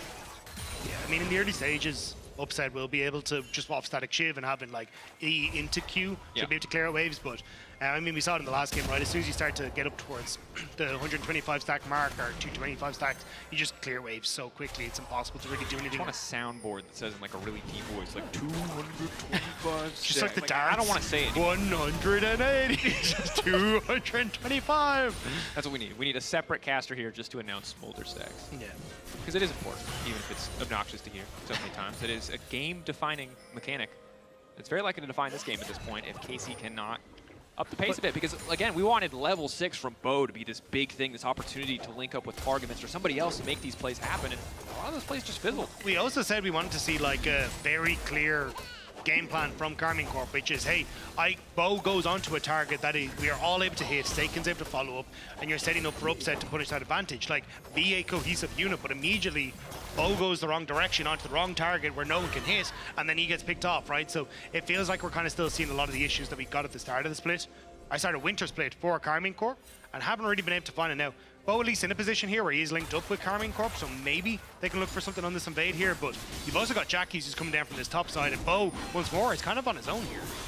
This is a bit risky. Can't obviously ball breaker out, immediately go to the blast cone and be fine, so cheeky steal from Bo, credit to him. Immediately can now start the Herald, but might need to be careful. Taking a look, of course, both top laners on the bottom side of the map. And Karma forced to catch this wave means that KC do have first access to the objective. Giant X would have to be really willing to try and bully this off. Are they willing to stick around just to try to go for the smite? The answer is yes. Peach, though, just over-committing. Mom on the way in, but Mom not doing a whole hell of a lot. And meanwhile, Peach now going to be in trouble. One kill coming through. Root now coming from Jackies on the backside. Meanwhile, Cabo trying to move in, but a Queen flash out from Patrick means he's still standing. But Upset taking over the fight in the meantime. Odoamne on the flank, but he's here too late, and it's a double for Saken. Big pickups for Karmine Corp, and a nice setup there. Giant X getting a little bit over antsy to try and contest on that. They knew the Targamas was on the side on Vision, and they end up just putting themselves into a spot where Peach gets caught out. And Karmine Corp then answering on the rest of the map now to push in and get some damage onto these towers. But yeah, Peach pushing forward here on Vision. They spot Targamas. Peach ends up getting caught out, and Bo using the ultimate on towards Patrick forces him out of the fight. The follow-up then for Targamas with the ultimate as well. There was a lot of use to try and get Patrick, they don't. But because Giant X are on the back foot for the majority of this, it makes it easy then for Karmine Corp to follow up on the rest of the fight. And I'm going to say, well, I do want to give KC credit for punishing their Peach, just kind of in no man's land. At no reason, I mean, you're walking in and risking your life for the potential at a 50-50 on Herald. Almost a guarantee that you will give up your life, but maybe get the Herald kill, maybe not even get the eye. That was, the value proposition goes, I think, not in his favor. So ultimately, KC pulling ahead, 1.4k gold lead, 2 Drakes. Now they've grabbed the Herald as well. Sitting pretty, sitting cozy in this game. Sorry, I just thought it actually is going to be lethality coming through for Upset on that bottom side. So I'm curious to see what he goes for, because most of the time I've seen like into like Nabori Quick Blades and maybe go Infinity Edge or something along these lines, or maybe he just wants to stop off with the lethality item to get some extra damage it's there. The move speed, so I think it's the classic. It's the new build path for Phantom Dancer. I think it's the, true, yes. Yeah. But I feel you. Yeah. I thought opportunity for a second too. I was like, he's going to be... No, you are right. Yeah, I've brain farted. But yeah, I think still you're in a good spot here when you come into this as Karmine Corp, but you can still try to pressure Cobble Shard. Bed to turn Mega. I don't know if Giant X want to go for this. Bo is in the area as well. TP now coming down to the bottom lane. Jackie's going to get hooked up here. Oh, just get Fraps a kill. What is going on in this game? Pushback, Cabo there now in the midst of the 3v1. Patrick just desperate to pick up a few more stacks and maybe a kill as well. Disengage now coming from Odoamne to buy a bit more space. Cabo still sitting pretty here. Peach going to try to finish this kill up. Will find one, but now he's going to give his life in the meantime. Mom getting called, but it's too little too late. everyone needs to chill. Everyone needs to take a second, take a breath, and think through what the next couple of steps are. Because I don't know what's going on. Like, that was a very risky TP from Jackie's. Like, trying to move down from the top side, cool. You want to try and contest with the Dragon, all well and good. But not into that sort of position. Like, TP the bot lane tower, so you the rest of the team. But instead, he ends up getting caught out. And then Cabo, he ended up popping Mega Gnar because he was underneath that bot tower and you got a ton of damage. But that does not mean you need to use Mega Gnar. You already got the pick. Take it easy, but instead just gives that kill back over. And like, you end up spending so much time with Giant X like missing abilities onto Cabo that he does force Peach to overextend, or maybe not overextend, but Peach gets caught. And I don't know, that was... I mean, Pete... Yeah, exactly, exactly. Yeah, we are all... All right. Okay. 3K gold lead for KC now. For a lot of this game, while KC were making some good proactive plays, I felt like Giant X were a little bit more disciplined, but now that has gone out the window. I think Peach over-forcing in one incident, and then here, clearly the team caught up. Blood in their eyes. Jackie's thinks they have a flank angle there, maybe not really having the information on where everyone is on the enemy team, so just kind of offering himself up as a free kill to kick off a fight. It's also like, you're playing for, oh, hang on, Targamas is going to need to leave, but you're playing for Patrick, right? You want him to get stacks, you want to farm. So trying to contest for third Dragon is a little bit unfortunate. We're in this position, but I think at this stage you just need to call it quits, pull off, say, no, we're not going to go, we're going to give Patrick time to scale, we're going to let Jackie's pushing on top side, maybe get some gold for ourselves. But I mean, Karmine Corp now, with Rift Herald in tow, everyone collapsed in on mid. They're just using the fact that they've got so much push in side lanes to guarantee these objectives and are moving quicker on the map, and Giant X just can't keep up. Yep. Jackie's immediately going to recall, realizing that he could just get collapsed on here. Taking catching that top lane wave. Will push out as another wave behind him. Next potential play here from KC would be top side. Lane state's even, so it'll take a bit of time for them to push it in. Two members already from the side of Giant X zooming out of the base, ready to contest this one. But 4 people. KC ready to start a fight. Ooh, Ignar crucially spotting out as Zeri started the red buff. Objective is going to get taken away. Upset wasn't able to pick it up either, which is a little bit sad, but still, I like this from Karmine Corp. Like, this is what you should be doing, like push in mid, start to establish control on top side so Seiken can keep clearing waves and get the top side turret. They just need to make sure, I actually think like bringing Upset across was a bit greedy because you're playing for red buff rather than tower. Yeah. If you keep presence in mid, then you can fully contest onto that top side tower instead. And look, you'll be able to do it on this next wave, it's going to be fine, but Jackie's now in a position to actually try and push out top side. Is going to make it a little bit more difficult to get a wave in position to really go for that. So I think while Karmine Corp are playing for something, I think it's the incorrect decision on the objective that they are playing. They maybe felt like it was just free access and they could get more there, but currently control of the top side. Odoamne going to be spotted in bot lane. Should give a little bit more freedom to the rest of Giant X to respond. However, they're a bit too preoccupied just catching waves. So he can get the push in here as well. And I think Jackie's just has to give this one up. They do not have enough members on the top side. Smolder recalling Odoamne, catching bot wave. They just have a man advantage. Their gold advantage doesn't matter here because they've just got more people on the top side of the map. Yeah, I mean, look, you said it's maybe 30 seconds later, but they still managed to get it taken. He's going to take this top side. You can then reset and be in a position where, hey, we're going to be able to come out, get some vision down for Dragon. I think it's just to try and push this top wave into the tier 2 and push mid into the tier 2 before you do it. So Giant X don't have as much opportunity in the map to respond to your reset timer here, but I think you're still an all right spot here as Karmine Corp. I think you are as well, because you're in the luxury position where your next point is sold. Giant X's next Dragon doesn't matter. So you have kind of your pick of the litter when it comes to these major objectives. You've got a Zeri. You've got a Vi and an R as well. You can do good work, but Bo caught out here. Potentially going to be in trouble. Crash down now coming in. Unstoppable for brief moment. Bo trying to make it out of safety. Flash ball breaker. He's still living. Mom on the way in. Mom going to finish the job, baby. That's a helicopter parent. You love to see it. Bo finds out all about it. I mean, the crab was not necessary. You could have just gone for the reset. We'd laid out exactly what they were going for, but now no jungler available. Giant X are going to get a nice reset timer. They'll be able to come out on the map, get the vision that they need in River, and just make it hard for Karmine Corp to contest. Massive mistake from Bo. In Bo's defense, you know, he's just having a little playground scrap. You know, just a little row. You do your young guy. You know, someone's mom comes in, no longer okay. She is not pleased. You're grounded, buddy. Anyway. 1.2k gold lead. The middle champion portraits, Bo, Seiken, Upset still really far ahead, but obviously losing Bo slows things down a lot for KC. Already great vision setup on the bottom side for Giant X, makes it that much more difficult for KC to approach. Upset can do what he can to fight for mid prio, but he has to be careful about walking this far forward. He doesn't have perfect information on the enemy team. Ooh, targeters. Waiting for the third strike, one knockup now going to come in. Upset trying to respond. Flat coming in from Patrick. He doesn't quite make it over the wall. Bo now going to be in trouble. Upset flashing out. Upset has lost so much HP before this fight has really even started. Continuing to try to rain down a little bit more damage, but here comes Mom one more time! Severing Bolt, good damage onto Ignar. KC trying to follow up, trying to win the fight, but Cabo's all on his lonesome on that front line. Seiken a little bit exposed here. Patrick just continuing to throw down little fireballs. He's been caught out, spiraling despair. There's the follow-up, no flash from Patrick. The job finished by Seiken as he finds the kill. Upset resetting, zooming now out of base. KC can just go straight for the soul. Odoamne running, Seiken fishing, trying to finish off the kill. The pullback is there. Cabo gets it, and KC will grab the soul.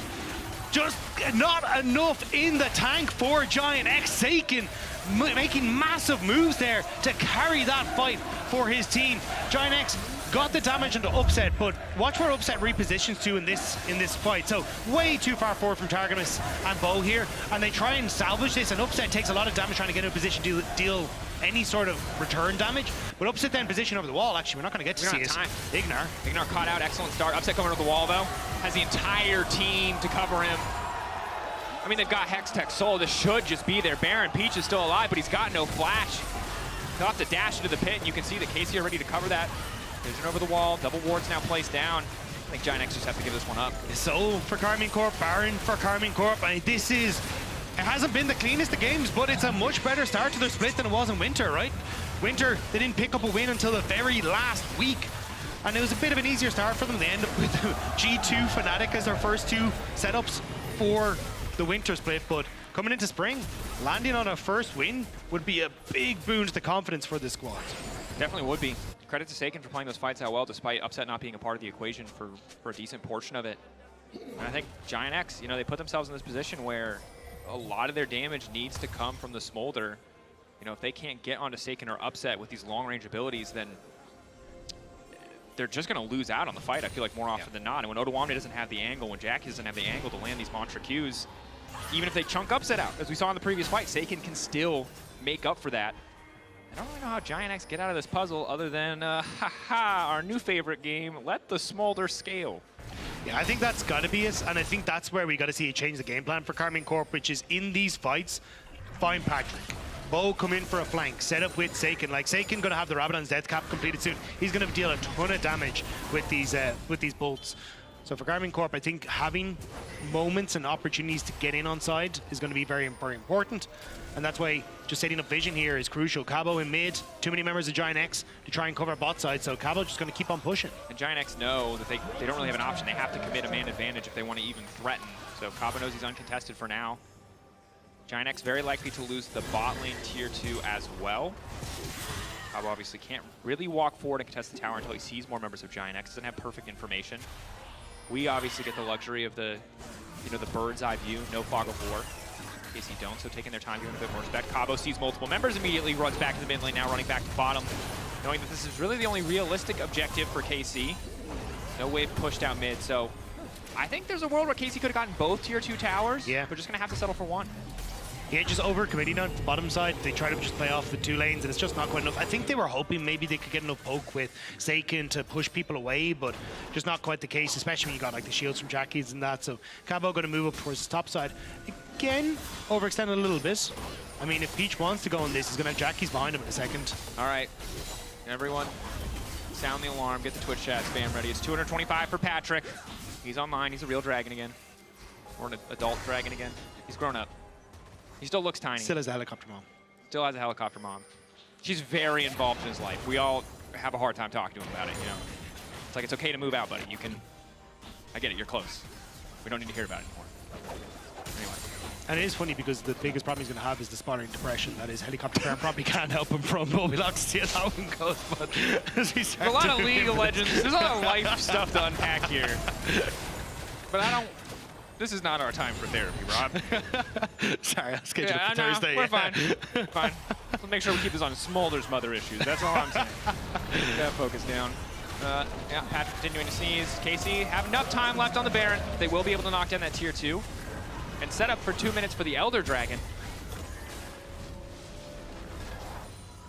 Yeah, and look, this is just going to be a slow burn here for a little bit. It's Cabo going to push in top. They're just trying to keep waves shoved in, and it is going to be trying to play for, as you say, Elder Dragon a little bit, try and complete some of these items on towards Zeri. As you can see, Infinity Edge just picked up as well. So you are in a position where you're still relatively good as Karmine Corp, but it will come down to target selection in these fights. Because if you end up giving over Elder Dragon, and you also then don't get Patrick in this fight, it doesn't matter that you have this Hextech buff.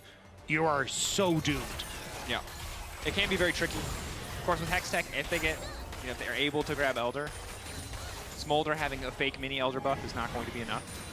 And Bo just continuously fishing. Bit of poke goes down onto him. Ginex can be careful not to overcommit here. Bo losing about half his life. Good poke back onto Jackie's. He's able to zoom his way out there. KC just full setup on this topside jungle. It seems like Baron is the name of the game. 2 minutes till that objective, or at least playing for topside tier 2. But Bo is reset. You don't have the numbers advantage here. So Karmine Corp will actually get the tower, but there was a moment there where Ginex may have just been able to full commit onto the play, but I suppose that's kind of the biggest problem, is that like unless Ignar is there, they don't really have the opportunities to go for these big engages. But still, like, I think you got to be careful here as Bo. Like, if you end up getting shipped out like that around these crucial moments, it could cause major issues, especially 40 seconds down till Elder. I think the struggle for GX, obviously, is they don't really have the vision control to get that information. So for them, they would have to just flip it to really go in and know that there might be a 4v5 there. So ultimately, that little bit of poke that they get onto Bo doesn't mean anything. Tier 2 still comes through from KC on the back of a pretty solid bluff, but Ginex taking the more conservative route, most certainly. But now the poke from Seiken starts to come in. Those barrels from Gragas are okay, but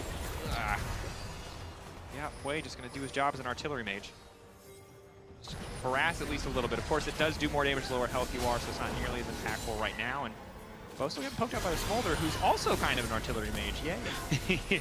Fun times. And Cabo, though, isn't close to Mega, so Ginex feeling happy to just step up here. As long as you can keep that poke coming down from Patrick, and also from Jackie's, you're in a good spot. Looking onto Ignar. Peach now trying to follow up. Mom coming down. Seiken slowed up at least a little bit. Tarkman's going to get the ult off, but he's burning. He's ticking. There's no damage coming in from Patrick, obviously. Won't get executed. Ulti now going in onto Peach. Bo wants to finish the job. Patrick still on the backside uncontested. Bo now flashing back over the wall into Ignar. He's going to give his life in the exchange. No jungler up, but no, Bo is still living. Patrick is forced to flash in. Bo is still alive! He just bought so much space. Ginex might have gotten the jungler and gotten out scot-free, but now it's Upset on cleanup duty. Severing Bolt coming in, will not find a target. Upset looking for the reset, looking to get that cooldown down, wants to park roll over the wall and try and finish the job here. Severing Bolt behind Jackie's does not connect. Cabo stepping forward, laying down a few boomerangs.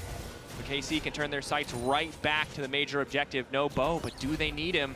That kill onto Patrick was massive by Upset, because if he doesn't get that kill, Patrick, Jackie's auto reset, TP back in, and you've now got all these guys refreshed in HP and going to be able to take this fight very well. But with that kill going across, you just don't have enough damage in the tank, and Karmine Corp will net themselves the Elder Dragon. We'll see it as we come into the fight. So starts off a little bit messy because Cabo doesn't have access to the Mega Gnar.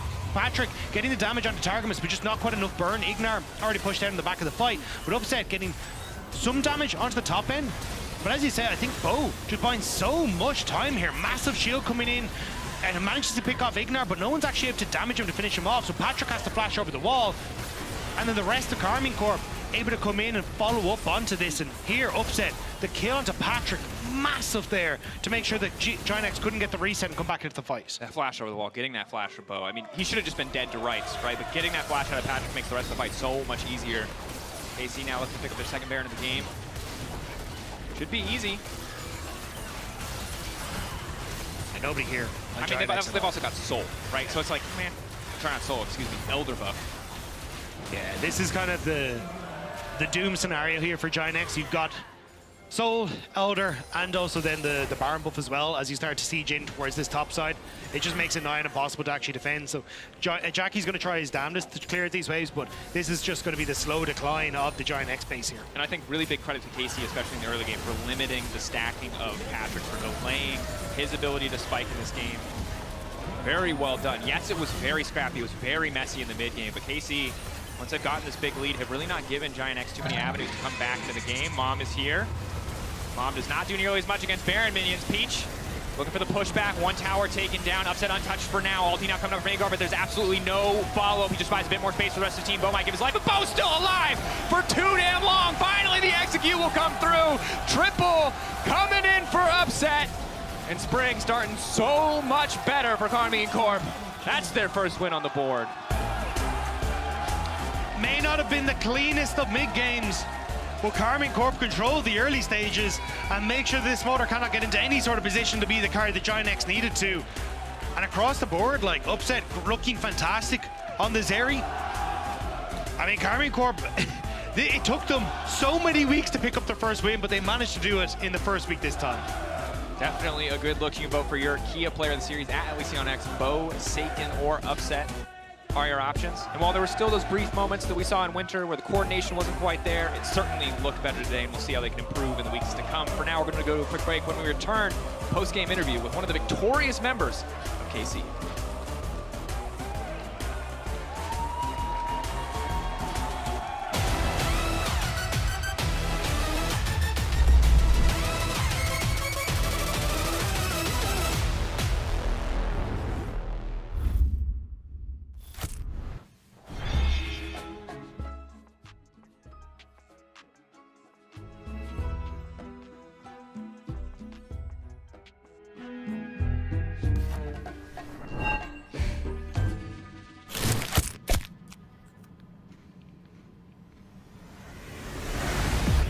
Even the biggest champ needs a break.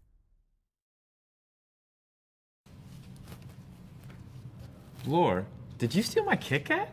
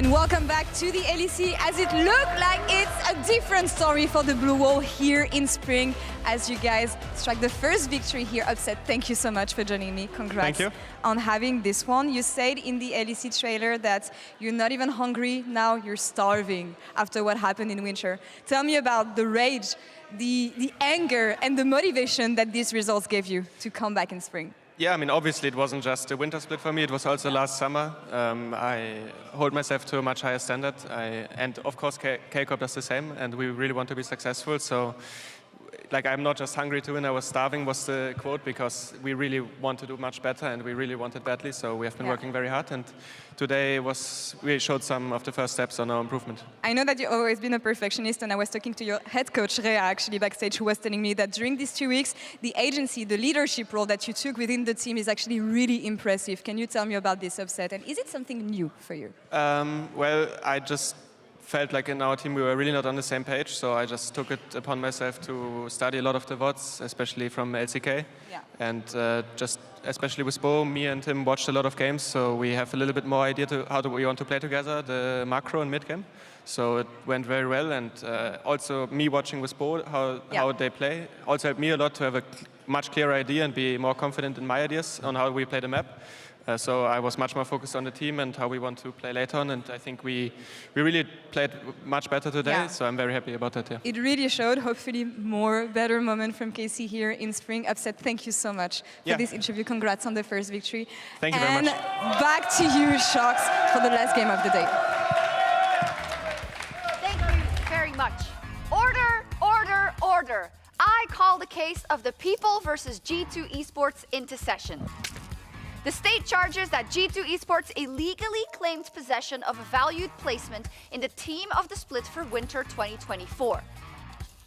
And the people are seeking compensation for material and emotional damages incurred from the tilt. Today's session deals with the top lane, and the league has called 2 parties to testify for why their defendants deserve to be posthumously awarded top laner of the Winter split.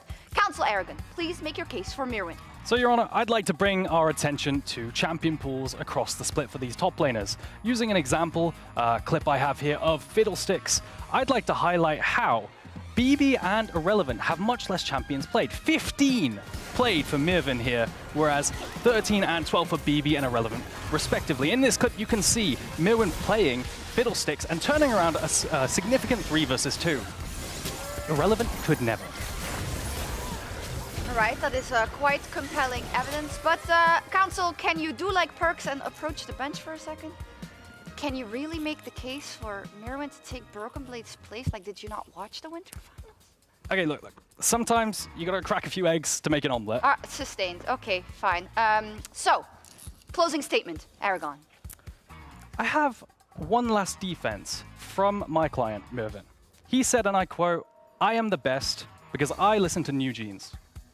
Your Honor, objection, relevancy, irrelevancy. Sustained, correct. Yes, I'd like to call attention to the name of Irrelevant. Irrelevant, the name, it is humble. Can you even pronounce it? Irrelevant, okay. The name, it shows he is humble. It shows that he is the one, as it is written. I'd also like to point out Exhibit A. Irrelevant is a complete 1v9er, as you can see in this Rumble performance right here. Perfect equalizer, I'm just saying. The evidence speaks for itself. I'd also like to draw your attention to the fact that Mirwin plays ranged top laners, and that is mega cringe. Objection, Your Honor. I'd like to offer a counter-argument. Yep. No, you. Oh. Your Honor. Okay, I'll allow it, because GB is a hella cringe. Final argument, Console. Damn it. I'd like to point out that the G2 players was allowed to vote in Team of the Split, and BB himself voted for Irrelevant. BB doesn't even think he's the best top laner himself. Shaking my head. Okay, I'd love to know what our jury, the audience, thinks and what happens in the game, so let's find out. Okay, I don't want to take away from the fact that BB actually can't vote for himself, and that would have been... that's a little bit of a... Yeah, it's kind of... New point, yeah.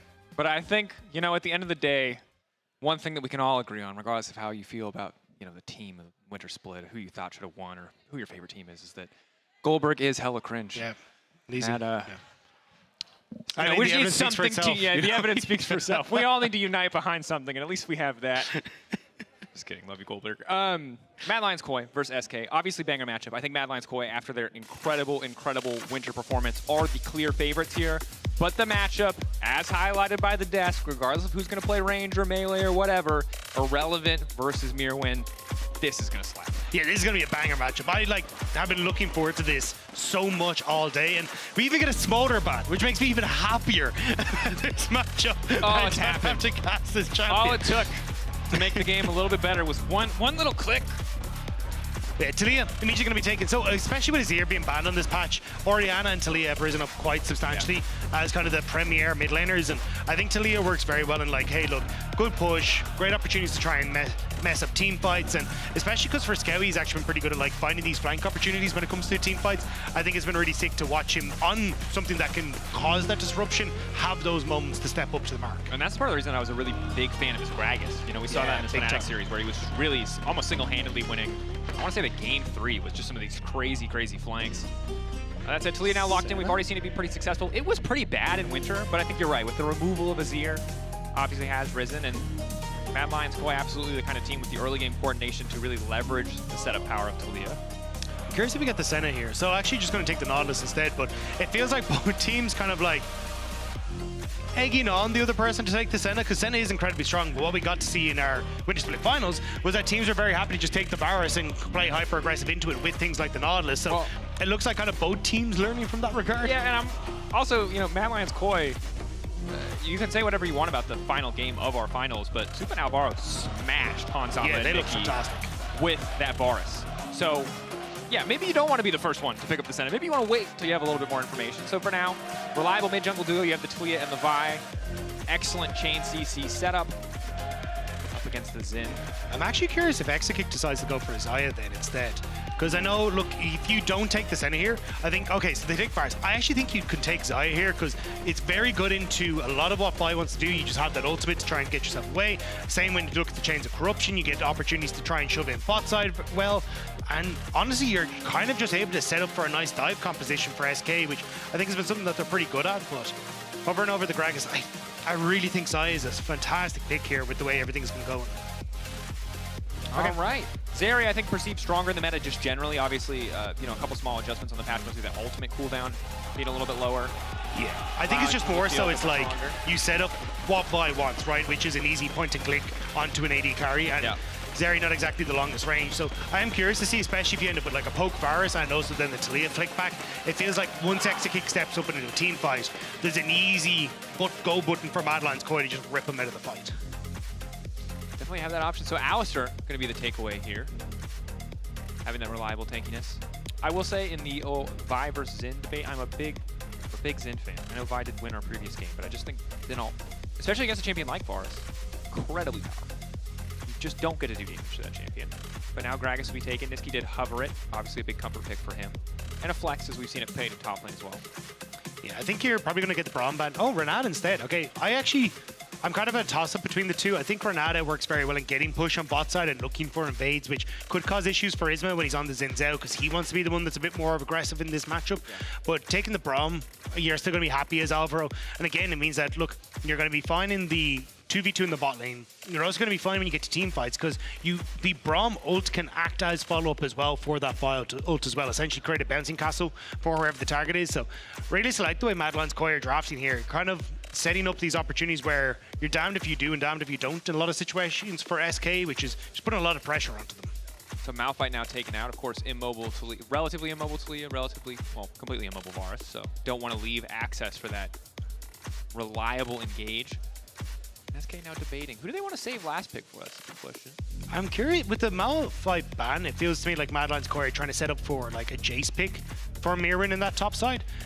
Maybe looking to go, because he did get a lot of buffs. He's actually quite strong at the moment, and you've got a decent poke comp already with everything that's there. Plus, as he said, the follow-up, an easy setup for like Vi to go in and you just get more long-range damage. So I'm curious if that's what they want to go for. So maybe they just leave Irrelevant to go, hey, look, you take potentially something to counteract the Jace on this last rotation. Ari going to be taken here for Niski as well. All right, Ari and Talia, we saw Caps find success with it earlier on.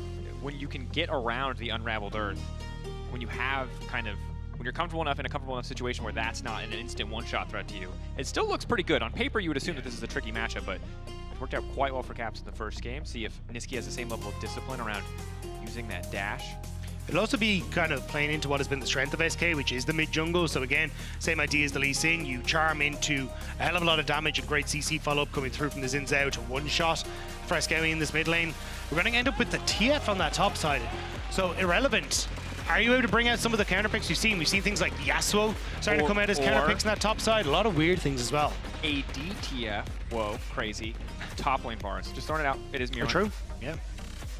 Could also be the case, but I mean, either way, you're still against like a ranged top laner, right? So curious to see exactly what the game plan is. That would be sick. Don't think we'll have it, but it's just going to be the Jace. Okay, yeah, I think Jace getting some really nice buffs coming into this patch. Like mana regen is up, bit of damage up as well, and also then his E routing. There's a lot of just nice things that Jace has managed to pick up on this 14.5 patch. So kind of an answer for a lot of the poke as well that Forest could bring to the table, and we'll have to see exactly how Mad Lions quite want to try and operate here, because I feel like, you know, strong mid jungle, good opportunity to try and play off of DOS roams as well. I think SK have just a strictly better skirmish power in the early game than SK. We're all looking at the same champ select right now. We're all just wondering when the Varus and the Talia are going to swap, correct? There they go. Okay, all right. I'll hold my breath for a second. This team, I'm never 100% certain of anything. It's them in G2 where I'm like, maybe. Also, this is just our production style. This was pre-recorded. Yeah, so they're just messing with us. They didn't have to do that. They're just fishing for content. What? Anyway, see how this one works out. Mad Lions Koi, again, kind of the expected favorite, but SK Gaming have had a little time to step away, refine their game plan. You highlighted already, mid-jungle, the center of attention. Powerful duos on both sides. See where they want to go, what their avenue of attack is. I've learned we're allowed to continue talking during this portion. So I won't try to dramatically time anything. Instead, coaches getting ready to shake hands. We are ready for the final game of the day. Yeah, I'm really excited to see how this one's going to pay off. Obviously, SK able to get the better of Mad Lions Koi when it came to the regular split. When it got to playoffs, it's Mad Lions Koi who made it right the way to finals and made G2 work for that title as well. So I'm excited to see if they can keep that streak alive coming into spring now. As am I. Just want to see how spicy it is, how aggressive both of these teams can get. I think when they're at their best, they are teams that like to fight fast and early. You see now we are in the game, moments away. That's the music, that's the cue. Let's go! Mad Lions Koi versus SK Gaming.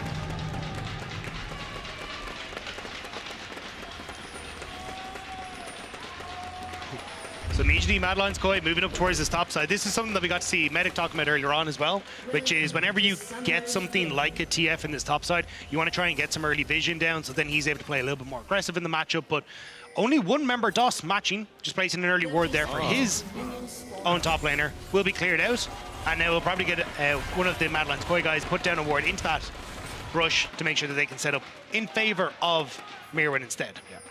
And of course, not as crucial as it was in our first game of the day where we saw melee versus range matchup. It is range versus range, so not as big of a deal to really have that brush control in the first few levels.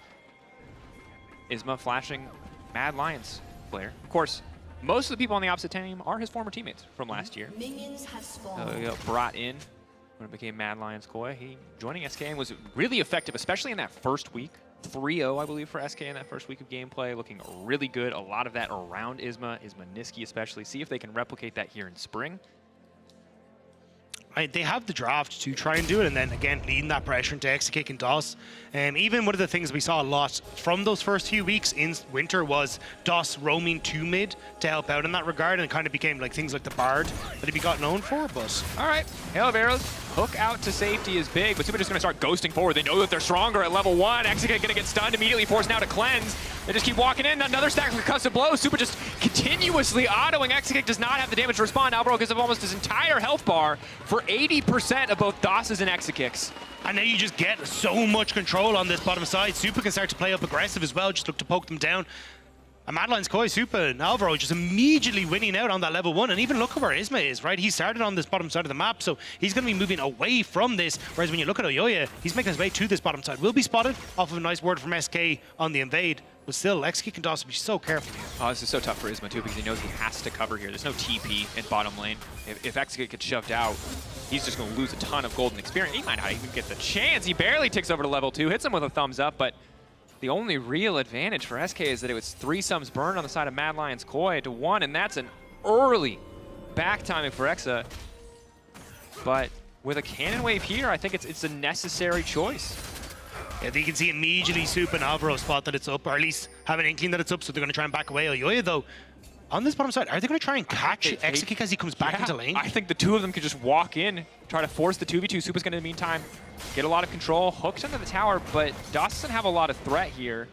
At least gets a bit of a chunk, maybe to sway the dive a little bit more, but here comes Exekik. Vault Breaker in. Alvaro can immediately follow. That's the flash out from Exa.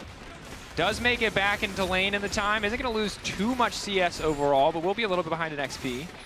Yeah, you kind of have to do it. It's a bit of a necessary evil for Exekik. They spotted the invade, not from Oyoya, but from Alvaro in towards that brush, so they're kind of expecting the fact that Oyoya would be in that position, but I mean, that's Flash Cleanse now burnt onto Exekik. He's massively far behind in experience and also gold, so overall, big win for Mad Lions Koi on this bottom side, and that's kind of been the game plan for Mad Lions Koi for what was the success from Winter was, hey, if we can get Super and Alvaro ahead, if we can have Oyoya and Alvaro work together, this is the winning formula for this squad. Yeah, definitely has been. Mirwin looks like having mouse issues.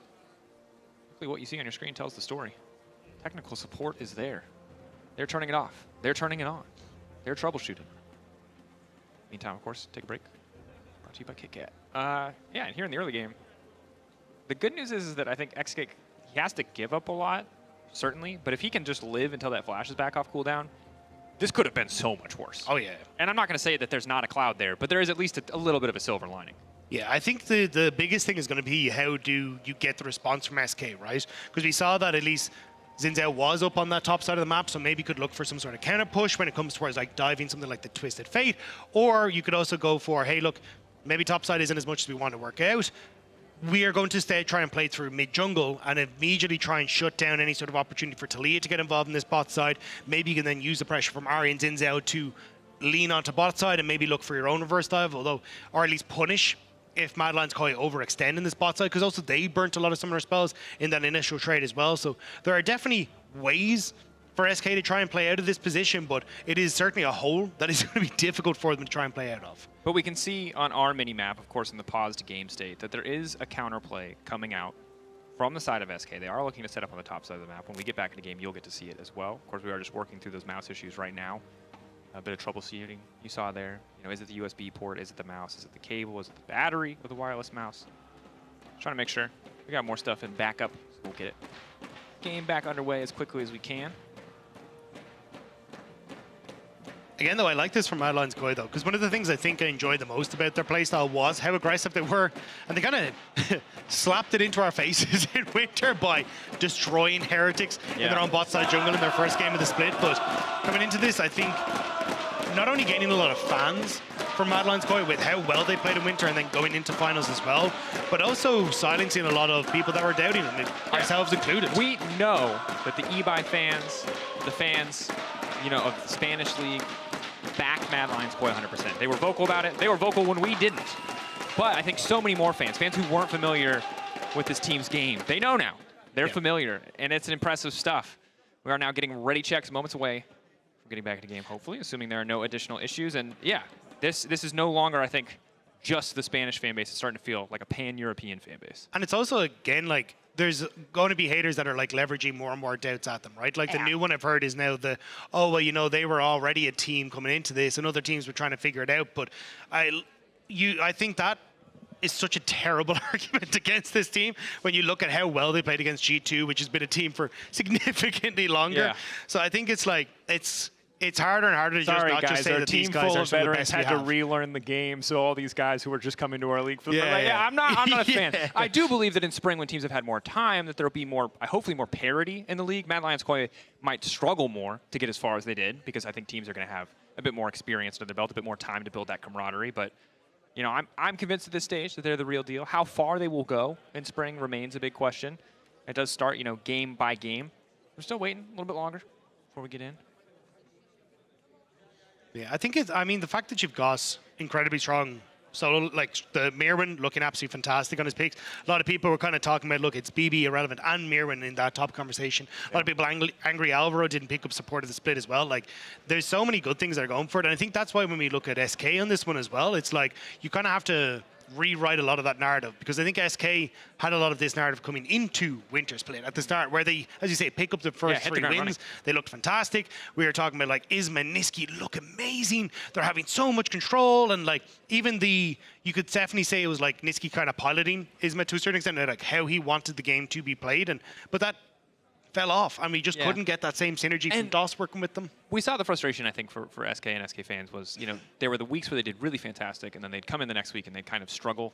And it was unclear if it was, ego or overconfidence, or if there were just some things that weren't gelling in that week of scrims. But we didn't get to see that consistency from SK that we certainly did get to see from Mad Lions Koi. They were always playing in their game.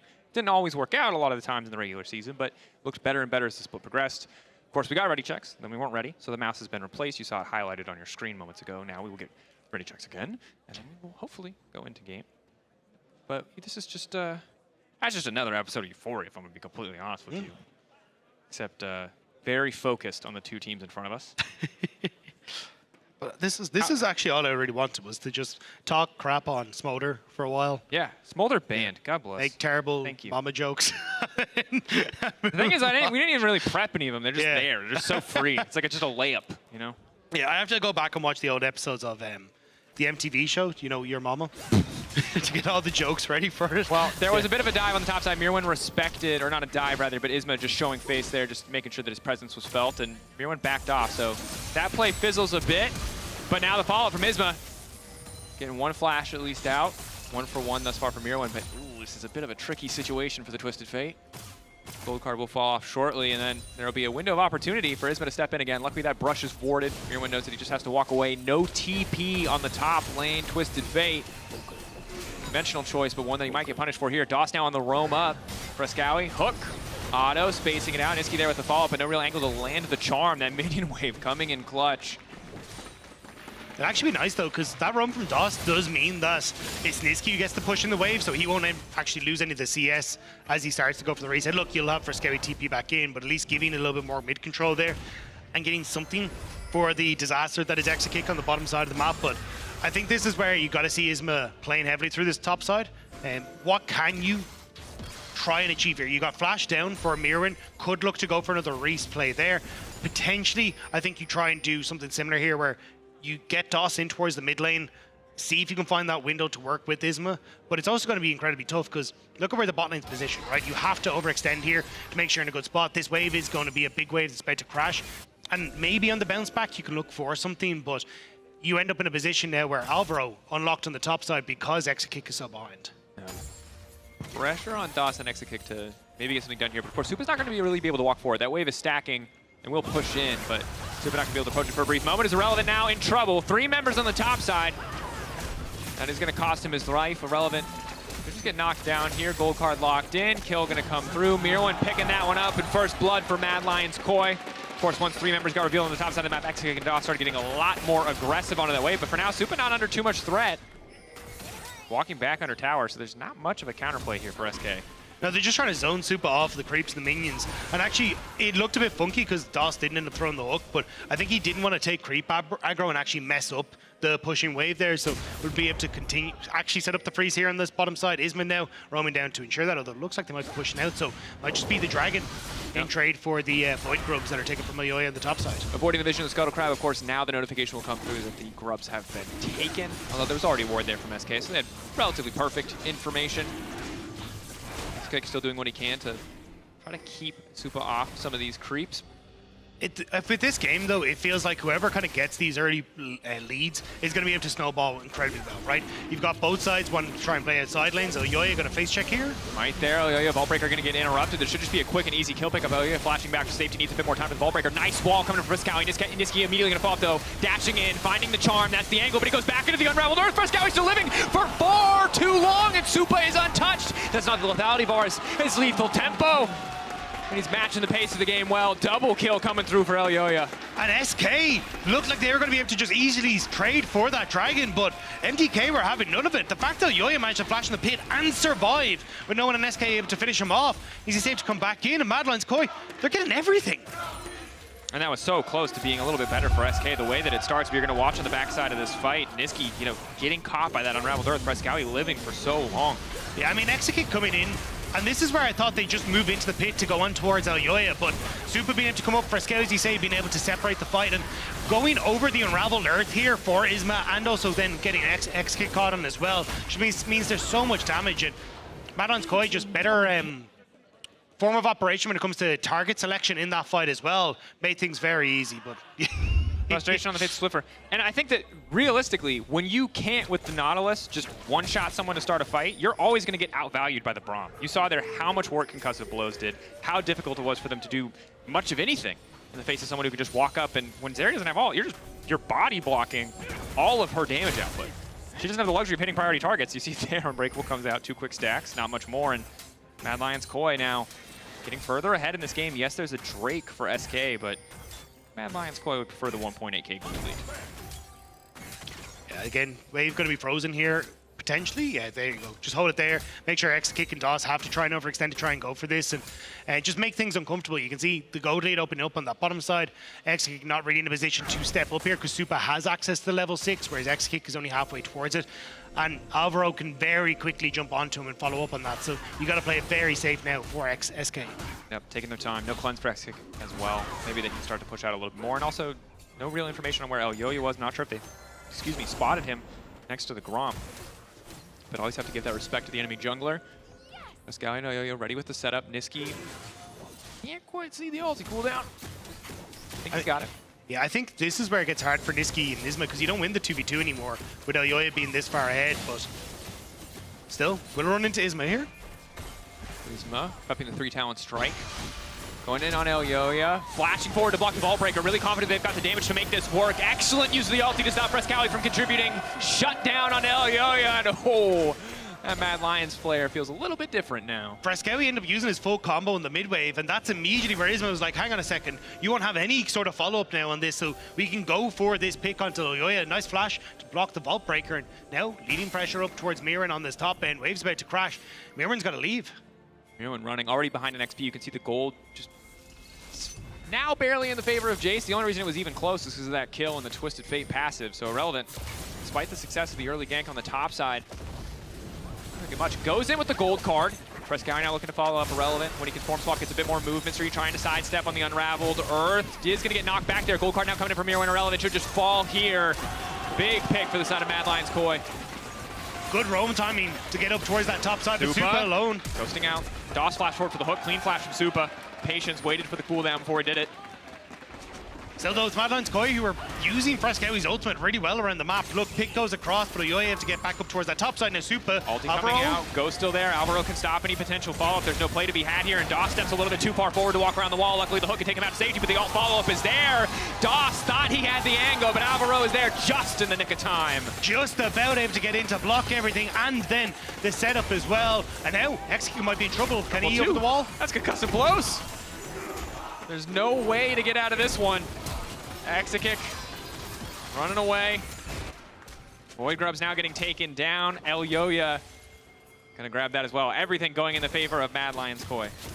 I mean, nice play there to actually set up. You get the cleanse and the flash, but Exekick may still be in a lot more trouble because you still got Frescowi who has push him in, might be able to try and roam down towards this bottom side. But again, it's just the bot lane from SK getting massively punished.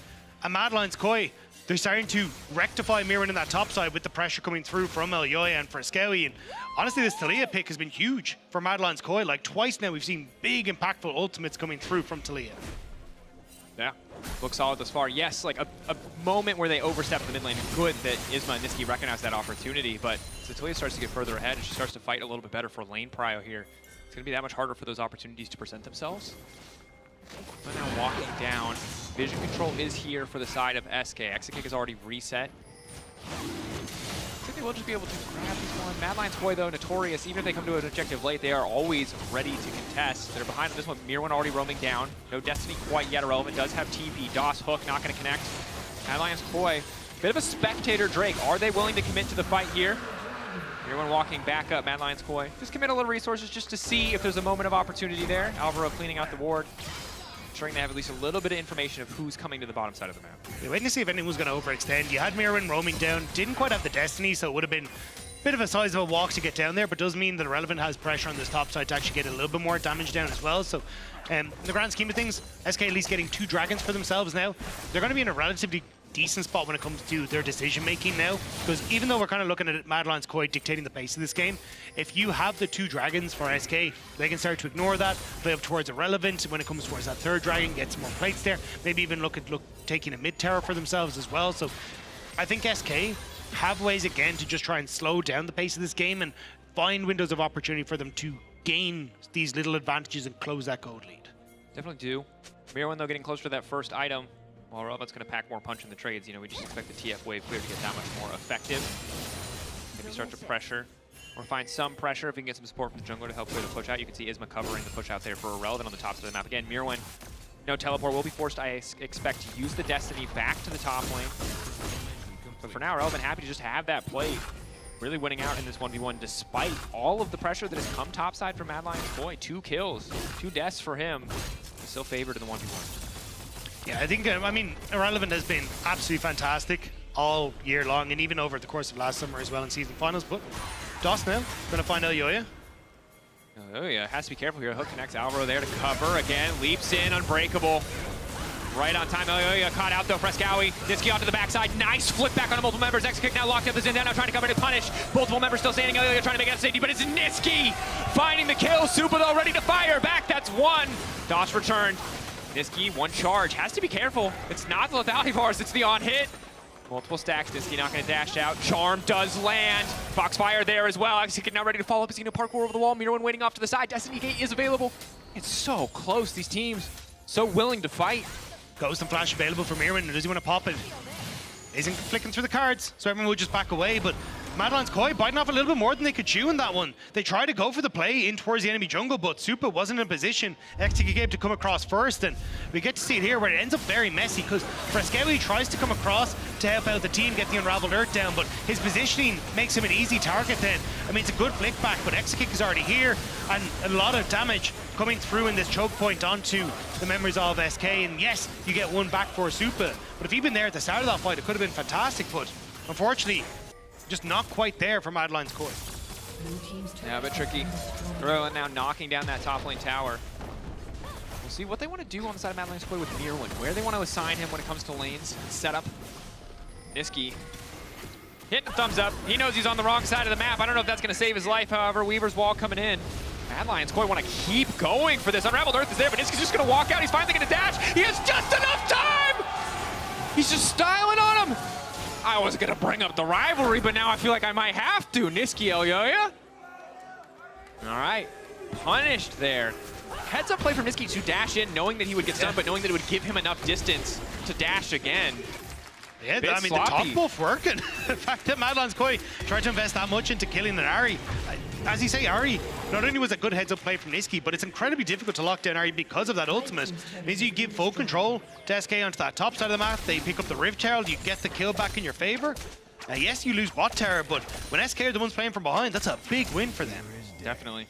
Of course, have to respect the pressure of Mad Lions Koi, though. They have the 6 grubby buff, but it is Herald now to the side of SK. See what they can do with it. They need to get more money into the back pocket of X-Kick, because that is going to be a big problem as we get later in the game, because, you know, on hit Varus, once he's got 2 or 3 items, he can't just walk in. Yeah, but the problem is that for X-Kick is exactly comparable to Mirwin on the top side when you look at their items. Like, they're kind of in a similar position where Mirwin just can't really be a threat on side. So Niski in a good spot now in that top end, even with the armor, and may even look to prove it here. Charm connecting. Malignant's there as well. You're going to Destiny Gate out to safety, but I think he's just going to run you down. Niski 3-0-3. It all goes back to that first play. Frescowi and Elyoya just a little over-eager. Isma setting up that kill, and he's just been snowballing ever since. And now you've got a winning matchup on side where Niski can look to threaten onto the tier 2. Doesn't have the ultimate available, but still has TP, so could try and come in. Mirwin, nothing up for him. So looks like Niski going to spend that goal instead, finish off this Seeker's Arm, the Zonya's Hourglass, and look to TP into this fight. Seekers for now. See if he wants to full commit or if he's happy to have the active. What the next item is going to be. You expect maybe a similar path to something Caps. Lichbane would also feel pretty good in a game like this with so many squishy members on the opposing side. SK moving in. He's got Niski on the flank. Supa walking right into the waiting arms of Niski. Surprise, surprise. That's a 9-tailed fox. Supa now running, though. He's clean with it. The movement's too good. The sidestep's there. Niski forced to use the stopwatch to buy a brief moment here. The arm guard there, and now Mirwan's ready to follow up. Nisqy almost had the kill. He should have had the kill. The knockback is there. Mad Lions Koi just refused to give up in the fight. I cannot believe that Supa made it out. Supa made it out. Nisqy had to dash away, and Exakick wasn't in a position to try and help him out, so now it's actually Mad Lions Koi off the back of Supa having that hero moment, who are going to be in a position to go for Dragon. And we just said, look, for SK, third Dragon is their position to go, hey, we won't fight. We'll actually look for a play elsewhere. We'll look for moments to like take towers, get in a position better on the map state. But because they had the pick on Mirren, they thought they had that moment, but it's been shattered. Yeah. And again, Mad Lions Koi are a pretty solid team when it comes to macro. Yes, G2 remain kind of a cut above, but overall, they're pretty good. They have clear early game plans. Their mid game solid. There are some hiccups here and there, but these individual moments are something that they always have across games, regardless of the game state. Just keep your eyes on Supa. Yeah, I mean, the fact that Supa doesn't go down is insane. Next kick is putting all of his damage into Alvaro, thinking Nisqy has the kill, but Supa being able to sidestep that second half of the queue, he's easy to walk away. And SK have overextended then into this position where Isma ends up falling. I have to double check if he had the ultimate up and available, because at least it says it on the replay there, but it can be a bit inconsistent. But either way, massive turnaround for Mad Lions Koi. Well, and it's got to be frustrating because, again, Nisqy's your most fed member. If he just finds that kill and comes back to the fight, that feels easy. But Exakick is so far behind that his damage is irrelevant. And yes, Mirwan is also behind, but he has CC. He can be impactful. And I feel like this is just so tricky now for SK to play out. The good news is they have Herald. They can cheat priority a little bit with this push and just break open mid lane. Curious to see if they can try and keep the Herald won't get a second charge. Mad Lions Koi in too much position. Mirren even starting to run down as well. Has that ultimate available if he wants to, but at least you will get map pressure, as you say, for SK here, where they can try and push out these side lanes and keep some opportunities in mid lane for Exakick to farm. But I think for Mad Lions Koi, disrupting this Dragon stacking, getting into a position where you're going to have two items coming through for Supa fairly close, and just the opportunity to look for picks off of the push from Supa in this jungle is going to be massive. Lockup is there, unbreakable follow-up, flick back as well. Isma in trouble, trying to make it a safety, but Elio's there to cover with the Vault Breaker. A quick pick and a kill donated over to Supa. And again, this is exactly how Mad Lions Koi want to try and play this composition. You've got the Talia, use that opportunity with the Vi to find these picks. And look, Nisqy does have pressure on towards Mirren on this top side, but he has to find Mirren, and he might here. Dash forward, Charm going a little bit wide. Nice side step coming in from Mirren. Gold card as well. Nisqy, how far does he want to commit?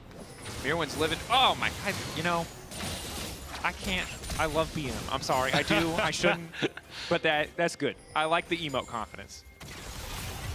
Mad Lions Koi, separate Exakick, he'll be up top out. It's going to be fine here, but the tower will fall. He'll be able to hop out, and also, of course, he runs right into the wall. Luckily for him, there is no follow-up. That could have been a death sentence.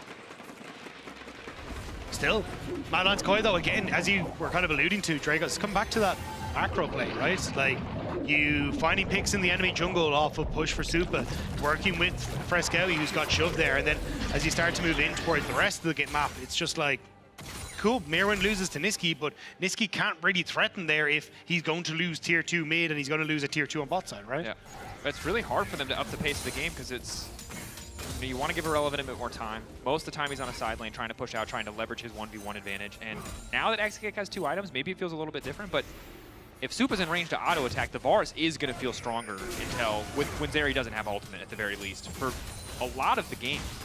The problem is as well as that you're losing tempo here. The SK are at least falling behind in tempo, and that's where Mad Lions thrives, right? That's why I was saying whoever wins this early game kind of is going to have control over the entire game, because you can look for picks like this combo of Vi plus a Varusult, Vi plus Talia, Vi plus a Braum concussive blows makes it very difficult for SK to try and connect. Here we go.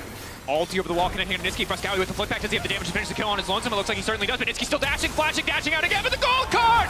The necessary range, just barely able to get it. Stun now coming in. Again, Dosh barely able to grab the hooks. Excellent pick from Mad Lions Koi, catching SK when they're skipping steps in the setup. That's it. Irrelevant was pushing in bot side, and they were like, cool, we know we've got this advantage here. Let's try and play off of that. But immediately Mad Lions Koi are like, cool, we're going into your topside jungle. We're going to find the pick. And the second they do, I wasn't sure if they want to try and turn over for that Baron, but still not feeling 100% about pushing that Baron. Instead, they'll be happy enough to just take the objectives for themselves. And Irrelevant will be sent back.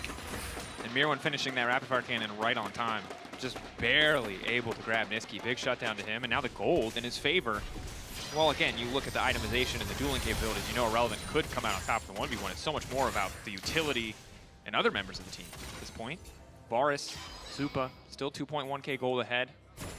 We'll see what XKick, you know, when he gets IE, if he feels powerful enough to take these fights, but it's so tricky between TF, between Kalia, between Vi, between Braum. It's like, how, we talked about it in draft, but how do you actually play this game as an AD carry?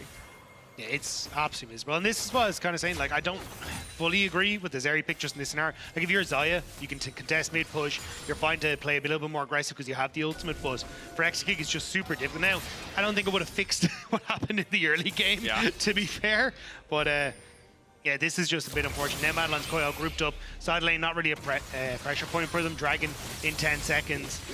And Mirwin can just look to take pop shots like this. Roots there, but they found the pick off onto the side. Nisqy again caught out. It was so good early in the game, but now Madeline's Koi are ready to punish. One dash back safety. Nisqy's still living! Lock into the Iron Solari just to barely keep him alive. Blinking Hellfire now. XKick is on the chase, and this is how you do it! If you split it up, if you watch them waste their cooldowns and not finish a kill, the Zeri can finally find a way to fight. And Nisqy's been barely surviving so many of these plays. Managed to get chopped down by Mirren in the last one, but escapes away in that one. Gives the Baron now for SK. The TP could come through, but he's just gonna let them take it. Madeline's Koi will get their second dragon, but huge play from Nisqy. I cannot believe SK managed to bring that one back. And just a slightly off timing on the Zhonya's Hourglass. 2.5 seconds, it's burned into your brain. Most players, you get it on feeling, you get it on instinct. Sometimes you're a little bit off, and this time Madeline's Koi a little bit off. Could not finish that kill. Good recognition from Elyoya to find the flank, to spot the flanker, to call this out. But the second you do not finish this kill, it all turns against you. Yeah, and again, it's just you don't quite have enough damage to kill Nisqy. Elyoya going in that little bit too soon, so Nisqy's able to escape away in the backside. And I like the idea from Nisqy initially. It's like, look, I need to be a flank. I need to try and threaten Zupa in these team fights so we can escape away, but just not being in a position or getting caught out in position could have been a disaster, but somehow, some way, he manages to weasel his way out. Shout out to you personally, SK Jersey. That's that fan. I like that. I like that passion in the moment. That's how we feel. We're like, what? Excuse me? So Nisqy should have died. That was today's episode of I Shouldn't Be Alive, but we'll manage to survive, and now SK pushing in. How they use this Baron is going to be big, and for now, just barely holding on to that HP bar. Madeline's Koi not confident to overcommit there. Don't really have the information they need. The second that we see the Jace on top side, though, maybe they feel a little bit more comfortable to invade and contest some of this vision in the jungle. Yeah, I think it's just going to be a case of trying to push Nisqy back so you can get these sides pushed out. But again, with SK having now control over the map, it becomes more difficult for Madeline's Koi to find these picks, right? So this is why Elyoya going on a bit of an adventure. Here we go. He can catch Nisqy. No flash yet. First you don't succeed. Try again. Just dash to safety. Ghost coming out. It's a red card lock. That's a bit of an oopsie, but I still think it should be enough. Nisqy dashing. Has Zhonya's a little bit extra movement speed. Elyoya just waiting. Shouldn't need to use the ult here. Flick back is good from Frescowy. Clean pick on the bottom side. In the meanwhile, SK though immediately going to punish. They have a Baron buff. The tier 2 guaranteed, but luckily the Braum really stopping that mid lane push. Yeah, I mean, at least you will still get one pick for SK onto that topside tower, but losing Nisqy alleviates a lot of pressure for Madeline's Koi in the map because they just have the number of advantages to start to push out. So nice job by Madeline's Koi to just catch SK as they're trying to set up and making sure that this Baron buff just isn't going to be as relevant as it could have been. Absolutely. XKick, we saw Upset in the previous game go for IE. It looks like XKick is going with the Nabori instead. I'm not going to pretend that I know the match there. They're both IE-esque items. So we'll see what his damage output looks like after that. But you can see, even though in a perfect world you would have been able to punish and grab 2 tier 2s there, the Braum, the fact that Zupa is so powerful really stops SK from leveraging multiple pressure points. So yeah, as you highlighted, credit to MDK for mitigating a lot of the Baron impact here. The Baron power play, the Red Bull Baron power play that you see right there is essentially just the gold you get from Baron. A lot of members of SK showing on the map though, which is why you're seeing Madeline's Koi really start to contest this bot side play. I think this is where SK are starting to slump a little bit, which is waves aren't being synced up. XKick is just shoved in mid, MDK able to deal with it as Nisqy's able to deal with that top side. We got Dragon in 2 minutes time, so you're kind of losing your opportunities here for SK to get the map state in a position where you're happy with it. And when you've got the Kraken Slayer ready to be completed from Mirwin, he suddenly becomes still a big threat in these fights. Or sorry, not the Kraken Slayer, the what's the slowy one? I can't think of the name of it. Oh, Storm Razors. That's the one. I was there lost. it is. Thank you. Thank you. I'm glad you figured that out on your own because I did that thing where I spaced out and thought about something completely different, Oh, yeah, and then yeah. I heard you ask me a question, and I was like, I just got transported back. I'm like 14 again in high school, half awake in my first period the class. same thing I was happened like, to me when at one of the finals we had, where I saw an old friend and they were waving at me from the stand, and I was like, "Oh, cool!" And then Shocks tossed me a question on the analyst desk. I was like, "I wasn't listening. I'm sorry." I was like, You're a humble it man, happens, Dagdo. man. At least you admit that's important. What's interesting is, despite the fact that the gold is now neck and neck, it still feels like SK Gaming are on the back foot. Now, of course, Mad Lions Koi first out on the map, already had the vision control really set up. We'll see if SK start to feel a little bit more confident to force here. Could be a battle in the mid lane, though. Alvaro stepping up, cleanse, double value there, but not going to be enough to keep Exekick alive. Hook back from Dawson's big, but now Isma's going to be the one in trouble. Mirwan just jumps in and finds the CC. Niski over the wall, wants to get a bit more damage back, but it's just not enough. Ilya flashing in because it blows. Man, Braum is powerful. Niski got no way out that time, and Mirwan hits him with the yawning Teemo. He knows he did well. Exekick didn't have a chance there. He got hit by the stun, he cleansed, he then got Cleansed stunned the again. VAR assault and the stun, and immediately got stunned And the again. thing was, even if by some miracle he managed to survive all that, Oyoya was just going for him. He almost been tossed in there as well. I would like, that's a moment in comms which is just like, Zeri, just You don't need to this, say I don't anything else. care. And I thought, maybe once when you're able to block multiple sources of CC, you feel good. That's a WoW Arena classic. They stack their CC, big mistake. No, they still managed to make it happen. And Exekick, not respecting. Excellent use of the slow there. Niski even with the thumbs up in the back, as Exekick just got completely caught out there. And look, there's nothing you can do for SK. I mean, SK again trying his damnedest to get some damage down, but there is so much CC on this squad. And Mirren nearly ends up going down on the backside, but just not enough damage coming through from the Jace. And look, Niski's played fantastically on this Ahri, but in the late game, especially with this build, you have these defensive itemizations to mitigate the impact of the Taliyah, of the Vi, of the TF. You just don't do enough damage to one-shot someone, You can poke, you can threaten, but if you overcommit and you get hit by anything, whether it's the Braum or the Taliyah or the Vi, you just die. And I think it's kind of says a lot about how Niski knows he wants to play this fight. It's just distraction, but MDK are distracted. Q flash, immediate ult follow-up. Isma now in trouble. Ulti coming out to buy a tiny bit of space, but Frescow now going in onto Niski. Bit of a split call from Mad Lions Koi. DOS now forced to flash. Mad Lions Koi running into the top side jungle. Want a little bit more. Alvaro caught out. Unbreakable going to fall away, but SK not confident enough to follow up there. Don't think they have the angle on the fight. Mad Lions Koi continue to exert their control over the top side of the map. It's a battle of attrition, and Mad Lions Koi are winning, though. Everyone in well, not everyone, but a few members of SK have to reset. Niski going to need to TP back out here. Mirwin fishing for that rapid-fire cannon stun shot, but Oyoya has he found Exekick? We don't even know if they're on the banner. Masterfully highlighted. Fire observers. Looks like the answer is no. Gold card onto Exa. El Yo-Yo over the wall. No, I think we've seen this one before, but this time Exekick manages to stay standing. He's just continuing to auto. Exekick going over the wall, but he goes right into the waiting arms of Mad Lions Koi. That was too damn far. He could not get away with that one. Red card going in. Wanted to go for gold, but felt it more appropriate to hit him with the red, and Mad Lions Koi now can turn their sights right back to the Baron. Exekick wanted to lead them south, but instead he led Mad Lions Koi directly to the Baron. Mad Lions Koi, that was nearly going to be a, hey look, the first movie works out better than the sequel, but Exekick goes that little bit too far forward, doesn't try and play in behind his carries, and like this here, nice job to get over a wall. You've got some setup here from SK to try and keep them safe, but I think if you just play in behind Niski here and Isma, you can try and play for this fight, but instead ends up going that little bit too far forward and ends up giving over the kills. Irrelevant also a little bit late to the fight, because you just don't have the power, the gun power you need in that fight. You can see head coach expressionless, fans elated. I mean, Supa, Mr. Reliable in that fight, 7-0-6. This guy is a menace. Whether it's the lethality bars or the on-hit bars, he's making it work. And Exekick, in the moment, blood in his eyes, wanted to make those plays happen, but that's a double 80 carry backline. And yes, the TF damage output isn't that threatening, but you have to be ready to play front to back against this composition. The flank is... It's a difficult one. You don't win, dude. It's 4 item on a little tempo bars. It's not easy to jump in, even when you're at 100% HP, let alone 30. And Exekick, felt like maybe that was his moment. They had to make something happen there. I can sympathize, but the play just does not work out and ends up hastening his his own demise, or at least putting Mad Lions Koi that much further ahead. It's been neck and neck for a lot of this game, but now it's a 2.5K Red Bull Baron power play. 6K gold advantage to Mad Lions Koi in a slow, steady siege. There's little that SK can do at this stage. Even the little Void Grubby's causing pains for them as well as they start to move on in. The map is starting to shorten as well. Reset coming through here for Mad Lions Koi. All they really want to do is get shove in mid to then lean in towards that top side. So you'll see Mirwin going to be the one that's going to shove in that top side.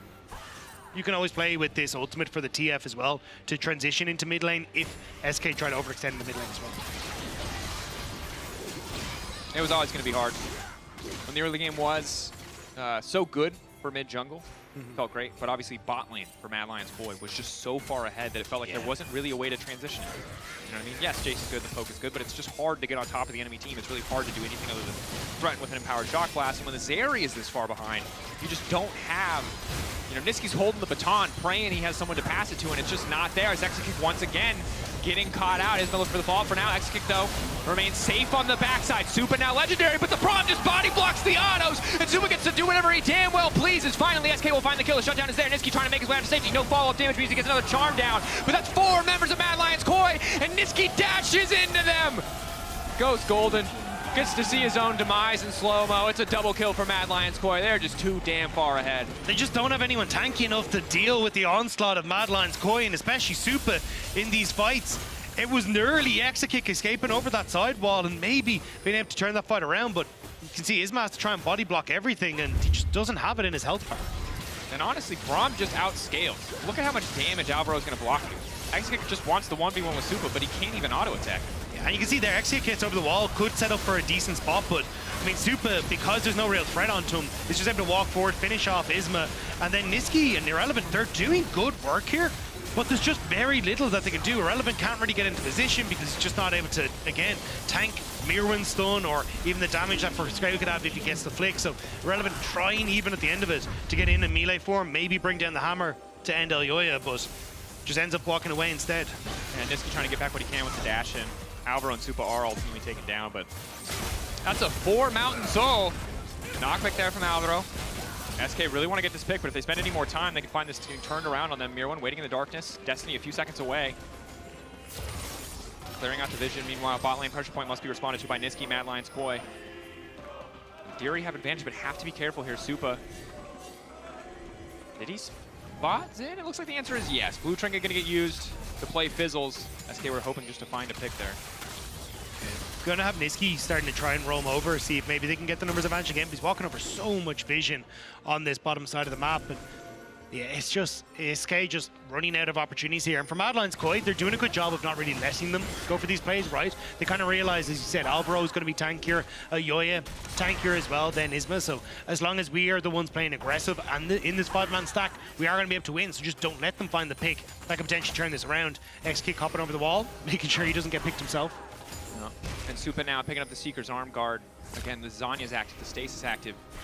It's really the strongest defensive item in the game. And Bar is one of the few champions that can build it without it feeling, you know, bad as an AD carry, because obviously can leverage the AP scaling, but it's also just so damn far ahead that if you have to spend 1,600 gold for a stopwatch for one fight, worth. Yeah, it's also like, because of Terminus, you get the extra armor and stuff as well, so you kind of just feed into, hey, I'm going to be very, very tanky. So.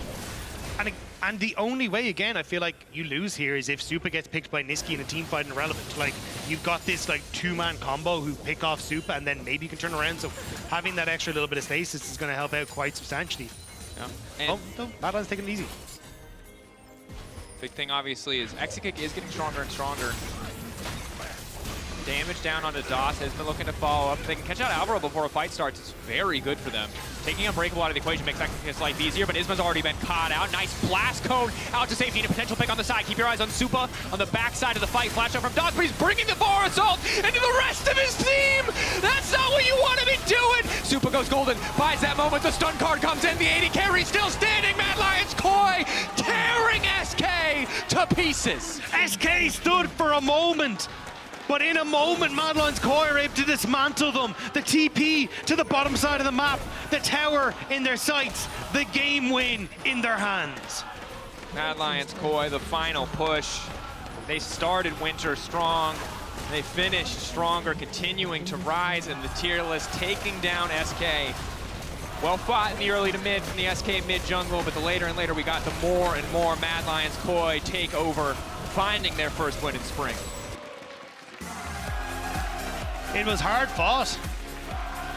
But in the end, Mad Lions Koi able to bring it together, Mirren being the focus of attention for SK, but just wasn't quite enough for SK to get across the finish line. And Supa and Alvaro winning that bot lane from level 1 just dismantled any opportunities really that SK had in this game.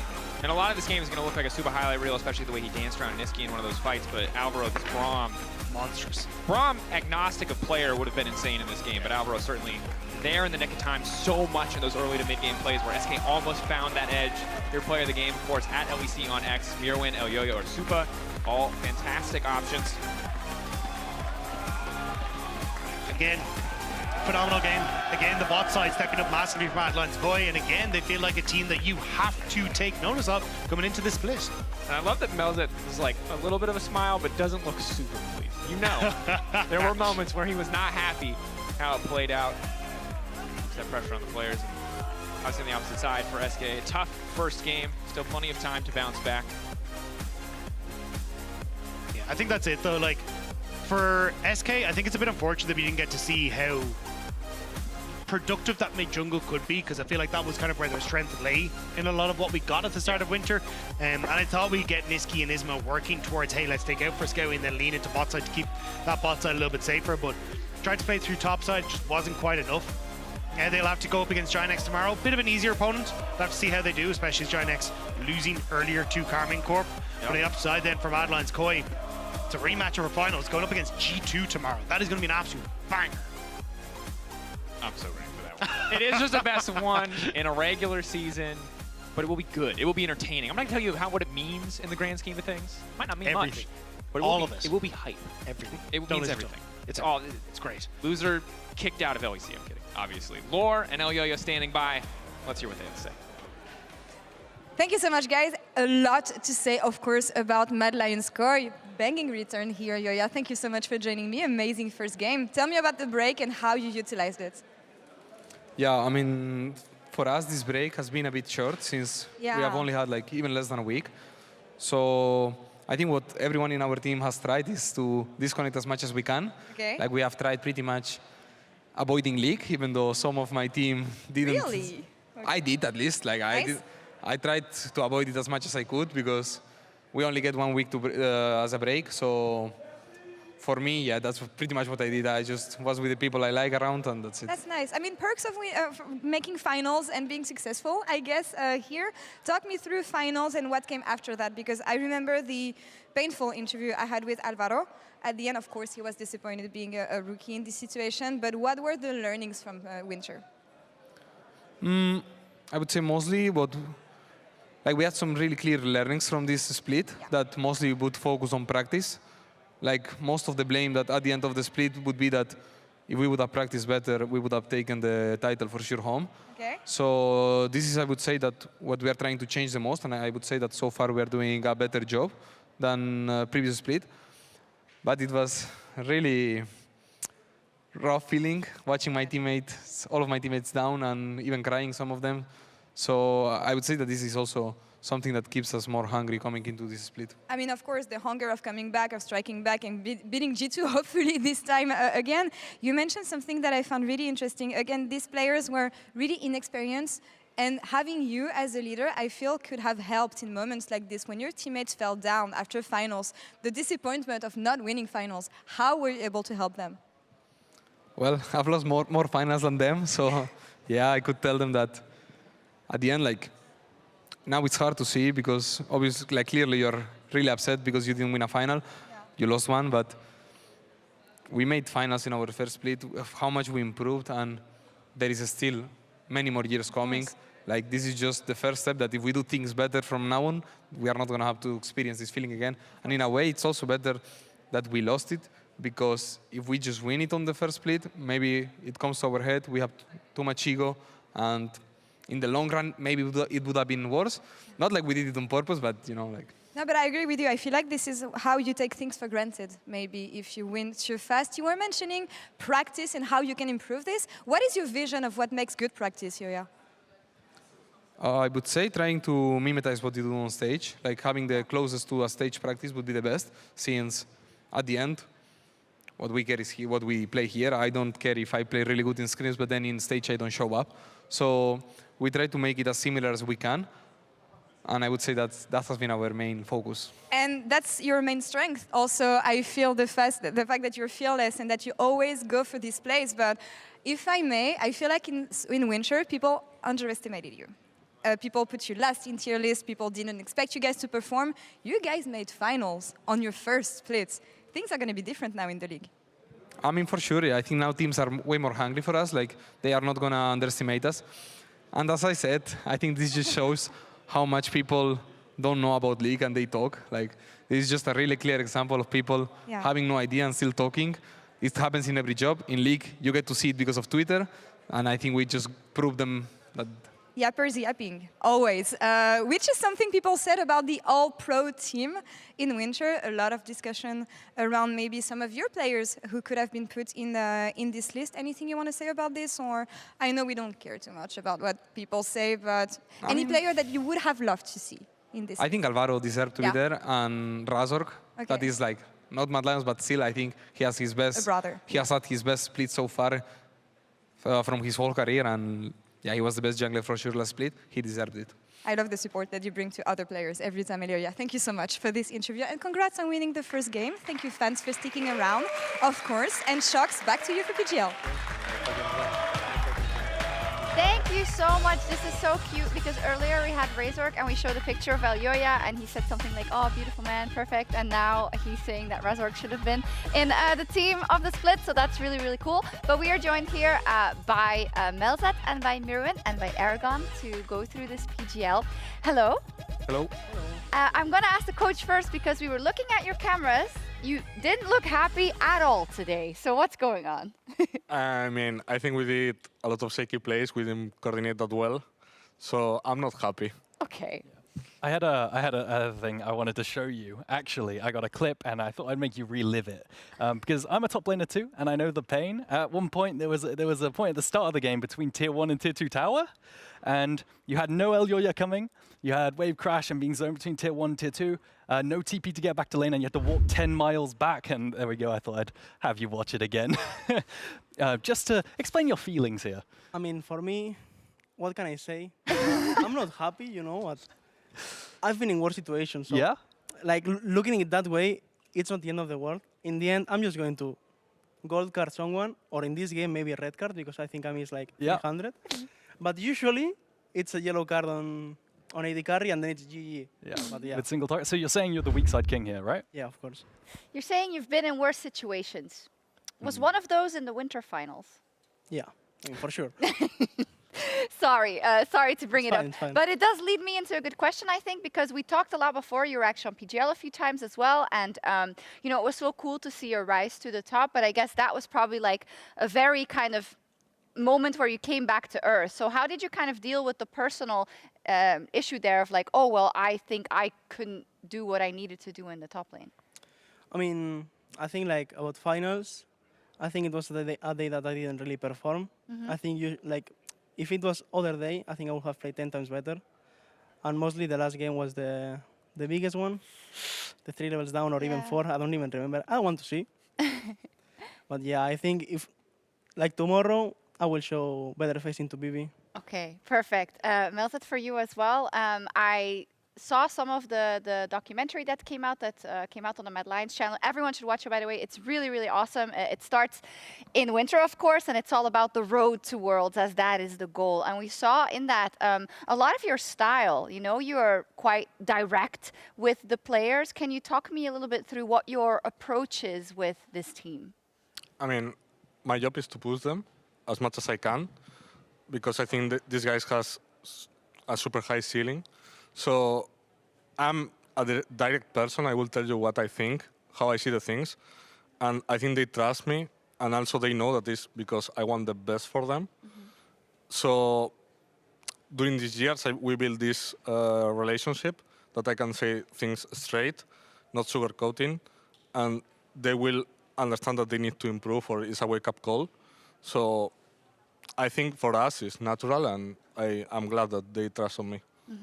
Speaking of that, what do you think then kind of the immediate goals are for Mad Lions? You know, you made it to finals, and I think you will be the first to admit that obviously you were hoping that in the year other teams will get better, so it should get harder, right? So what are the things you think you need to improve on in this spring split?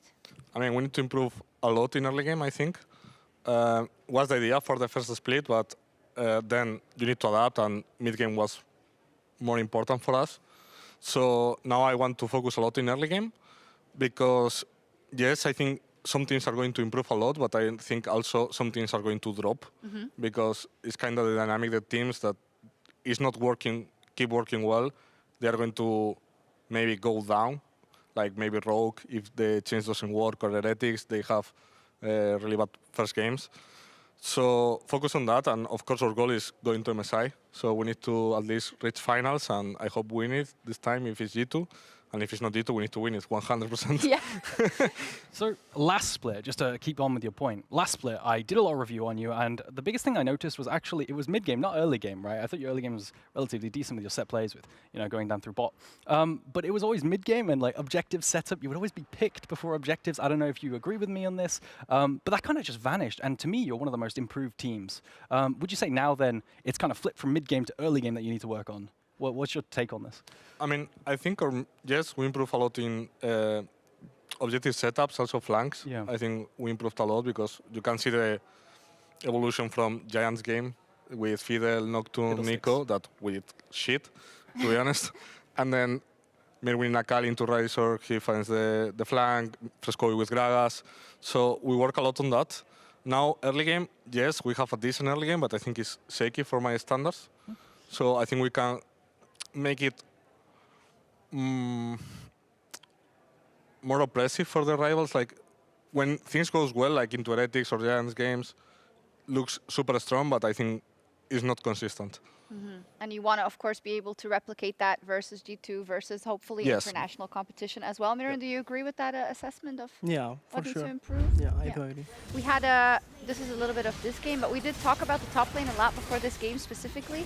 There was no other storyline at all that we could have talked about, but we wanted to talk about it because, there's a lot of community talk about the team of the split, and I think about top lane, although a lot of people agree that Broken Blade definitely deserves it as well. A lot of people are talking about yourself, and a lot of people are talking about Irrelevant as well. What's your take on that? Like where you should be in the ranking of top laners, and Irrelevant perhaps as well? I mean, I don't really care about the people's opinion. Yeah. I just think I'm the best. So yeah, for me it's that. But also at the same time, I respect a lot Bibi. He crashed me in the finals, like that's a fact. And I respect Irrelevant a lot. I think he's super good, and I think he played really good today too. Yeah, but you were taking the defense of Miran, right? Yeah, I was in the little segment we did. One of my biggest things with you is that you're just super adaptable, right? And it's an obvious point. Everyone knows this. But I wanted to get more about your, pick your brain a little bit about your thought process about improving and your improvement process in general. I've always struggled personally with branching out of the top lane because I had an ERL experience. And I always had to, if I was picking up a new champion, I would have to know, okay, how do I wave manage in this matchup, every single matchup? How do you approach it? Do you just spam a bunch of games? Do you have to PowerPoint every single wave management plan? What do you do?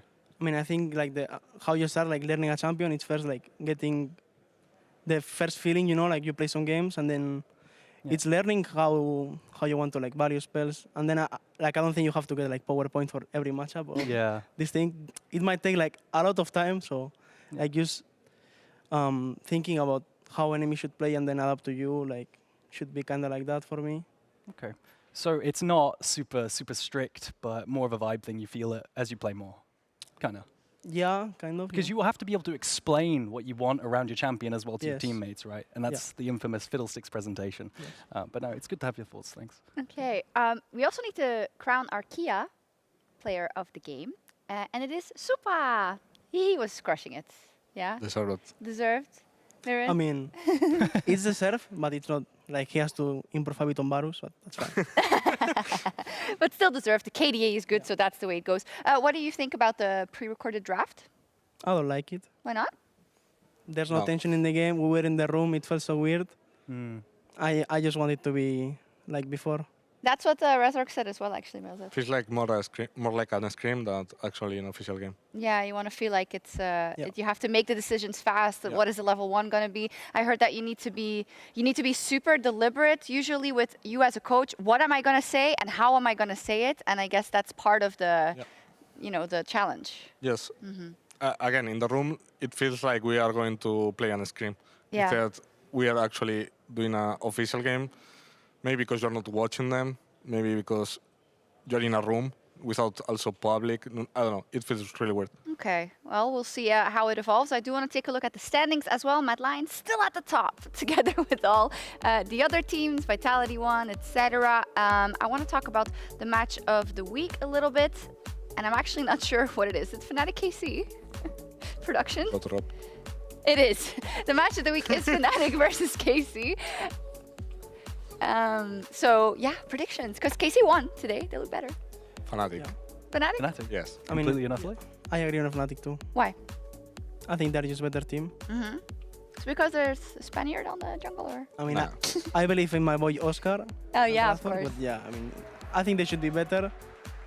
Just in general, like, I didn't really see like the KC game in deep. I know they played better, but I think Fnatic is just better team in general. Yeah, I mean, I asked them as well because I feel like they looked really good at points in winter, and I thought they were going to go much deeper in the playoffs. Did you have a similar feeling that their ceiling has not yet been shown? Yeah, I think so. I think Oscar didn't play that great. I think he's way better than he showed. So I think that's going to help the team to grow. Also, I expect June to get more and more in track with the team. So I think it's going to be a tough rival at the end of the split, for sure. Okay, it'll all come down to who picks Smolder, of course. I just wanted to take a look at kind of what happened with Smolder today. 100% pick and ban, a pentakill. What do you guys make of it? That Chomp is a demon. It's a dragon, actually. It's the definition of a demon. Yeah. So give me a theory. Okay, how did it make it through as 3 or 4 games today? Yeah. What happened? I don't know. Like, I just see a Smolder, 225 stack, it's so scary. Like, it doesn't matter if you are thinking all ahead, that Chomp is scary. It's so funny because we were talking about the draft and then they were like, yeah, then you sit in the room for 20 minutes and you can think about your plans. And I was like, imagine if you let Smolder through and then for 20 minutes you sit there as a coach and you're just like, oh my God, guys, I'm so damage? sorry. 1k damage per minute? Easy. 10 CS per minute. Easy. We have a couple of tweets as well, I think, from pro players, rather. BB saying Smolder held XQs, that's a meme, of course. And then Noah saying Smolder is a weak champion. It's like trying to make people let it open, probably. Sarcasm or not? Yeah. Who knows, man? Yeah. Pretty sure, pretty sure. All right, we're going to sign off in just a second. Maybe Melzet, some finishing words. You're now at the beginning of yet another split, and I think things are so different because no more underestimation. In fact, everyone's looking at, are you going to keep doing it? So thank you for the support. I hope we play better than today. And I'm willing to play into G2 tomorrow for revenge. Yes. Cool. I forgot, but tomorrow is indeed G2 up versus Mad Lions Koi. So a bit of a revenge maybe for the winter finals. Aragon, do you think Mad Lions Koi is going to win tomorrow or not? I'm going to go. I'm going to send it. It's the redemption arc. You guys are going to take it this split. You wouldn't dare say anything different. No. And that does it for us here on the LEC for day 1. The action will continue tomorrow. Game 1 is at 5 p.m. CET as always. And as we depart, though, we ask for your full and undivided attention for an announcement from your captains. Good night. Oh, this is my favorite time. Attention, all passengers. Thank you for flying with us all the way from LEC and CBLOL. We will be landing shortly at our final destination, the LCS. If you look to your left, you'll see the LCS studio in Santa Monica, and if you look to your right, you'll see that there is no gaping hole on the side of the airplane. As a friendly reminder, patches are live at the LCS, so gameplay is constantly changing. We recommend checking patch notes to stay up to date. Teams are fighting for playoff positions, so please make sure all devices are on airplane mode and do not check the score at any time. I do not want to get spoiled. Lastly, if there are any questions about the LCS at all, and I mean anything, especially best of threes, please contact Commissioner Mark Z. His number is here.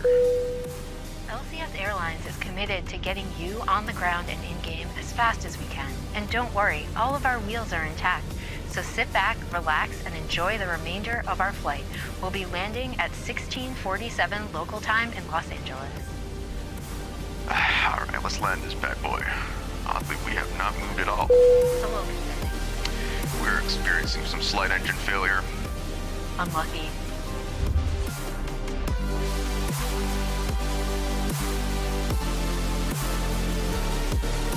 So I think the... Okay, hold on, everybody calm down. We have to stop. We talk about this very serious thing. A player forgot to bring his pillow on stage. Everybody? Hello. KC ready? Yeah, KFC is ready. KFC? KFC is ready. KFC is ready, I see. Oh my god, I'm going to this actually. My clicks are just like if Gumayushi possessed me.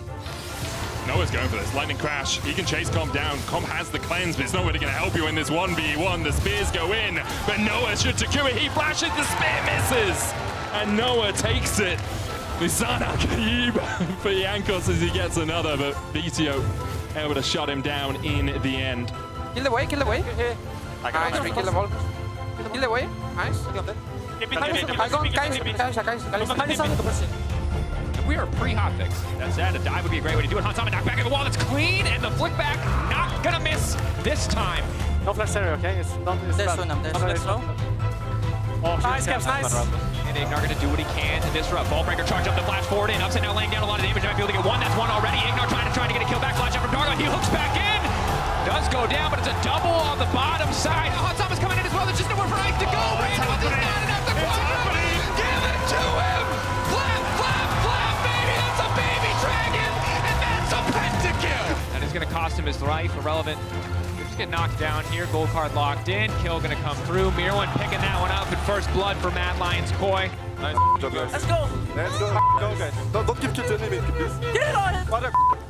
Let's go, guys. Nice job. Nice job, bro. Nice job. I misclicked my foot. Red card, motherfucker. Oh, and. Good job. Thank you. Pillow has been secured. We will return to the game. That was the weirdest pause I've ever experienced. Thank you all for bearing with us, but it was brief.